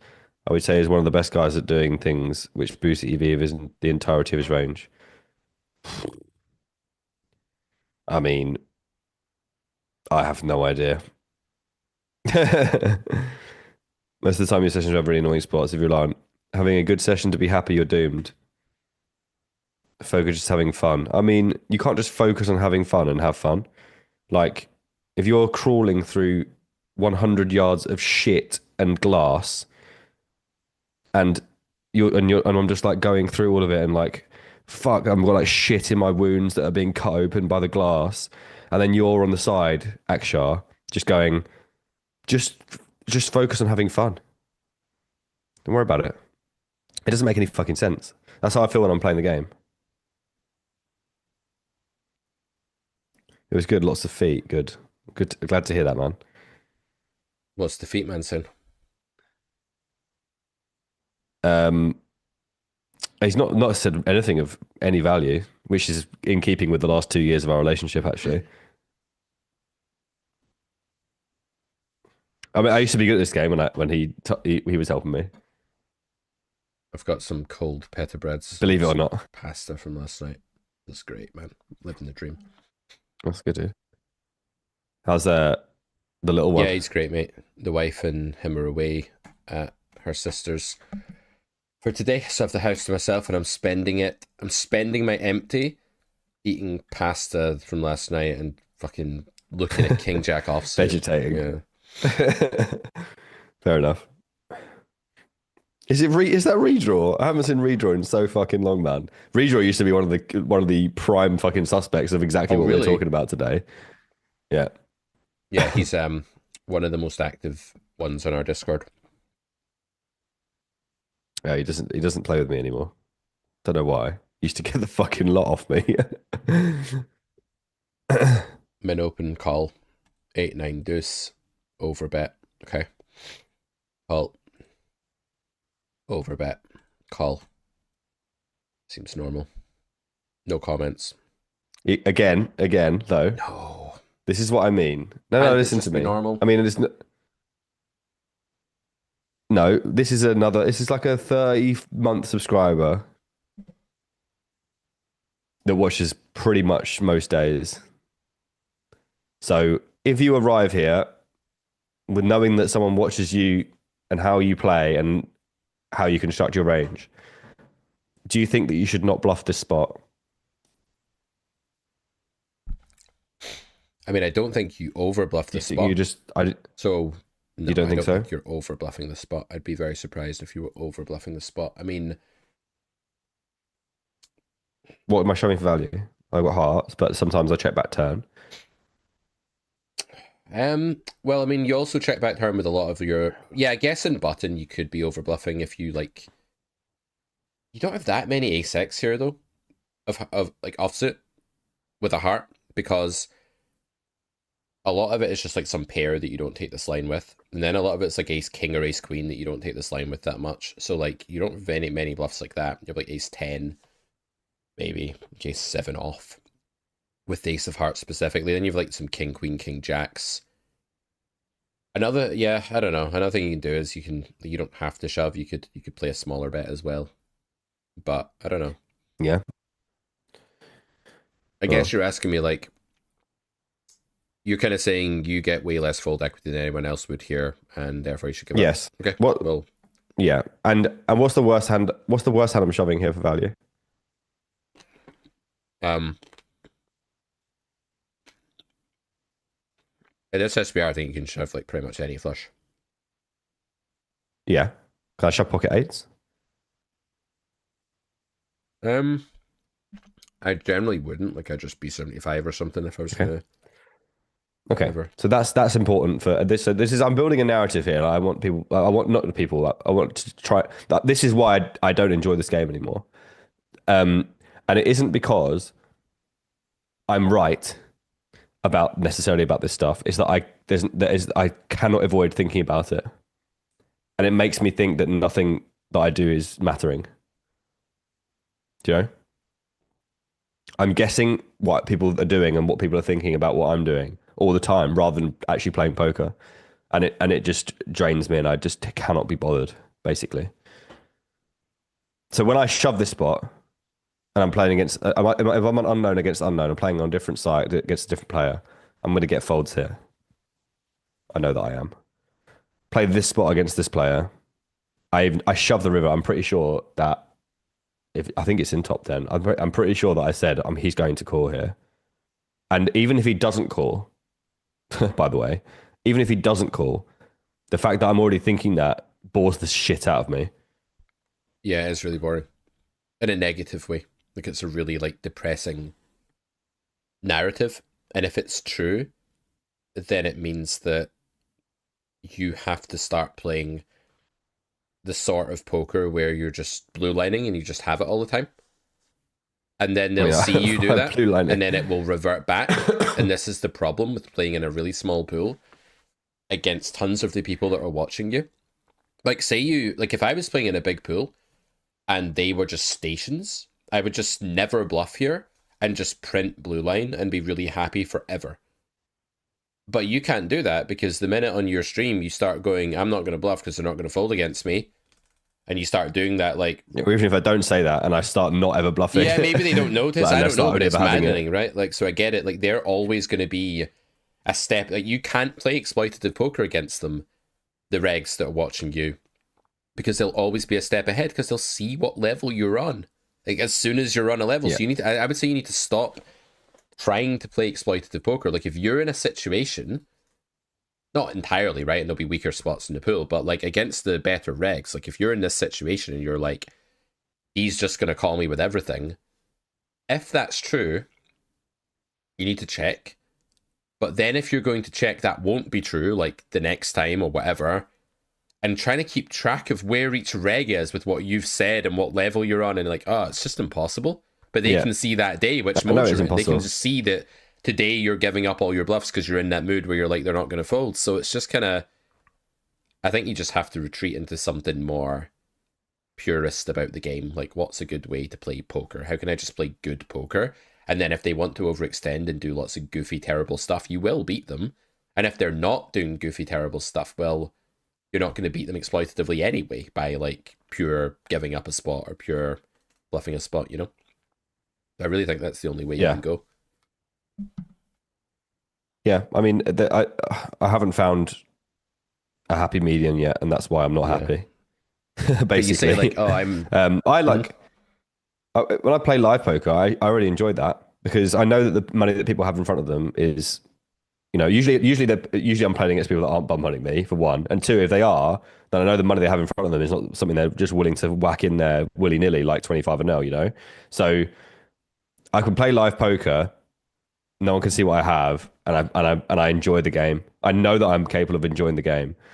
Yeah. But I don't think I can. I think it's just a little bit mind numbing, and I run myself in circles, and then I just end up giving up, basically.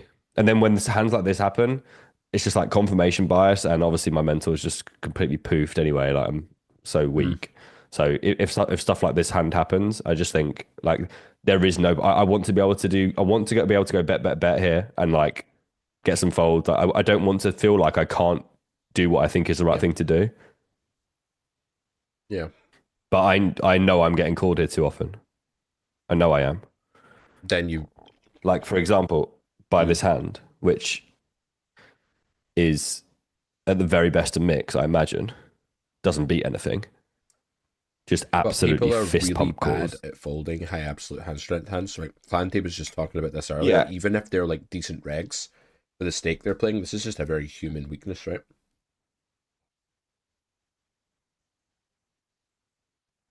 Yeah, I mean, I agree with you, and I'm not. If I saw he had a set, I would never do this. But it's no different to having ace nine. No different at all. So, you know. And Jimmy, I would love to do more live vlogs. Thanks, man. But unfortunately, everything I fucking upload gets striked. So, welcome to the never-ending pain of my life. Why did the live vlogs get striked? Well, I haven't uploaded one yet, but I assume a random mix of shit. Pretty much everything I've ever done, not all of them, but everything that I do has a strike on it somewhere. And I believe that as soon as I upload something, it's getting snap struck. I mean, like Clanty uploaded a completely nothing video yesterday with no tables on it and got removed, not struck, like not age restricted, removed. It's so random. So, like, it's just complete fucking nonsense. Like, I can't. I don't think there's any way you can. I can't make a vlog, right? Imagine like being in this situation, putting that much effort into like maybe like a 10 to 15 page script,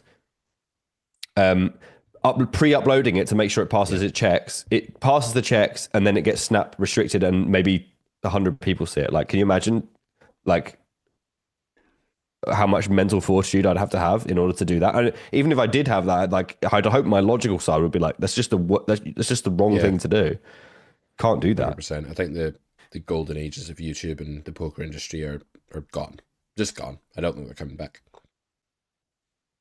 I think you're probably right. I hope there's some. I mean, I'm hoping that I have a video coming out today. But like, did you see Mark's? What happened to Mark's video last week? You showed me some numbers. Yeah, it's like it's completely unworkable. So it's not the golden age is over. Like, effectively, like, imagine, like, for example, using him as an example.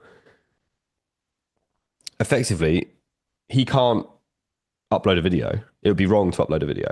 Okay, but then what's his value to his company that he works for if he can't upload a YouTube video? Like nothing. Yeah.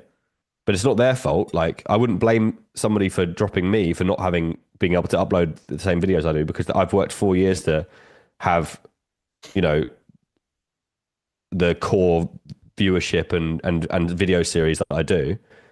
And now I'm unable to actually even upload a video. Yes. Without it tanking. And even if I did upload one and I was like, okay, fine, it will get maybe at best half the views that it used to, I'd make £2 off of it. Where is the point anymore? Yeah, I don't know. I mean, it sounds like maybe you'll just end up doing something differently. Maybe you're just going to have to change career. Yeah, I've got to have to pivot. I'm going to have to pivot unless they change something. Like the video I've got hopefully coming out today is my last hurrah. Like, it's a fairly aggressive and you know, open look at what's going on. And if they don't change it, yeah, I think we'll lose a lot of people from the creation community. Yeah. I don't see how anyone can continue if that's how it's going to be. Tons of your time on a weekly basis and pay editors and all of this into a video that has like a 40% chance of like reaching an audience, or reaches 40% what it used to.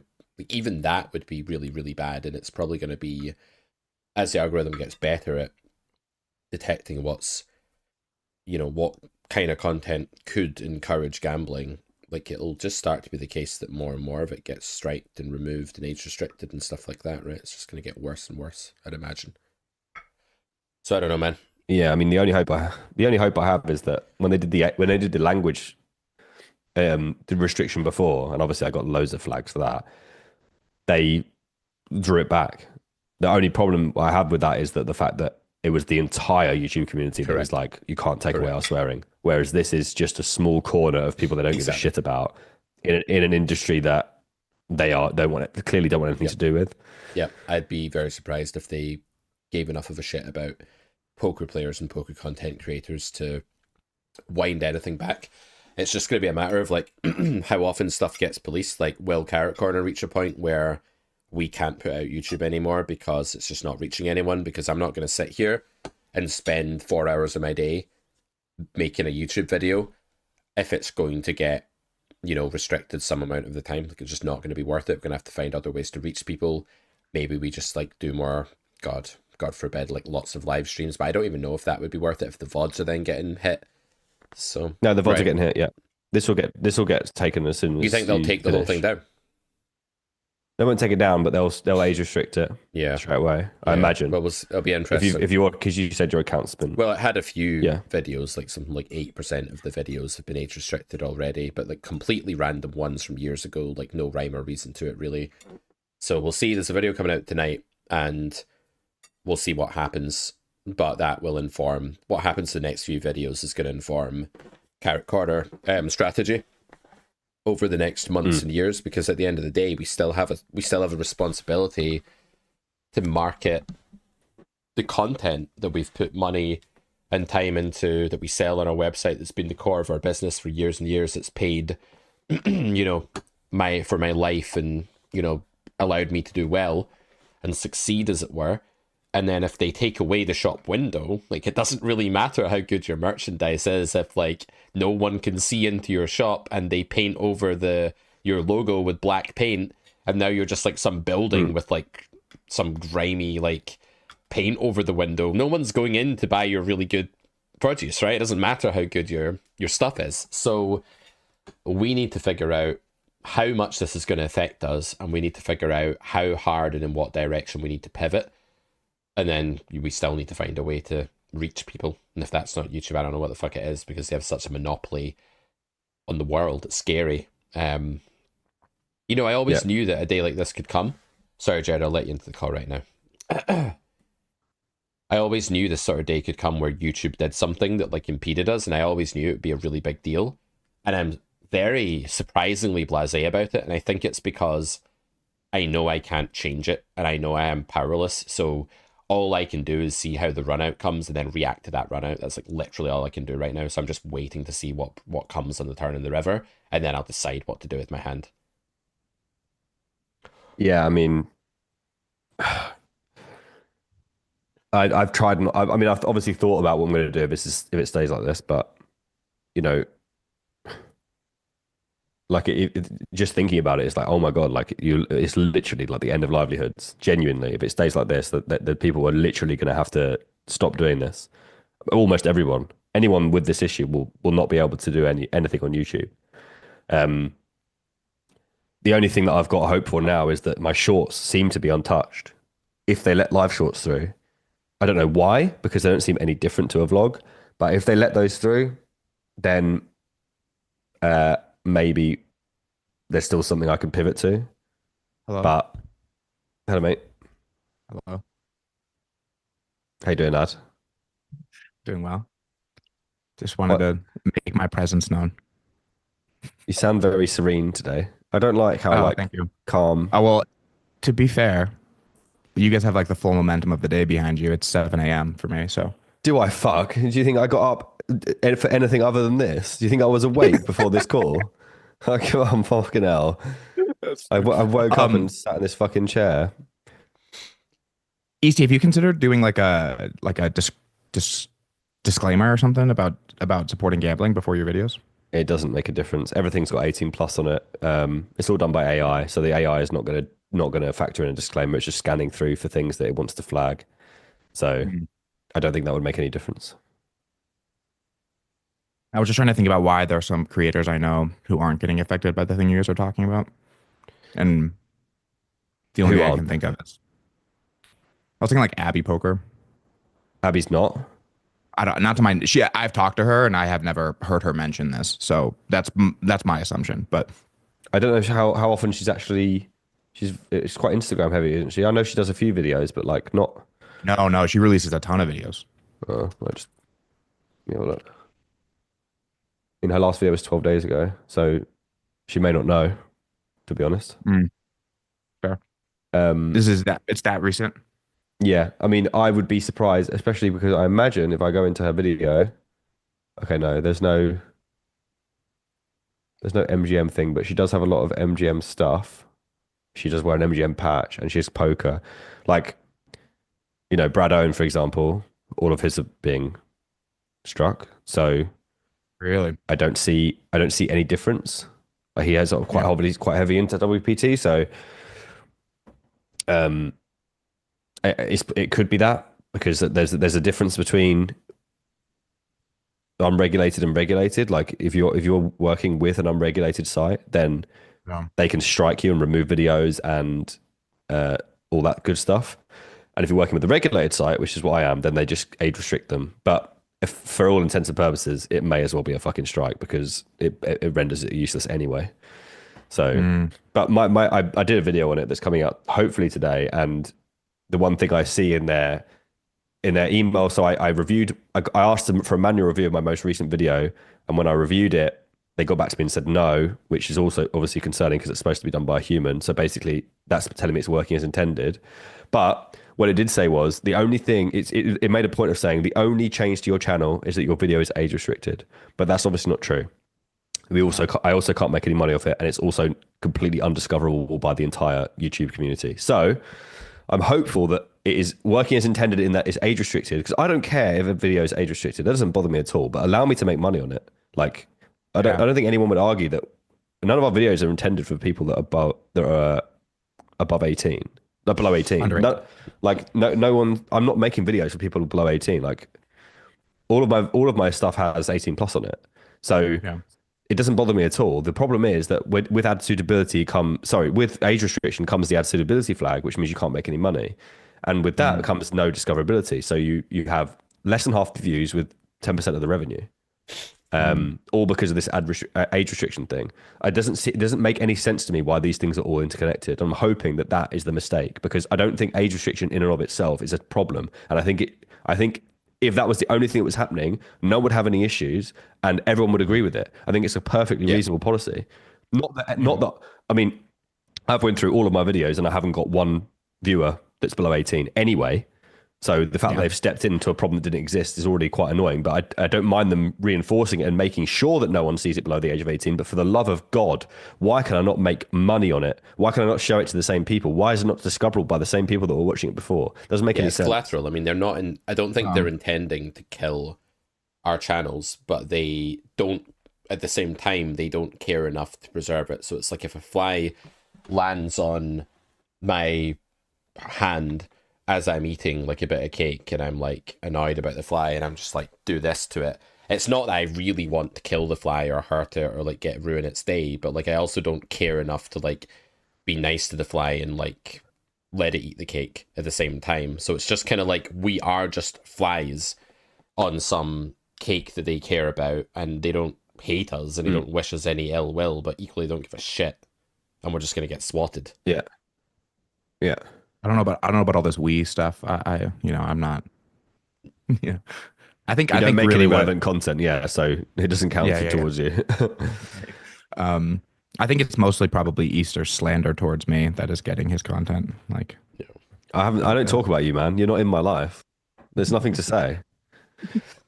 Well, what were you saying about me on this before I showed up? He was saying that you only I'm a narcissist, so I have to know. You only talk about feet, and he wants to review hands, and you want to review feet, and it doesn't work. Yeah, it's really important to. You know what's funny is like this was a throwaway comment made to Easty because I'm trying to talk to him for the. Have you explained the source of this thing that you say at all? No, I don't think so. Yeah, I can guess. I'm trying to talk to. Can I guess what it is first? Well, I'm trying to talk. Yes, go ahead. I think it's to do with like grounding yourself and like knowing where your feet are so that you can be present in your body or something like that. Knowing you, that's what I would guess. It is that is so much more than it really is. I'm trying to talk to Easty about how it feels to have feet, to have certain feet, to have certain feelings. No, to have certain feelings. Like, how does it feel in your body? And he's like, nothing.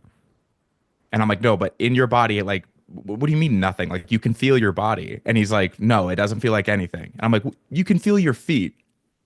And like, what does it feel in your feet? Like on the ground. And that was it. That was, from then on, I'm feet man. I mean, what kind of a fucking question is that? That's the thing. How does it feel to have feet? Like, I don't fucking know, man. I've never thought about it before. And when I think about it, I just feel like an idiot. Like, I've just got feet, like everyone else does. Shit, yeah, man. But the relevance, I just want to know if I should bluff this fucking river or not. Yeah. Well, I mean, like, in talking about what you're saying, though, it's clear that you have an emotional block more than a, like, strategic one, right? Like, even in listening to you, like, self-diagnose, you're like, I don't know if this is true. This thing that I'm saying, what I know is that it's a plague in my mind, and I can't let it go. I know that it's true to some extent. What bothers me is I don't know how true it is, and I can't attribute the correct amount of truth to it in order to make good decisions. Yeah, so that is what you just described. Is just I'm uncomfortable with the amount of knowledge I have. right? That could just be summed up in that way. Like I'm not comfortable with the amount of knowledge I have, and it makes me feel not confident in making decisions that I think might be good. And Sure. right. And so that's an emotional regulation problem. Like, how do we become more comfortable with the way this feels? Because if this isn't going away, the way that we make it not impact our strategy or our ability to strategize the best that we can is that our strategy isn't an attempt to fix this feeling. As long as your strategy is an attempt, and your thoughts and everything your mind is doing is an attempt to fix the level of discomfort you have, you're never going to be reasoning clearly about the spot that you're in, because everything's falling in line with this motivation of, I need more knowledge, I need more information, I need more confidence, I need more comfort, you know? Yeah. But Easty, we can do more work together. What are we gonna do? What are we gonna talk about? Are we gonna talk about feet or are we gonna talk about poker? That's the thing. Like, I don't want to talk about feet, man. Well, I want to do what I think is helpful for you. And in this moment of your life, it sounds like, not, the metaphorical feet that we keep referencing is worth talking about. But, to be fair, like, I mean, with any relationship, like let's say, we started doing coaching again. There is an interplay between what you think matters and what I think matters. And it can't just all be what you think matters. Yeah. And I'm so sure what I think matters. Yeah, and that's why it's not like ignoring it, but then can you have any trust and respect for what I think matters and what I think would be really important for you, Because without that, like, we can spend all day talking about strategy, and to be fair, they're interrelated, right? Like, when we were working together, it was clear, like, the more you felt grounded in your strategy and the way you were approaching it and the fact that it was winning, the more comfortable you felt in these moments doing these things and acting in these ways. So they relate, but I still do think that there is, like, something really important, especially in excelling, about knowing how to, as a human being, how to process and feel feelings. Like, how do I regulate my internal nervous system when things get uncomfortable and difficult? And especially as a poker player, like, the things that you see people where people make big mistakes, it's purely because it's not because they don't understand the game. At this stage of poker, like, most people in most games have a good amount of knowledge. It's they don't know how to self-regulate, and so their strategy becomes a means of self-regulation. Their strategy becomes a means of trying to fix their feelings, and when that happens, you make a lot of mistakes. Okay, so what if we were to retrace this hand, and every hand is like this. Every hand I can vividly remember. The next hand, right? And, like, Easty's going to narrate what he thinks is going on, and Easty, I want you to describe to Jared, like, the way in which you feel confused and unsure, and, like, you don't know enough of, like, how true your read is to know what to do. And then, Jared, maybe you could, like, tell Easty, when he's in the moment there, what are some key things he could have done while on stream, while actually playing that hand in front of his audience, rather than this being, like, such a general discussion about, like, what needs to happen overall. Sure. So, right, Easty, so let's just, I'll do that. I'll do that. Jimmy says I'm a lost cause. I don't disagree. I'm just here and doing what I'm told. Mathematical, Easty overestimates the effect of being a streamer. I don't disagree with you. I am telling you that I have a mental issue with I'm saying I have a mental issue with attributing how much these things actually matter compared to how much I feel that they matter.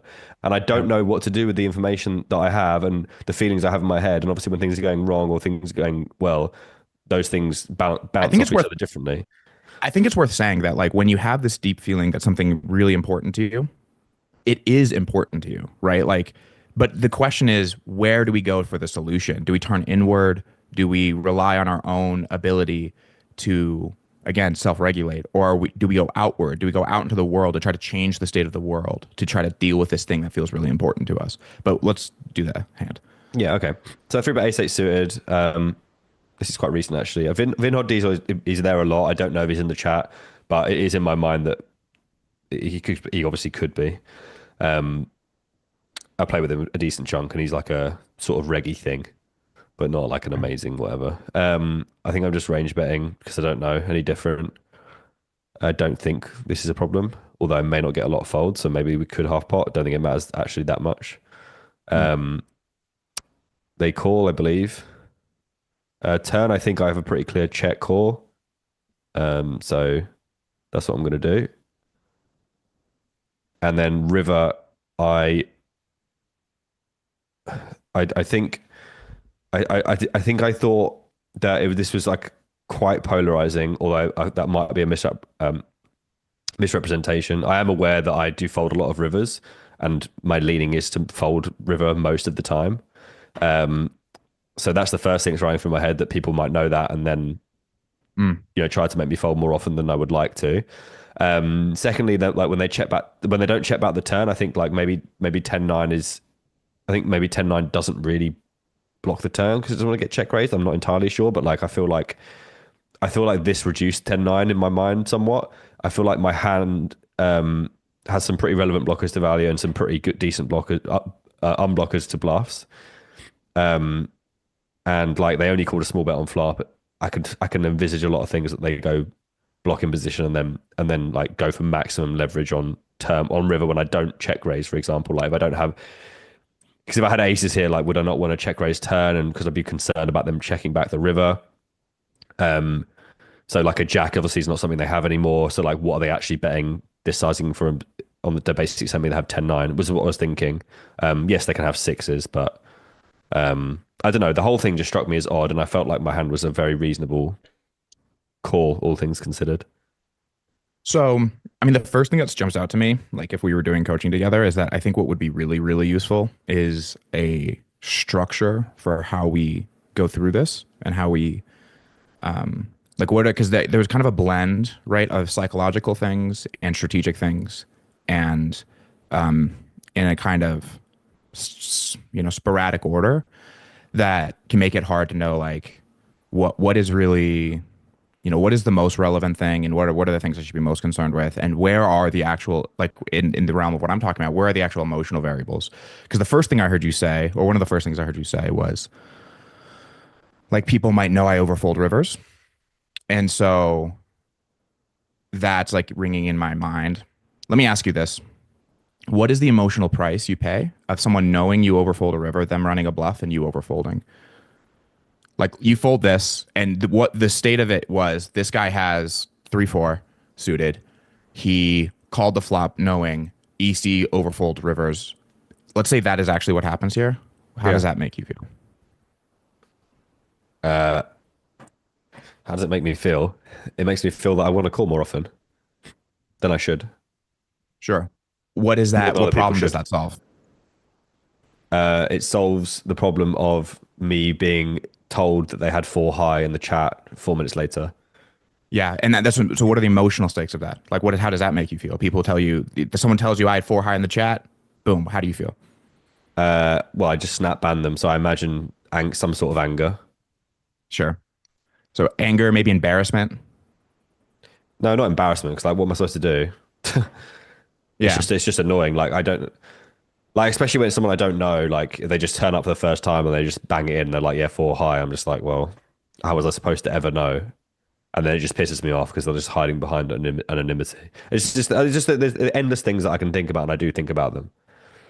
So part of why I'm bringing this up is because Pete was saying, well, what's something he can actually do in hand in game?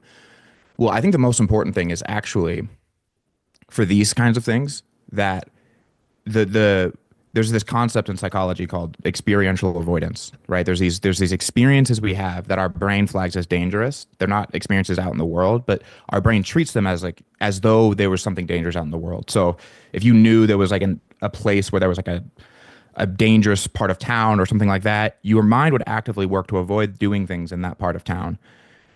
Subconsciously, like you wouldn't have to be intentionally thinking about it. It would just try to avoid that area. There's experiences we have for which our mind intentionally tries to avoid, though having those experiences, and therefore it will give us thoughts and ideas and things like that just to navigate around that experience. And if part of the experience is like whatever happens in chat later for you, where someone says something or whatever that becomes symbolic of like somebody trying to like tell me they're better than me, or like someone trying to make me feel like, whatever that experience is.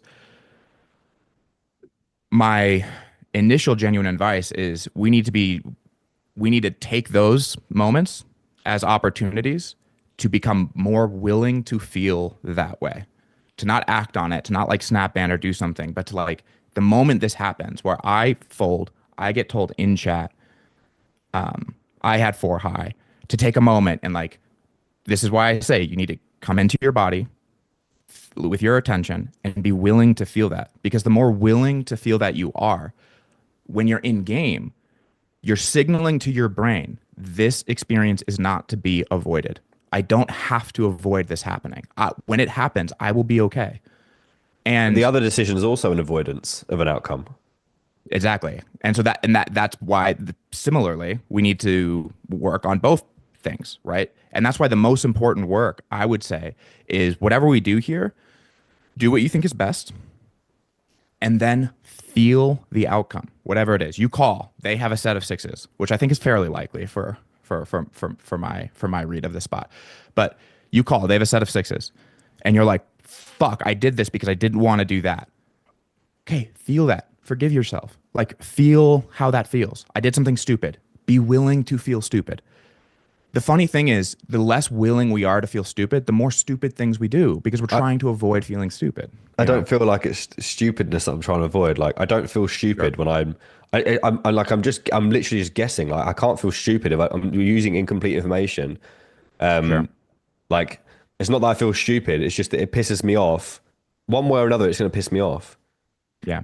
Like, I don't feel stupid. Like, I don't think I can expect myself to be able to use all the information that I think I have and come to a decision that's the best one here. I don't think I can do that. Jared, can we talk about, sorry to talk about you in the third person here, Easty, but I feel like Easty might have a habit, a defense mechanism of replacing things he doesn't want to feel with anger. Like, anger is being used as a kind of band-aid emotion to like patch over anything else. Can we like explore that idea?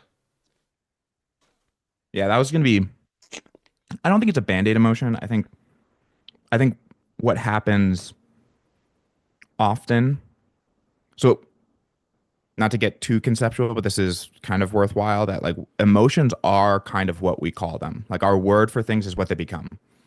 So like you have, I can't tell if Easty's paying attention or not. Are you muted? I didn't hear you. Sorry, I had to blow my nose. Like, I'm very sick. You're good. Okay, no worries. But like, one of the things that like, when our like emotional vocabulary is not super robust in the way we describe our experience, it colors our experience to match that vocabulary. So when things happen and the only way we know how to describe it for ourselves is I'm angry, I'm frustrated, that will be the thing we feel. And I guess I would not ask that like it's like a band-aid, but it's more like if there was a more precise way to describe. So like you call and he has a set of 6s. If there was a more precise way to describe how that feels for you, is there another word other than it pisses me off that you might use? Like, does it make you feel like, because it's stupid doesn't feel right because you're like, I don't have the information. Like, I don't know what I'm doing. Like, does it make you feel regretful? Does it make you feel, like, is there another more precise word you could use? I would say that 6s is a bad example because I'm fairly, like, if I bluff and someone calls and they had a hand that was never going to fold, I'm fairly good at being like, oh, okay, well, that was never going to fold. That wasn't the intention. If he's got 6s, I know that 6s is a hand that he can have. It's probably the most likely hand I'm going to lose to, and maybe Queen Jack and some 10-9.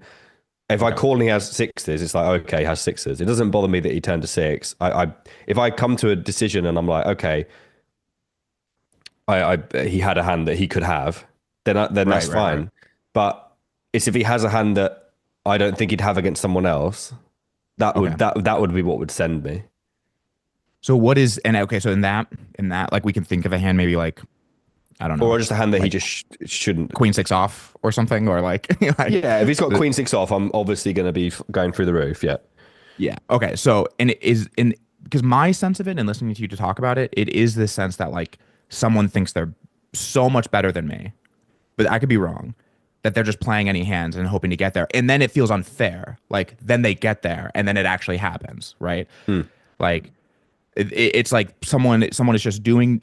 I'm working really hard to win at this game, and trying really hard, and I'm in this emotional pain, trying to make a good decision over here. This person's doing whatever the fuck they want and getting rewarded for it. Would like unfair be a better way to describe how it feels? Like it just feels very unfair. Pointless. Pointless, like hopeless. Yeah, if I feel like it doesn't matter, that's why I don't study. I feel like even, and I know people are like, that's not true, blah blah blah. Oh, you know, you should be stronger. I'm not stronger, and it doesn't matter because that's how I feel. So Yeah. it feels worthless and pointless and hopeless to me when I see shit. Like you feel powerless. Yeah. You feel I'm powerless. Like there's nothing I why can do. like why the fuck? Like maybe this hand's not the best example in the world, but like Sure. I bluff a river and I get called by a hand that I don't think should call. Why the fuck should I look at what, you know, theory should do or exploitative things should do when I'm playing in a dimension I feel that can't be studied, so I don't study. Can I ask you like another time in your life where you felt that way, not poker related? I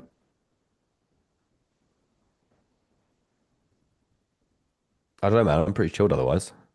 I have to be honest.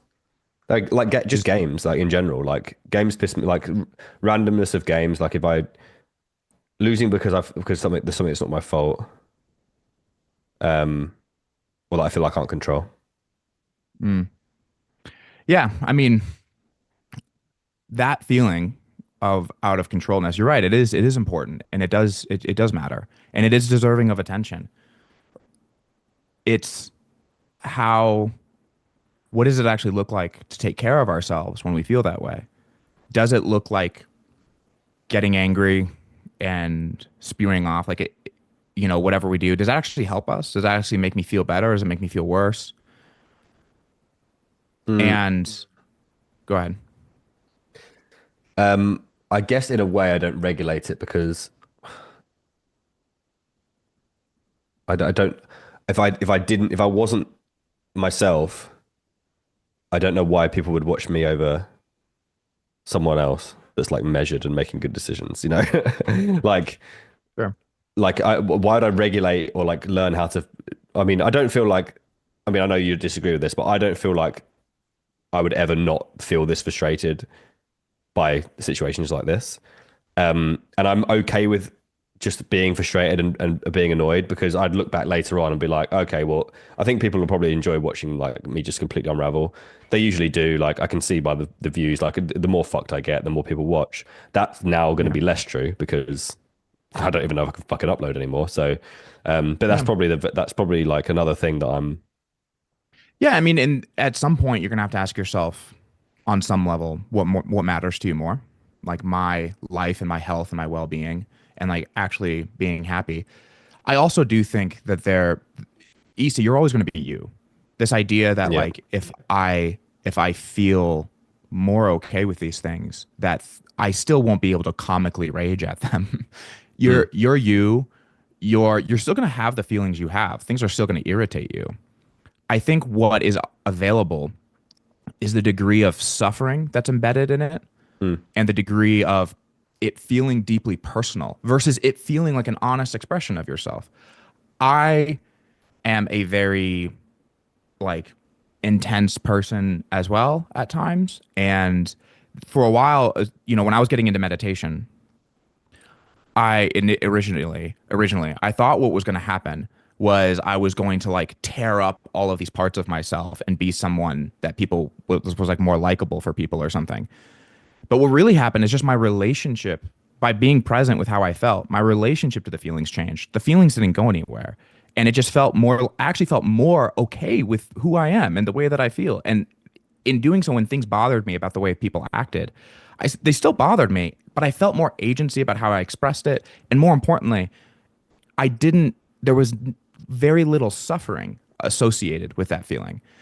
And I do think that there's an option available to where you don't have to just like, you're always going to be you. The option on the table. You know, it's funny. I have a friend who went to the gym and got a personal trainer. The personal trainer starts talking to him about working out. My friend is not in good shape. And he goes, well, hey, I don't want to get like too big, you know, like I just want to stay like I don't want to get like too buff. Like I don't want to get, and the personal trainer just goes, you know, let's cross that bridge when we come to it. like you're, you know, and I think sometimes in emotional things, people feel this way too, where they're like, well, if I start working on this stuff, like you know, like what you're saying, like, oh, I'm not going to rage. I'm just like, let's cross that bridge when we come to it. When you're just peacefully taking every single loss and your views are tanking, maybe then we start talking about that problem. Sure. But I think that's a long way out. You know, the question is right now, we just have this immediate thing that's causing you a lot of pain and suffering and taking a lot of joy out of a game that you used to love. And I think that is something for which we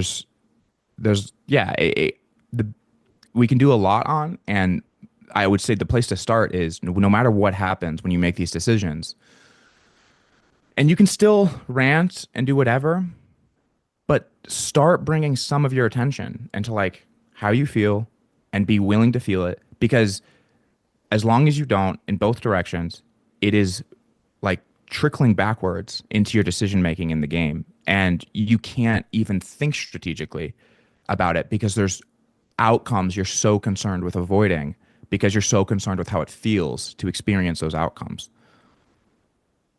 I also just do want to be right though, and sure. Like if I think that things are happening that will, I want to use, if I feel like I've got the information here, like okay, this could be happening because this and that.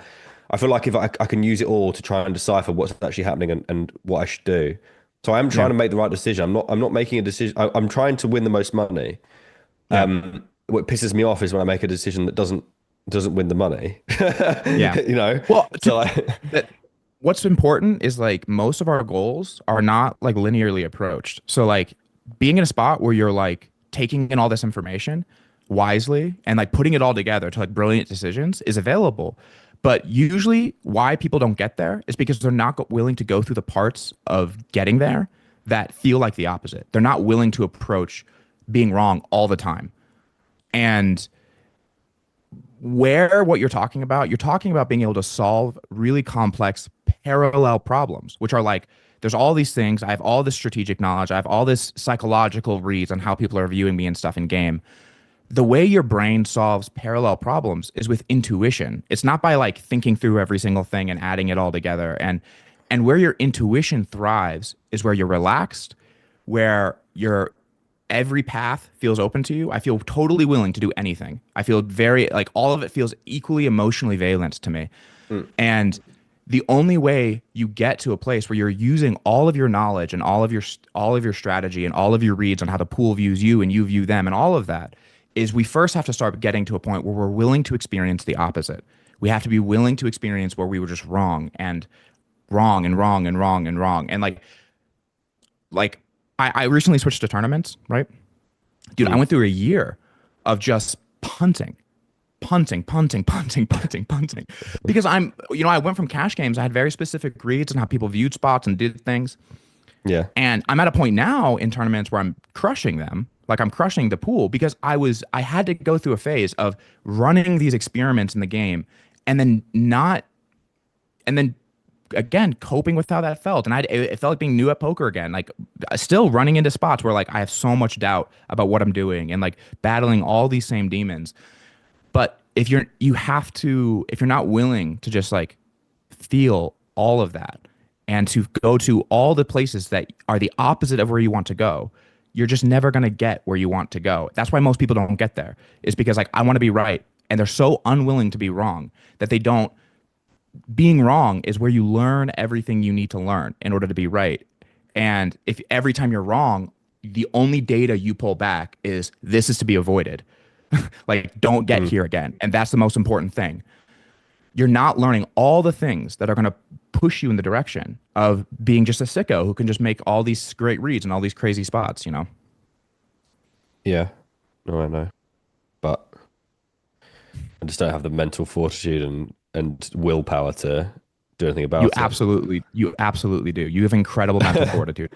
Honestly, if anyone has more mental has mental fortitude, it's you. You have so much mental fortitude. You will push yourself through misery after misery after misery instead of working to feel better, because you have so much mental fortitude. Like, you actually endure so much. Maybe in there's these different games. types of mental fortitude then.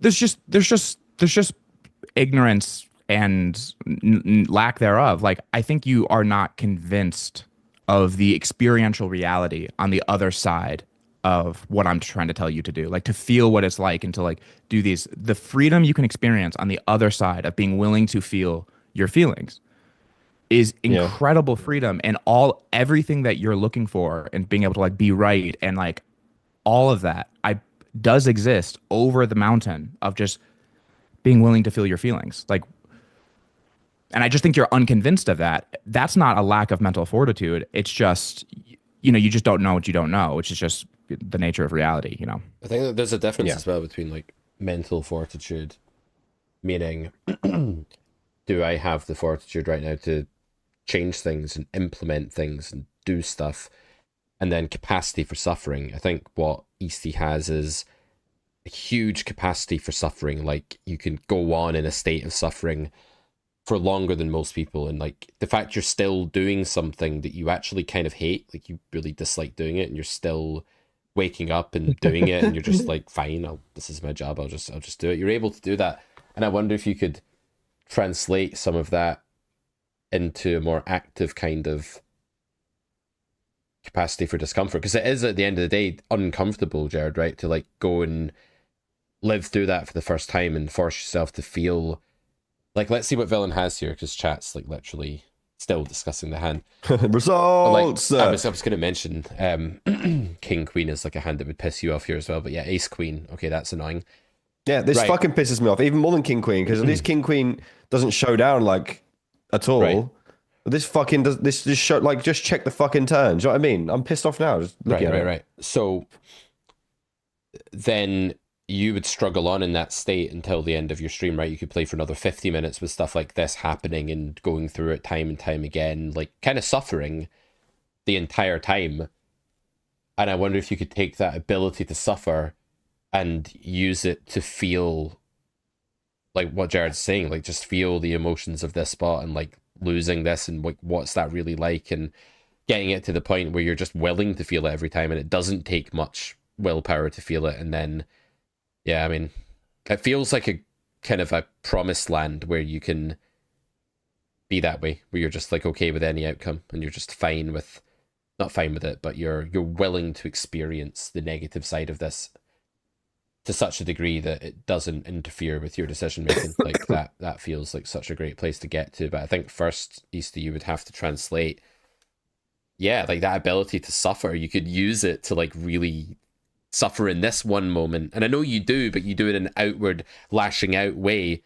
But like, I wonder if you could use that inwardly, just to sit with it for a minute and really feel like everything that's going on. Instead, like, you could say nothing. Like, imagine this happened in your stream and you just said nothing for 30 seconds and you were just like super like stoic on the outside, but like what you're actually doing is, or maybe not, maybe you're grimacing, maybe you're like, I definitely can't do that. I have to react to it because I'm making content. I can't just sit there and do nothing. You couldn't sit there for 30 seconds and then that would you not think, but because I know that would actually pique their interest? If this happened to you and you just went and you just lived that, you could then explain what you were doing. It could be a journey, man. It doesn't need to be this. No one gives a shit though. Like, they want to see me like react to the situation, and if it's annoying, but you don't always have to give them what they want. Like, you're not like this fucking. I'm not giving them what they want. I'm just doing what I'm not making anything up. I just react to things, because if I don't react to them, if I look back on something and I was silent because I was pissed off at something, and I go for a hand, I'm like, oh, that hand was fun, and I haven't reacted to it at all. I'm just sitting there miserable because I hate playing the game. Then that doesn't make good content. But it's 1 30-second window where you're just trying it. Yeah, but it's 30-second window after a hand, like that. I know that, like, in the moment, like, you're right. It would be helpful, but like, I would have to stifle what I want to say rather than just saying it and that being actually useful to me later on as well. You actually don't have to. You can. It's more difficult, but you can react. and you can try to while talking. Like right now, I'm talking to you, and I can feel my body. Like I can feel my chest. I can feel what's happening in my body. Like I can feel the feelings I'm having. But you're like, a meditation expert, Jared. You've been on like many silent retreats and stuff. Like if Easty's just starting out and has never done this before, would it not be better to? I just don't want to make Easty feel like he has to sacrifice something that's really important to him. I just don't think he's going to do it. I don't think he's like, going to try this otherwise. I don't think he's going to try it anyway, but like... Yeah. Well, that's up to him. But, ultimately, I also think that that's part of why I spend so much time talking about the kind of conceptual stuff with people is because unless you're convinced, Easty, that this is worthwhile on some level, like that this is actually worth your time, that's what has to shift first. Like you have to believe that this is worth it, that this is going to do something that I care about. And as long as you don't believe that, you're not going to do it anyway, and I just, like I said, I think there are other ways too. I mean, to be fair, there's other ways you can do it. You can react, and you can have time after the stream where you said, I got angry just looking at this. Perfect. Mark these hands, look at them after the stream. The last feel the way thing it feels in the fucking entire world that I want to do after a stream is look at hands. That's fine. Pick a time before a stream. Pick a time on a day you're not going to stream. Pick a time.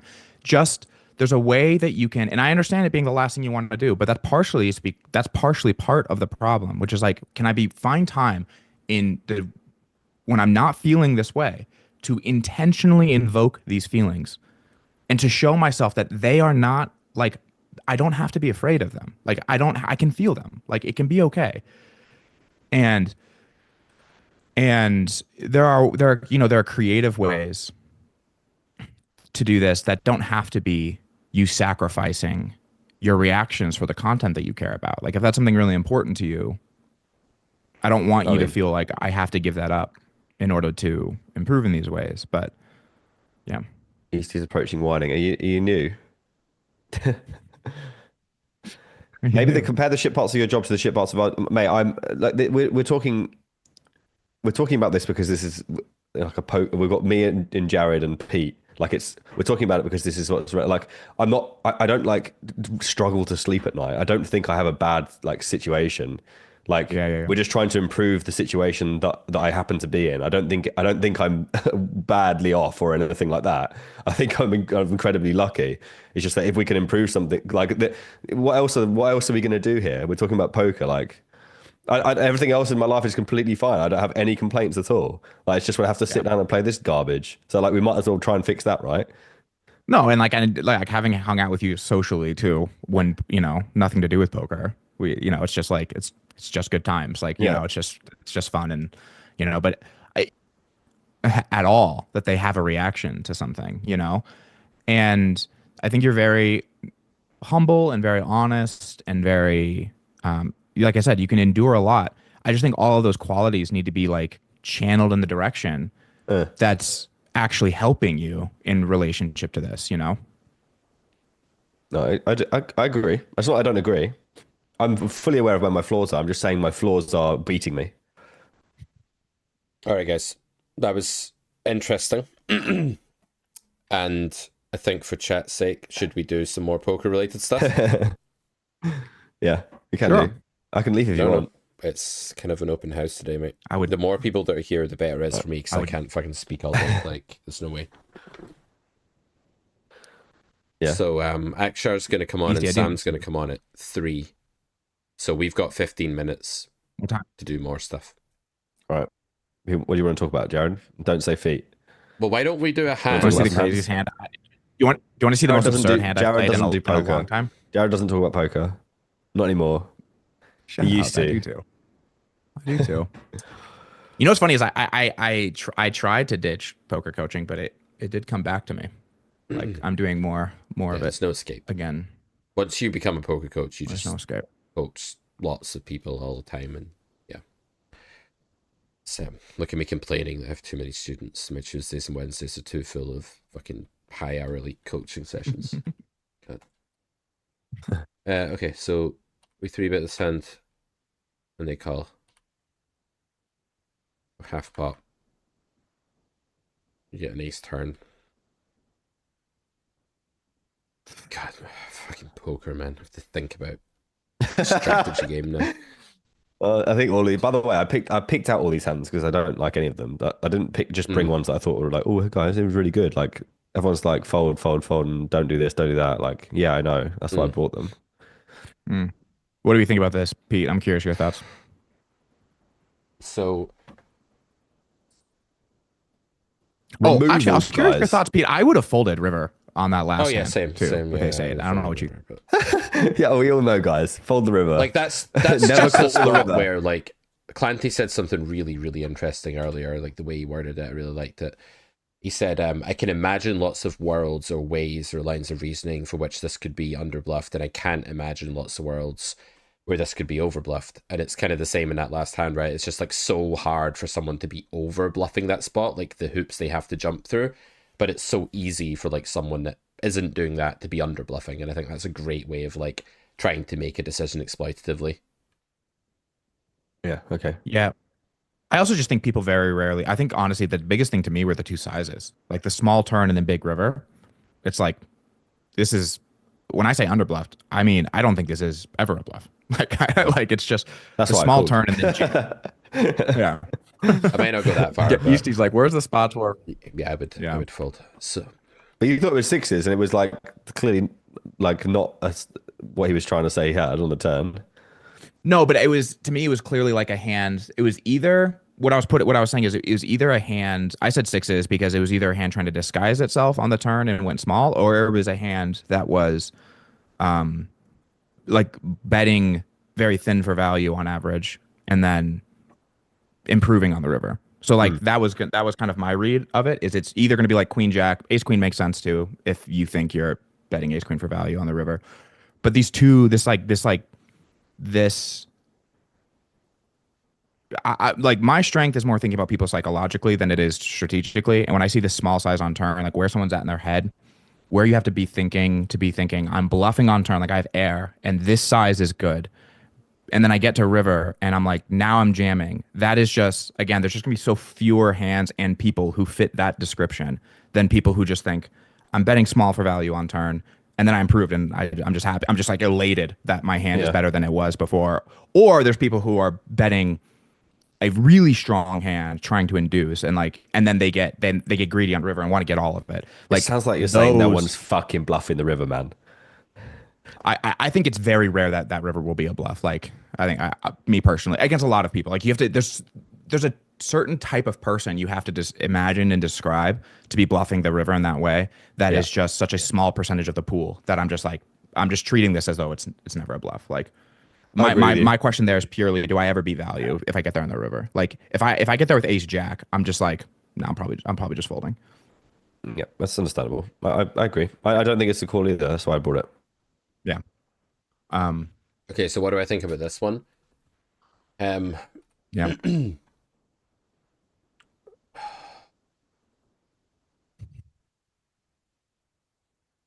Well, I'd much let's rather bet start small like an than turn. I don't know why I've done MDA that. perspective, right? Like these ace high runouts are going to be typically less folded than like most other textures when it comes to like a line like tripling a 3-bet pot, and that's probably just because when people have top pair of aces, they don't fold, and people have top pair of aces more than they have any other top pair because it's a very common card to have.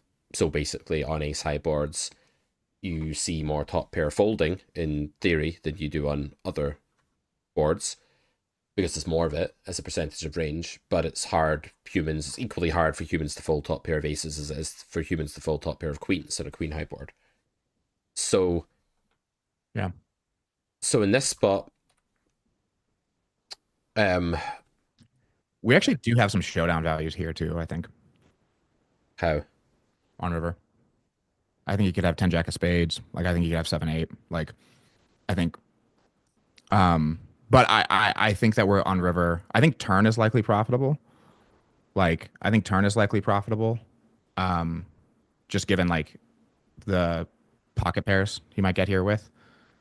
And then like those are probably all going to fold, or a lot of them will fold. This really in between sort of sizing on turn, right? Where like I don't usually do this. I usually bet small. Like the problem with the sizing exploitatively is that like the guys that have folded all the underpairs are not going to fold the river. They're going to be grossly underfolding the river. And the guys that have got to the river with some underpairs just won't be that many. There'll be some, but not that many for that sizing. Whereas if you go smaller, yeah, it's definitely better to bet the river than it is on this node. But I don't know. I just don't think this is a particularly good... Like, while 3-bet pots are often good to triple, I just think, like, the ace turn 3-bet pot, after they've called flop here, it just isn't, because there's just, like, plenty of ace-x kicking about on this node. You're blocking queens, which is part of folding range. You're blocking tens, which is part of folding range. I don't think something like Jack-10 of spades should really be calling the flop here for half pot. That's, like, way too light. I don't know about 7-8. That's also going to be, like, a maybe not here pure from pre. So it feels like we have very little showdown value, and bluffing is minus EV, and we should just check and take, like, 0.4% of the pot, or whatever the hell we get here. Yeah. Yep. Yeah, I guess that's more. I didn't mean when I said showdown. I mean like there was Sliver. a chance that we win, but also I think bluffing river is probably just not making money. Like again, agreed. Like it's probably just too much ace by the time we get to the river. That checks out because I'm not making any money. Yeah, you the data like if you were supports going to bluff the river here, like even if you went half pot, I mean, it's probably a better proposition than this. Like if you think about what you're trying to do, I just think. But I do think one of the most important things is look at this. You naturally got the ace 8 off that opens under the gun, and yes, causes a 7-8's not here. Yeah, you're dead wrong, Pete. You could never be more wrong than about 7-8 not being here because he has ace 8 off. Well, my statement was that 7-8 is rarely here, but if the villain can be a fucking beluga, then ace 8 off. So yeah, I've been streaming for 4 hours, 4.5 hours. I don't want to make jokes. What's interesting though is what I think is useful, Easty, for you when you're playing these hands is when you go to run this jam, asking yourself, what hand do I need to fold to make this profitable? Like what is the hand I'm expecting to fold? Right? So like let's say you say ace 5 suited or something, or like ace whatever. Like whatever hand you decide that you think you need to fold. And then when you face a call, instead of being like this idiot, we just take back, okay, we're not getting the folds that we need, and we just move on. And then like when you see that, you're just every decision becomes an experiment you're running in is my hypothesis true? And then over time you just get better and better and better at picking the spots and knowing them from instead of, I think one of the things that I see people do often is they're so focused on like their strategy and like what they think is good that when they get to showdown, they don't learn anything. Like they're not asking themselves like, but therefore everything can just showdowns often feel like noise. And this is a big part of the reason why I feel like I can run so many crazy exploits against good players is because they're just not fucking learning anything from showdowns. A lot of them aren't. But yeah, I mean, this is just nonsense. Like, I don't know why I've done this. Yeah. There you go. There you go. I'm so tired. More hands? Pete, you did this to yourself. Oh, I did this. No one's got any Horrible. sympathy. You've been streaming for 5 4 hours. hours, Pete, so far? 5 hours, 23 minutes. To be fair, it's kind of been our show for the last hour. I mean, that's fine. I don't know why I'm even here. Like, I could go and sit in the hot tub. The hot tub's on. Like, we turned it on again a few days ago, and I've not been in it yet because I've been fucking sick. And when you got COVID, you don't really want to sit in a hot tub. Imagine sitting in a hot tub when you've got COVID. Fuck me. I wouldn't know, mate. I don't have enough money to have a hot tub. Oh, it's just an inflatable hot crack tub. on. Don't worry. It's not like good. It's not like made of like fucking Scandinavian. It's an inflatable hot tub? Yeah, it's an inflatable hot tub. It's not, but it's a good inflatable hot tub. Like, let me be clear here, right? It's not a low-end inflatable hot tub, but it is an inflatable hot tub. So it's a high-end inflatable hot tub, which is still better than like most inflatable hot tubs, but it's not like made of fucking maple wood. Right? Yeah. That's what we're talking about here. Pete, will you come do my podcast? Yeah, I'll do your podcast. Cheers, mate. Easty, will you do if my we're podcast? asking everyone, then I'm fucking out. Kidding. Yeah, we're not going to talk about feet, are we? I don't know. You never What's know this on a hand? podcast. Oh yeah, this one's fucking dreadful, man. Why did I think this is good? This is what I don't know why I do this to myself. Like maybe I do have mental fortitude. I just bring on all the absolute worst garbage I've ever done for the whole year, and everyone thinks I'm just like Block completely bet. shit. And then probably not far off, but Check. I get bet the turn always, but that's just me. Check call. God, these lines are so hard to bluff enough in. Like, what do you have to do to bluff enough in this node? Like, you have to be like the guy that bets sixes heart all the time and stuff, right? Because you have, see, in spots where one range bets and then the other one calls, and then the range that bets checks, the range that's in position has just faced the check, so it's facing this like weak kind of range that's giving up a lot, and it's already strengthened and filtered, so it's basically in this situation where like it has to dip into all sorts of its fucking bowels in order to bluff often enough, right? It has to dig into its own bowels. Wait, maybe this is why we get our content. I mean, it's also, but like the other thing is this turn is probably, people don't go thin enough for value, almost certainly, I would say, on this turn as well. So it becomes, I think, a bit easier to bluff appropriately, but. Yeah, that's probably true. That people, I mean, I don't know how thin you're meant to go here. What's going on? What are you saying? No. No.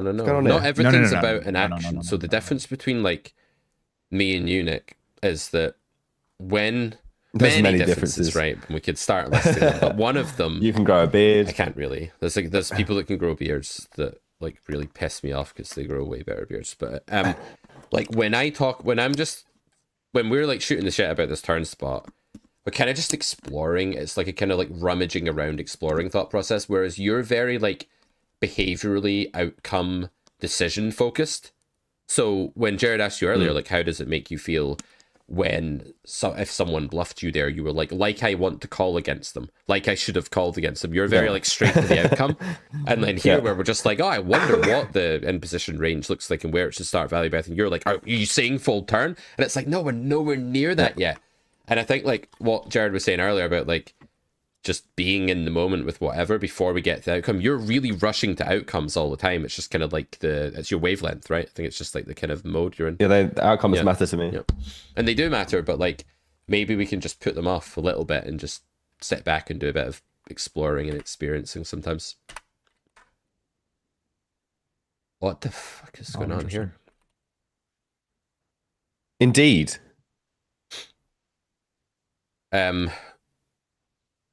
Like, do you jam? Do you how jam can for value? We not jam? Is that what's coming? I think, Jared, you were actually on my stream for this hand. Yeah, I think I watched this hand too, and I think I thought it was good. And you punished yourself for it, and I was like, I think it's fine. Like he has the king high flush, so but yeah, I think it's a very clear jam. Yeah. I think it's like I think it is a jam. I think it's a meh jam. Like I'm not like, me personally, I'm not hyped. There's the way that I think is like, how many worlds can I imagine? Kind of like what Pete was saying, or what Pete was referencing, Clanty was saying, where like jamming here is not good. And I can't imagine some people for whom this is just like a bluff for the nuts. I can't imagine that. And it's just like not worse flushes or any other hand that off, like or that they just don't call. Like I can imagine that as well.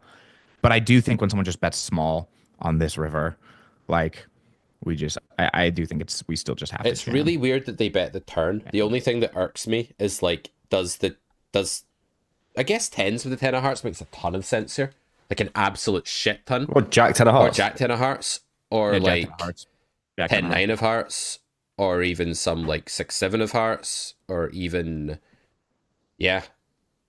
Everyone hates me, man. It's a good job I don't give a shit. Let's let Akshar in. Let's let Akshar into the stream, because Akshar will have an opinion on this. People just. Sorry, Jared. I have to make a move in a sec because my video is going up in like half hour. Okay. Feel free to watch Easty, it, guys. Let me know what you think. I miss you too, man. Guys, you're interested in knowing more about what's going on. I mean, obviously don't leave Pete's stream in the middle of it. But if you'd like to know everything about what's going on poker YouTube right now, the devastating changes that have been made, I have a video coming out this afternoon. Yeah, it's relevant to all of us. You don't mind me saying that, do you? If we're in this space, and whether we're viewers or content creators or whatever we are, like our ability to both consume and make content is going to be changed dramatically based on what's happening at the moment. So yeah, it's worth a watch for sure. It's more than worth a watch. I don't have any enthusiasm to use powerful language, but it's Watch Yeah, it. sure. All right, guys. Well, I'll let you two I'll go do. because I've got like 2 other guests like lined up right now. We've got 2 Carrot Corner coaches. We've got Akshar, we've got Alex Pinheiro as well. So big. we're gonna let both of them in, and they're gonna carry me because I am fucked. And I'll let you two go. And it was really nice catching up, Jared. It's been way too long, and nice catching up with you. As always, great to see you again. Yep. All right, guys. Take it easy. Thank you, mate. Cheers for having me. Bye, All the bye, best. Bye.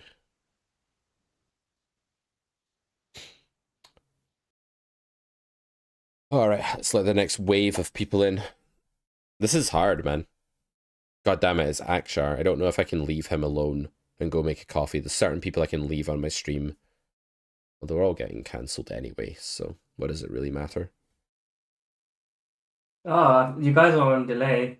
How That's long is the interesting. delay? Is it like really long now? Well, I don't think it's that long, but I didn't realize you guys were on delay because I was watching Jarvan and go into detail how this is like a pretty normal Okay, jam. that's miles behind then. I don't know why it's like, it feels like it's more yeah. than 5 seconds in. It's definitely more than, well, maybe I If was you doing refresh wrong. it, Let me it see might again. it might sort it out. Yeah, maybe. Let's have a look. No, it's not delayed Okay. that much. It is just 5 seconds. I was just probably pausing the stream when I went to get Yeah. something, and then I don't want to miss things, Can you you know? give me a webcam, mate? Is that okay? Oh yeah, why is it not working? Oh, there you go. Actually, let me actually sit up then. Yes. I have to put effort in. Yes. So that was hour number 5. We're now going into hour 6 of the 7 and... Is it 7.5 hours? Is this 5.5 it's been? Yeah, it's been 5.5 out of 7.5. Man. I don't think that being with Easty helped you. I think you aged Oh like, my like God. 20 years. It's having him because on like stream. I really like Easty and I really want him to be happy, and like I know he is happy like outside of all this shit, and we just see the version of him that's like the streamer and the guy getting stacked, but man, I just want him to have a better time. Is Alex in here?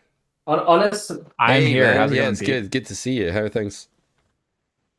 Things are good. It is a beautiful, sunny 65 degrees in the northern United States. I just woke up having some caffeine. It's I'm incredible. so jealous that I'm not you right now. Yeah, you sound like you're in the I hate bin being me right right now. now. Like I'm still sick. Like I had COVID and I'm still a bit sick, but I'm mostly just like very tired now because I was up at 5 a.m. Why on earth were you up at 5 a.m.? Baby. No, actually, that's not true.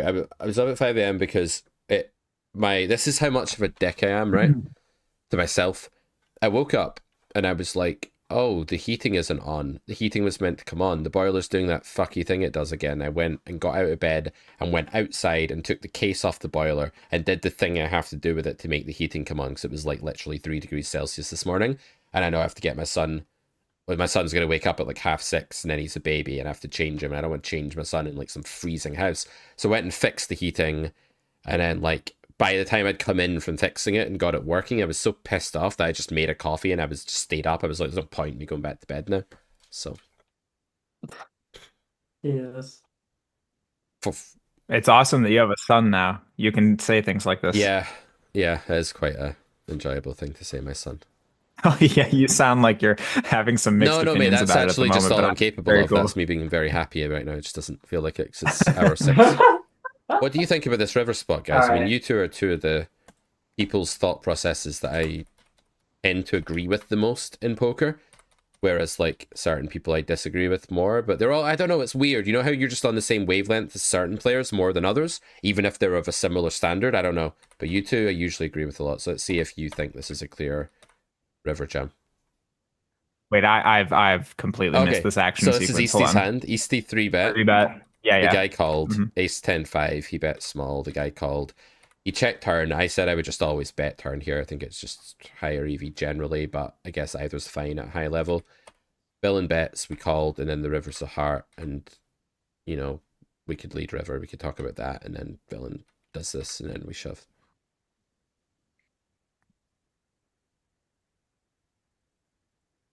Yeah, so I mean, like, I mean, if you play quarter on flop, fine. Yeah, this is clear jam on the river. But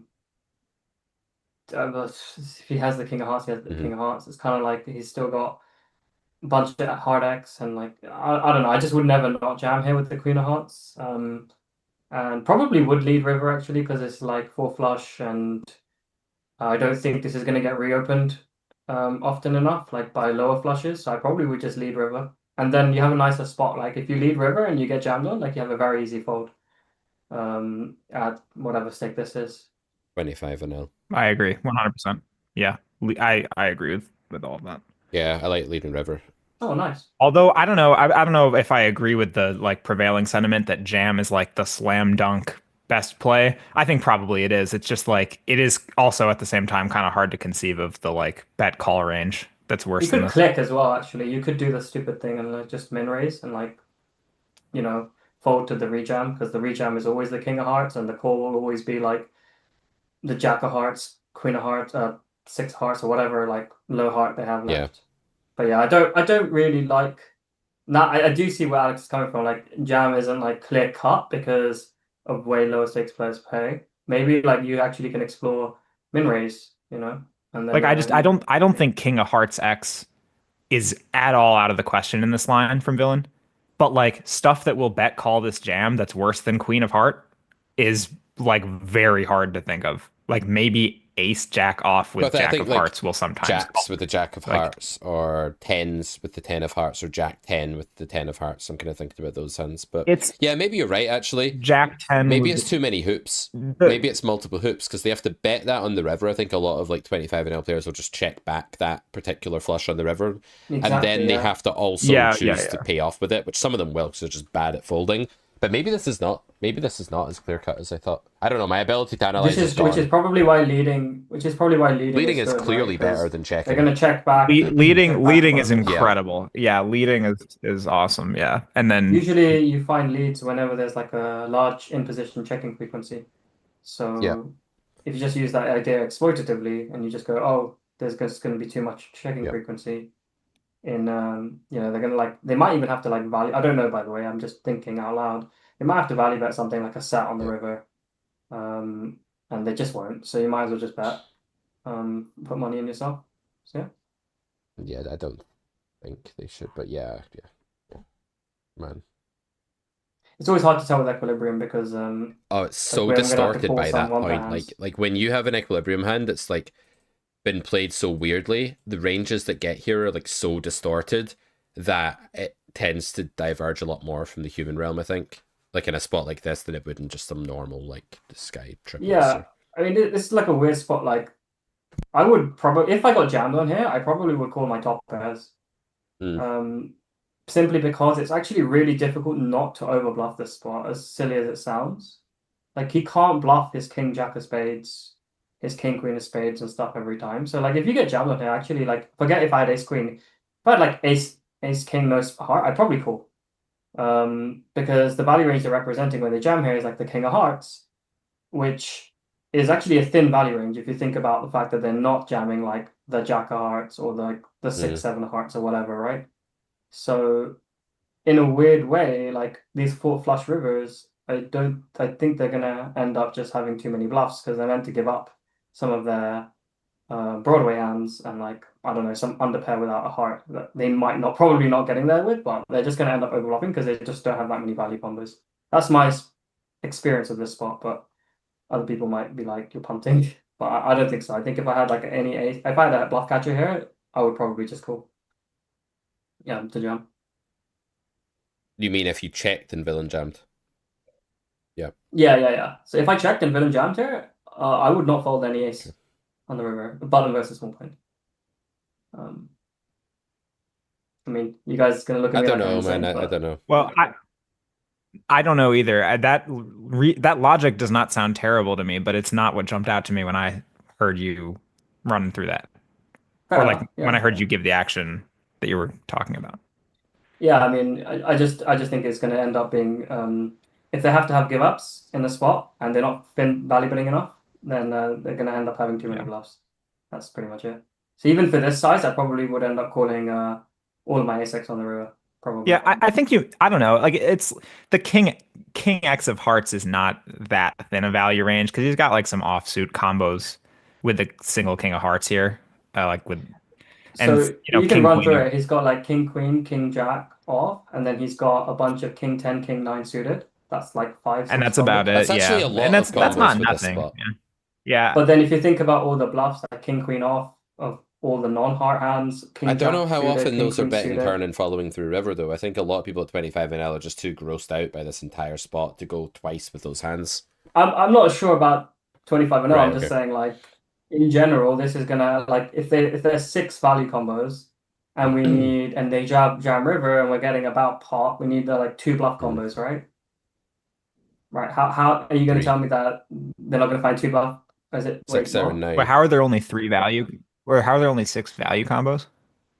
well, like king jack, king queen with the king of heart. I actually did it just like rough math. I'm just saying that let's say There should be there's- like 12 or something like that. all right, let's say there's 12. Or maybe there's like 16. It's half of all of the offsuit combos. That's 12, 6. It should be like 15 or so. Like, I don't know. It's 15? It depends on how you lose them to other lines, obviously. But I think Don't 15 forget is just like threes the with amount the of 3 3 bluff cards. combos. Oh, That's that's another 3. That's a big deal. I didn't even think about that one. That's Incredible. actually Okay, that's we're up to actually 18. We're hilarious.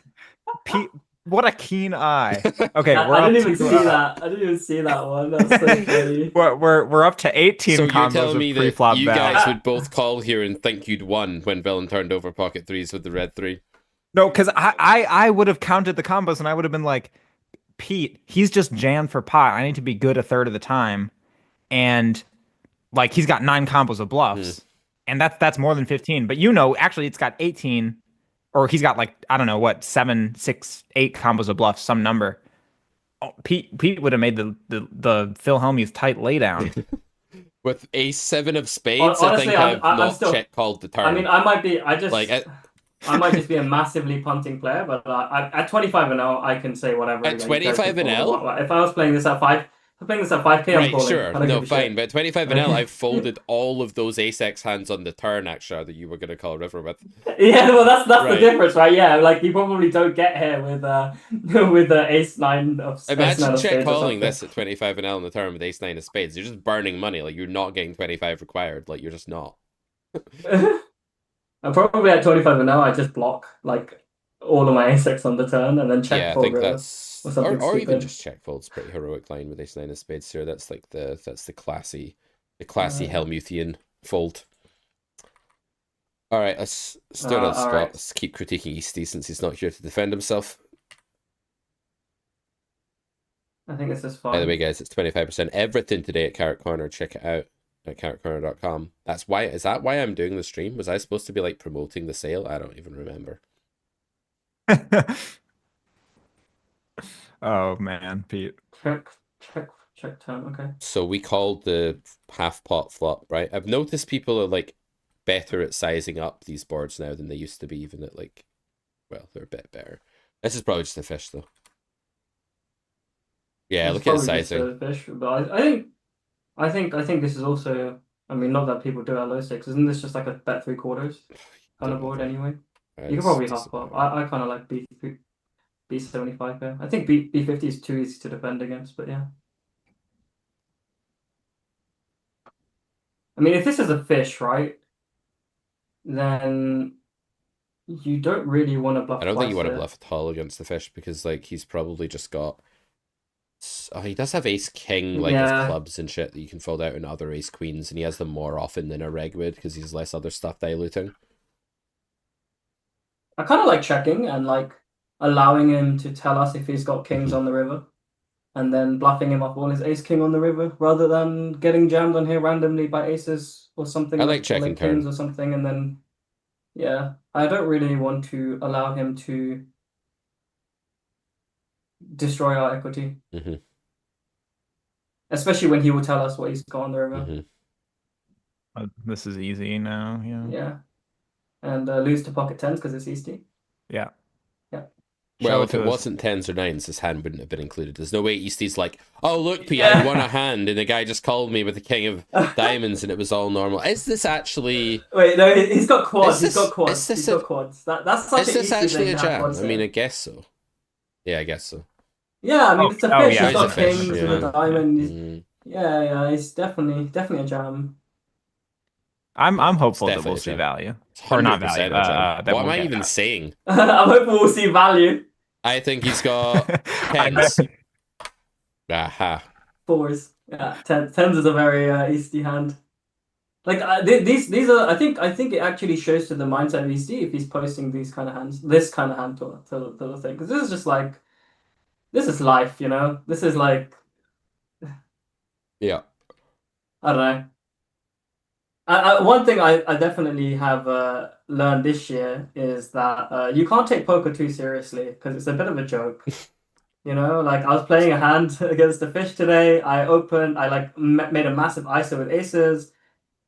He calls 10-8 off. He calls the flop, and then like runner hits trips, and then like just calls the value bet on the river when I have aces, and he has trips.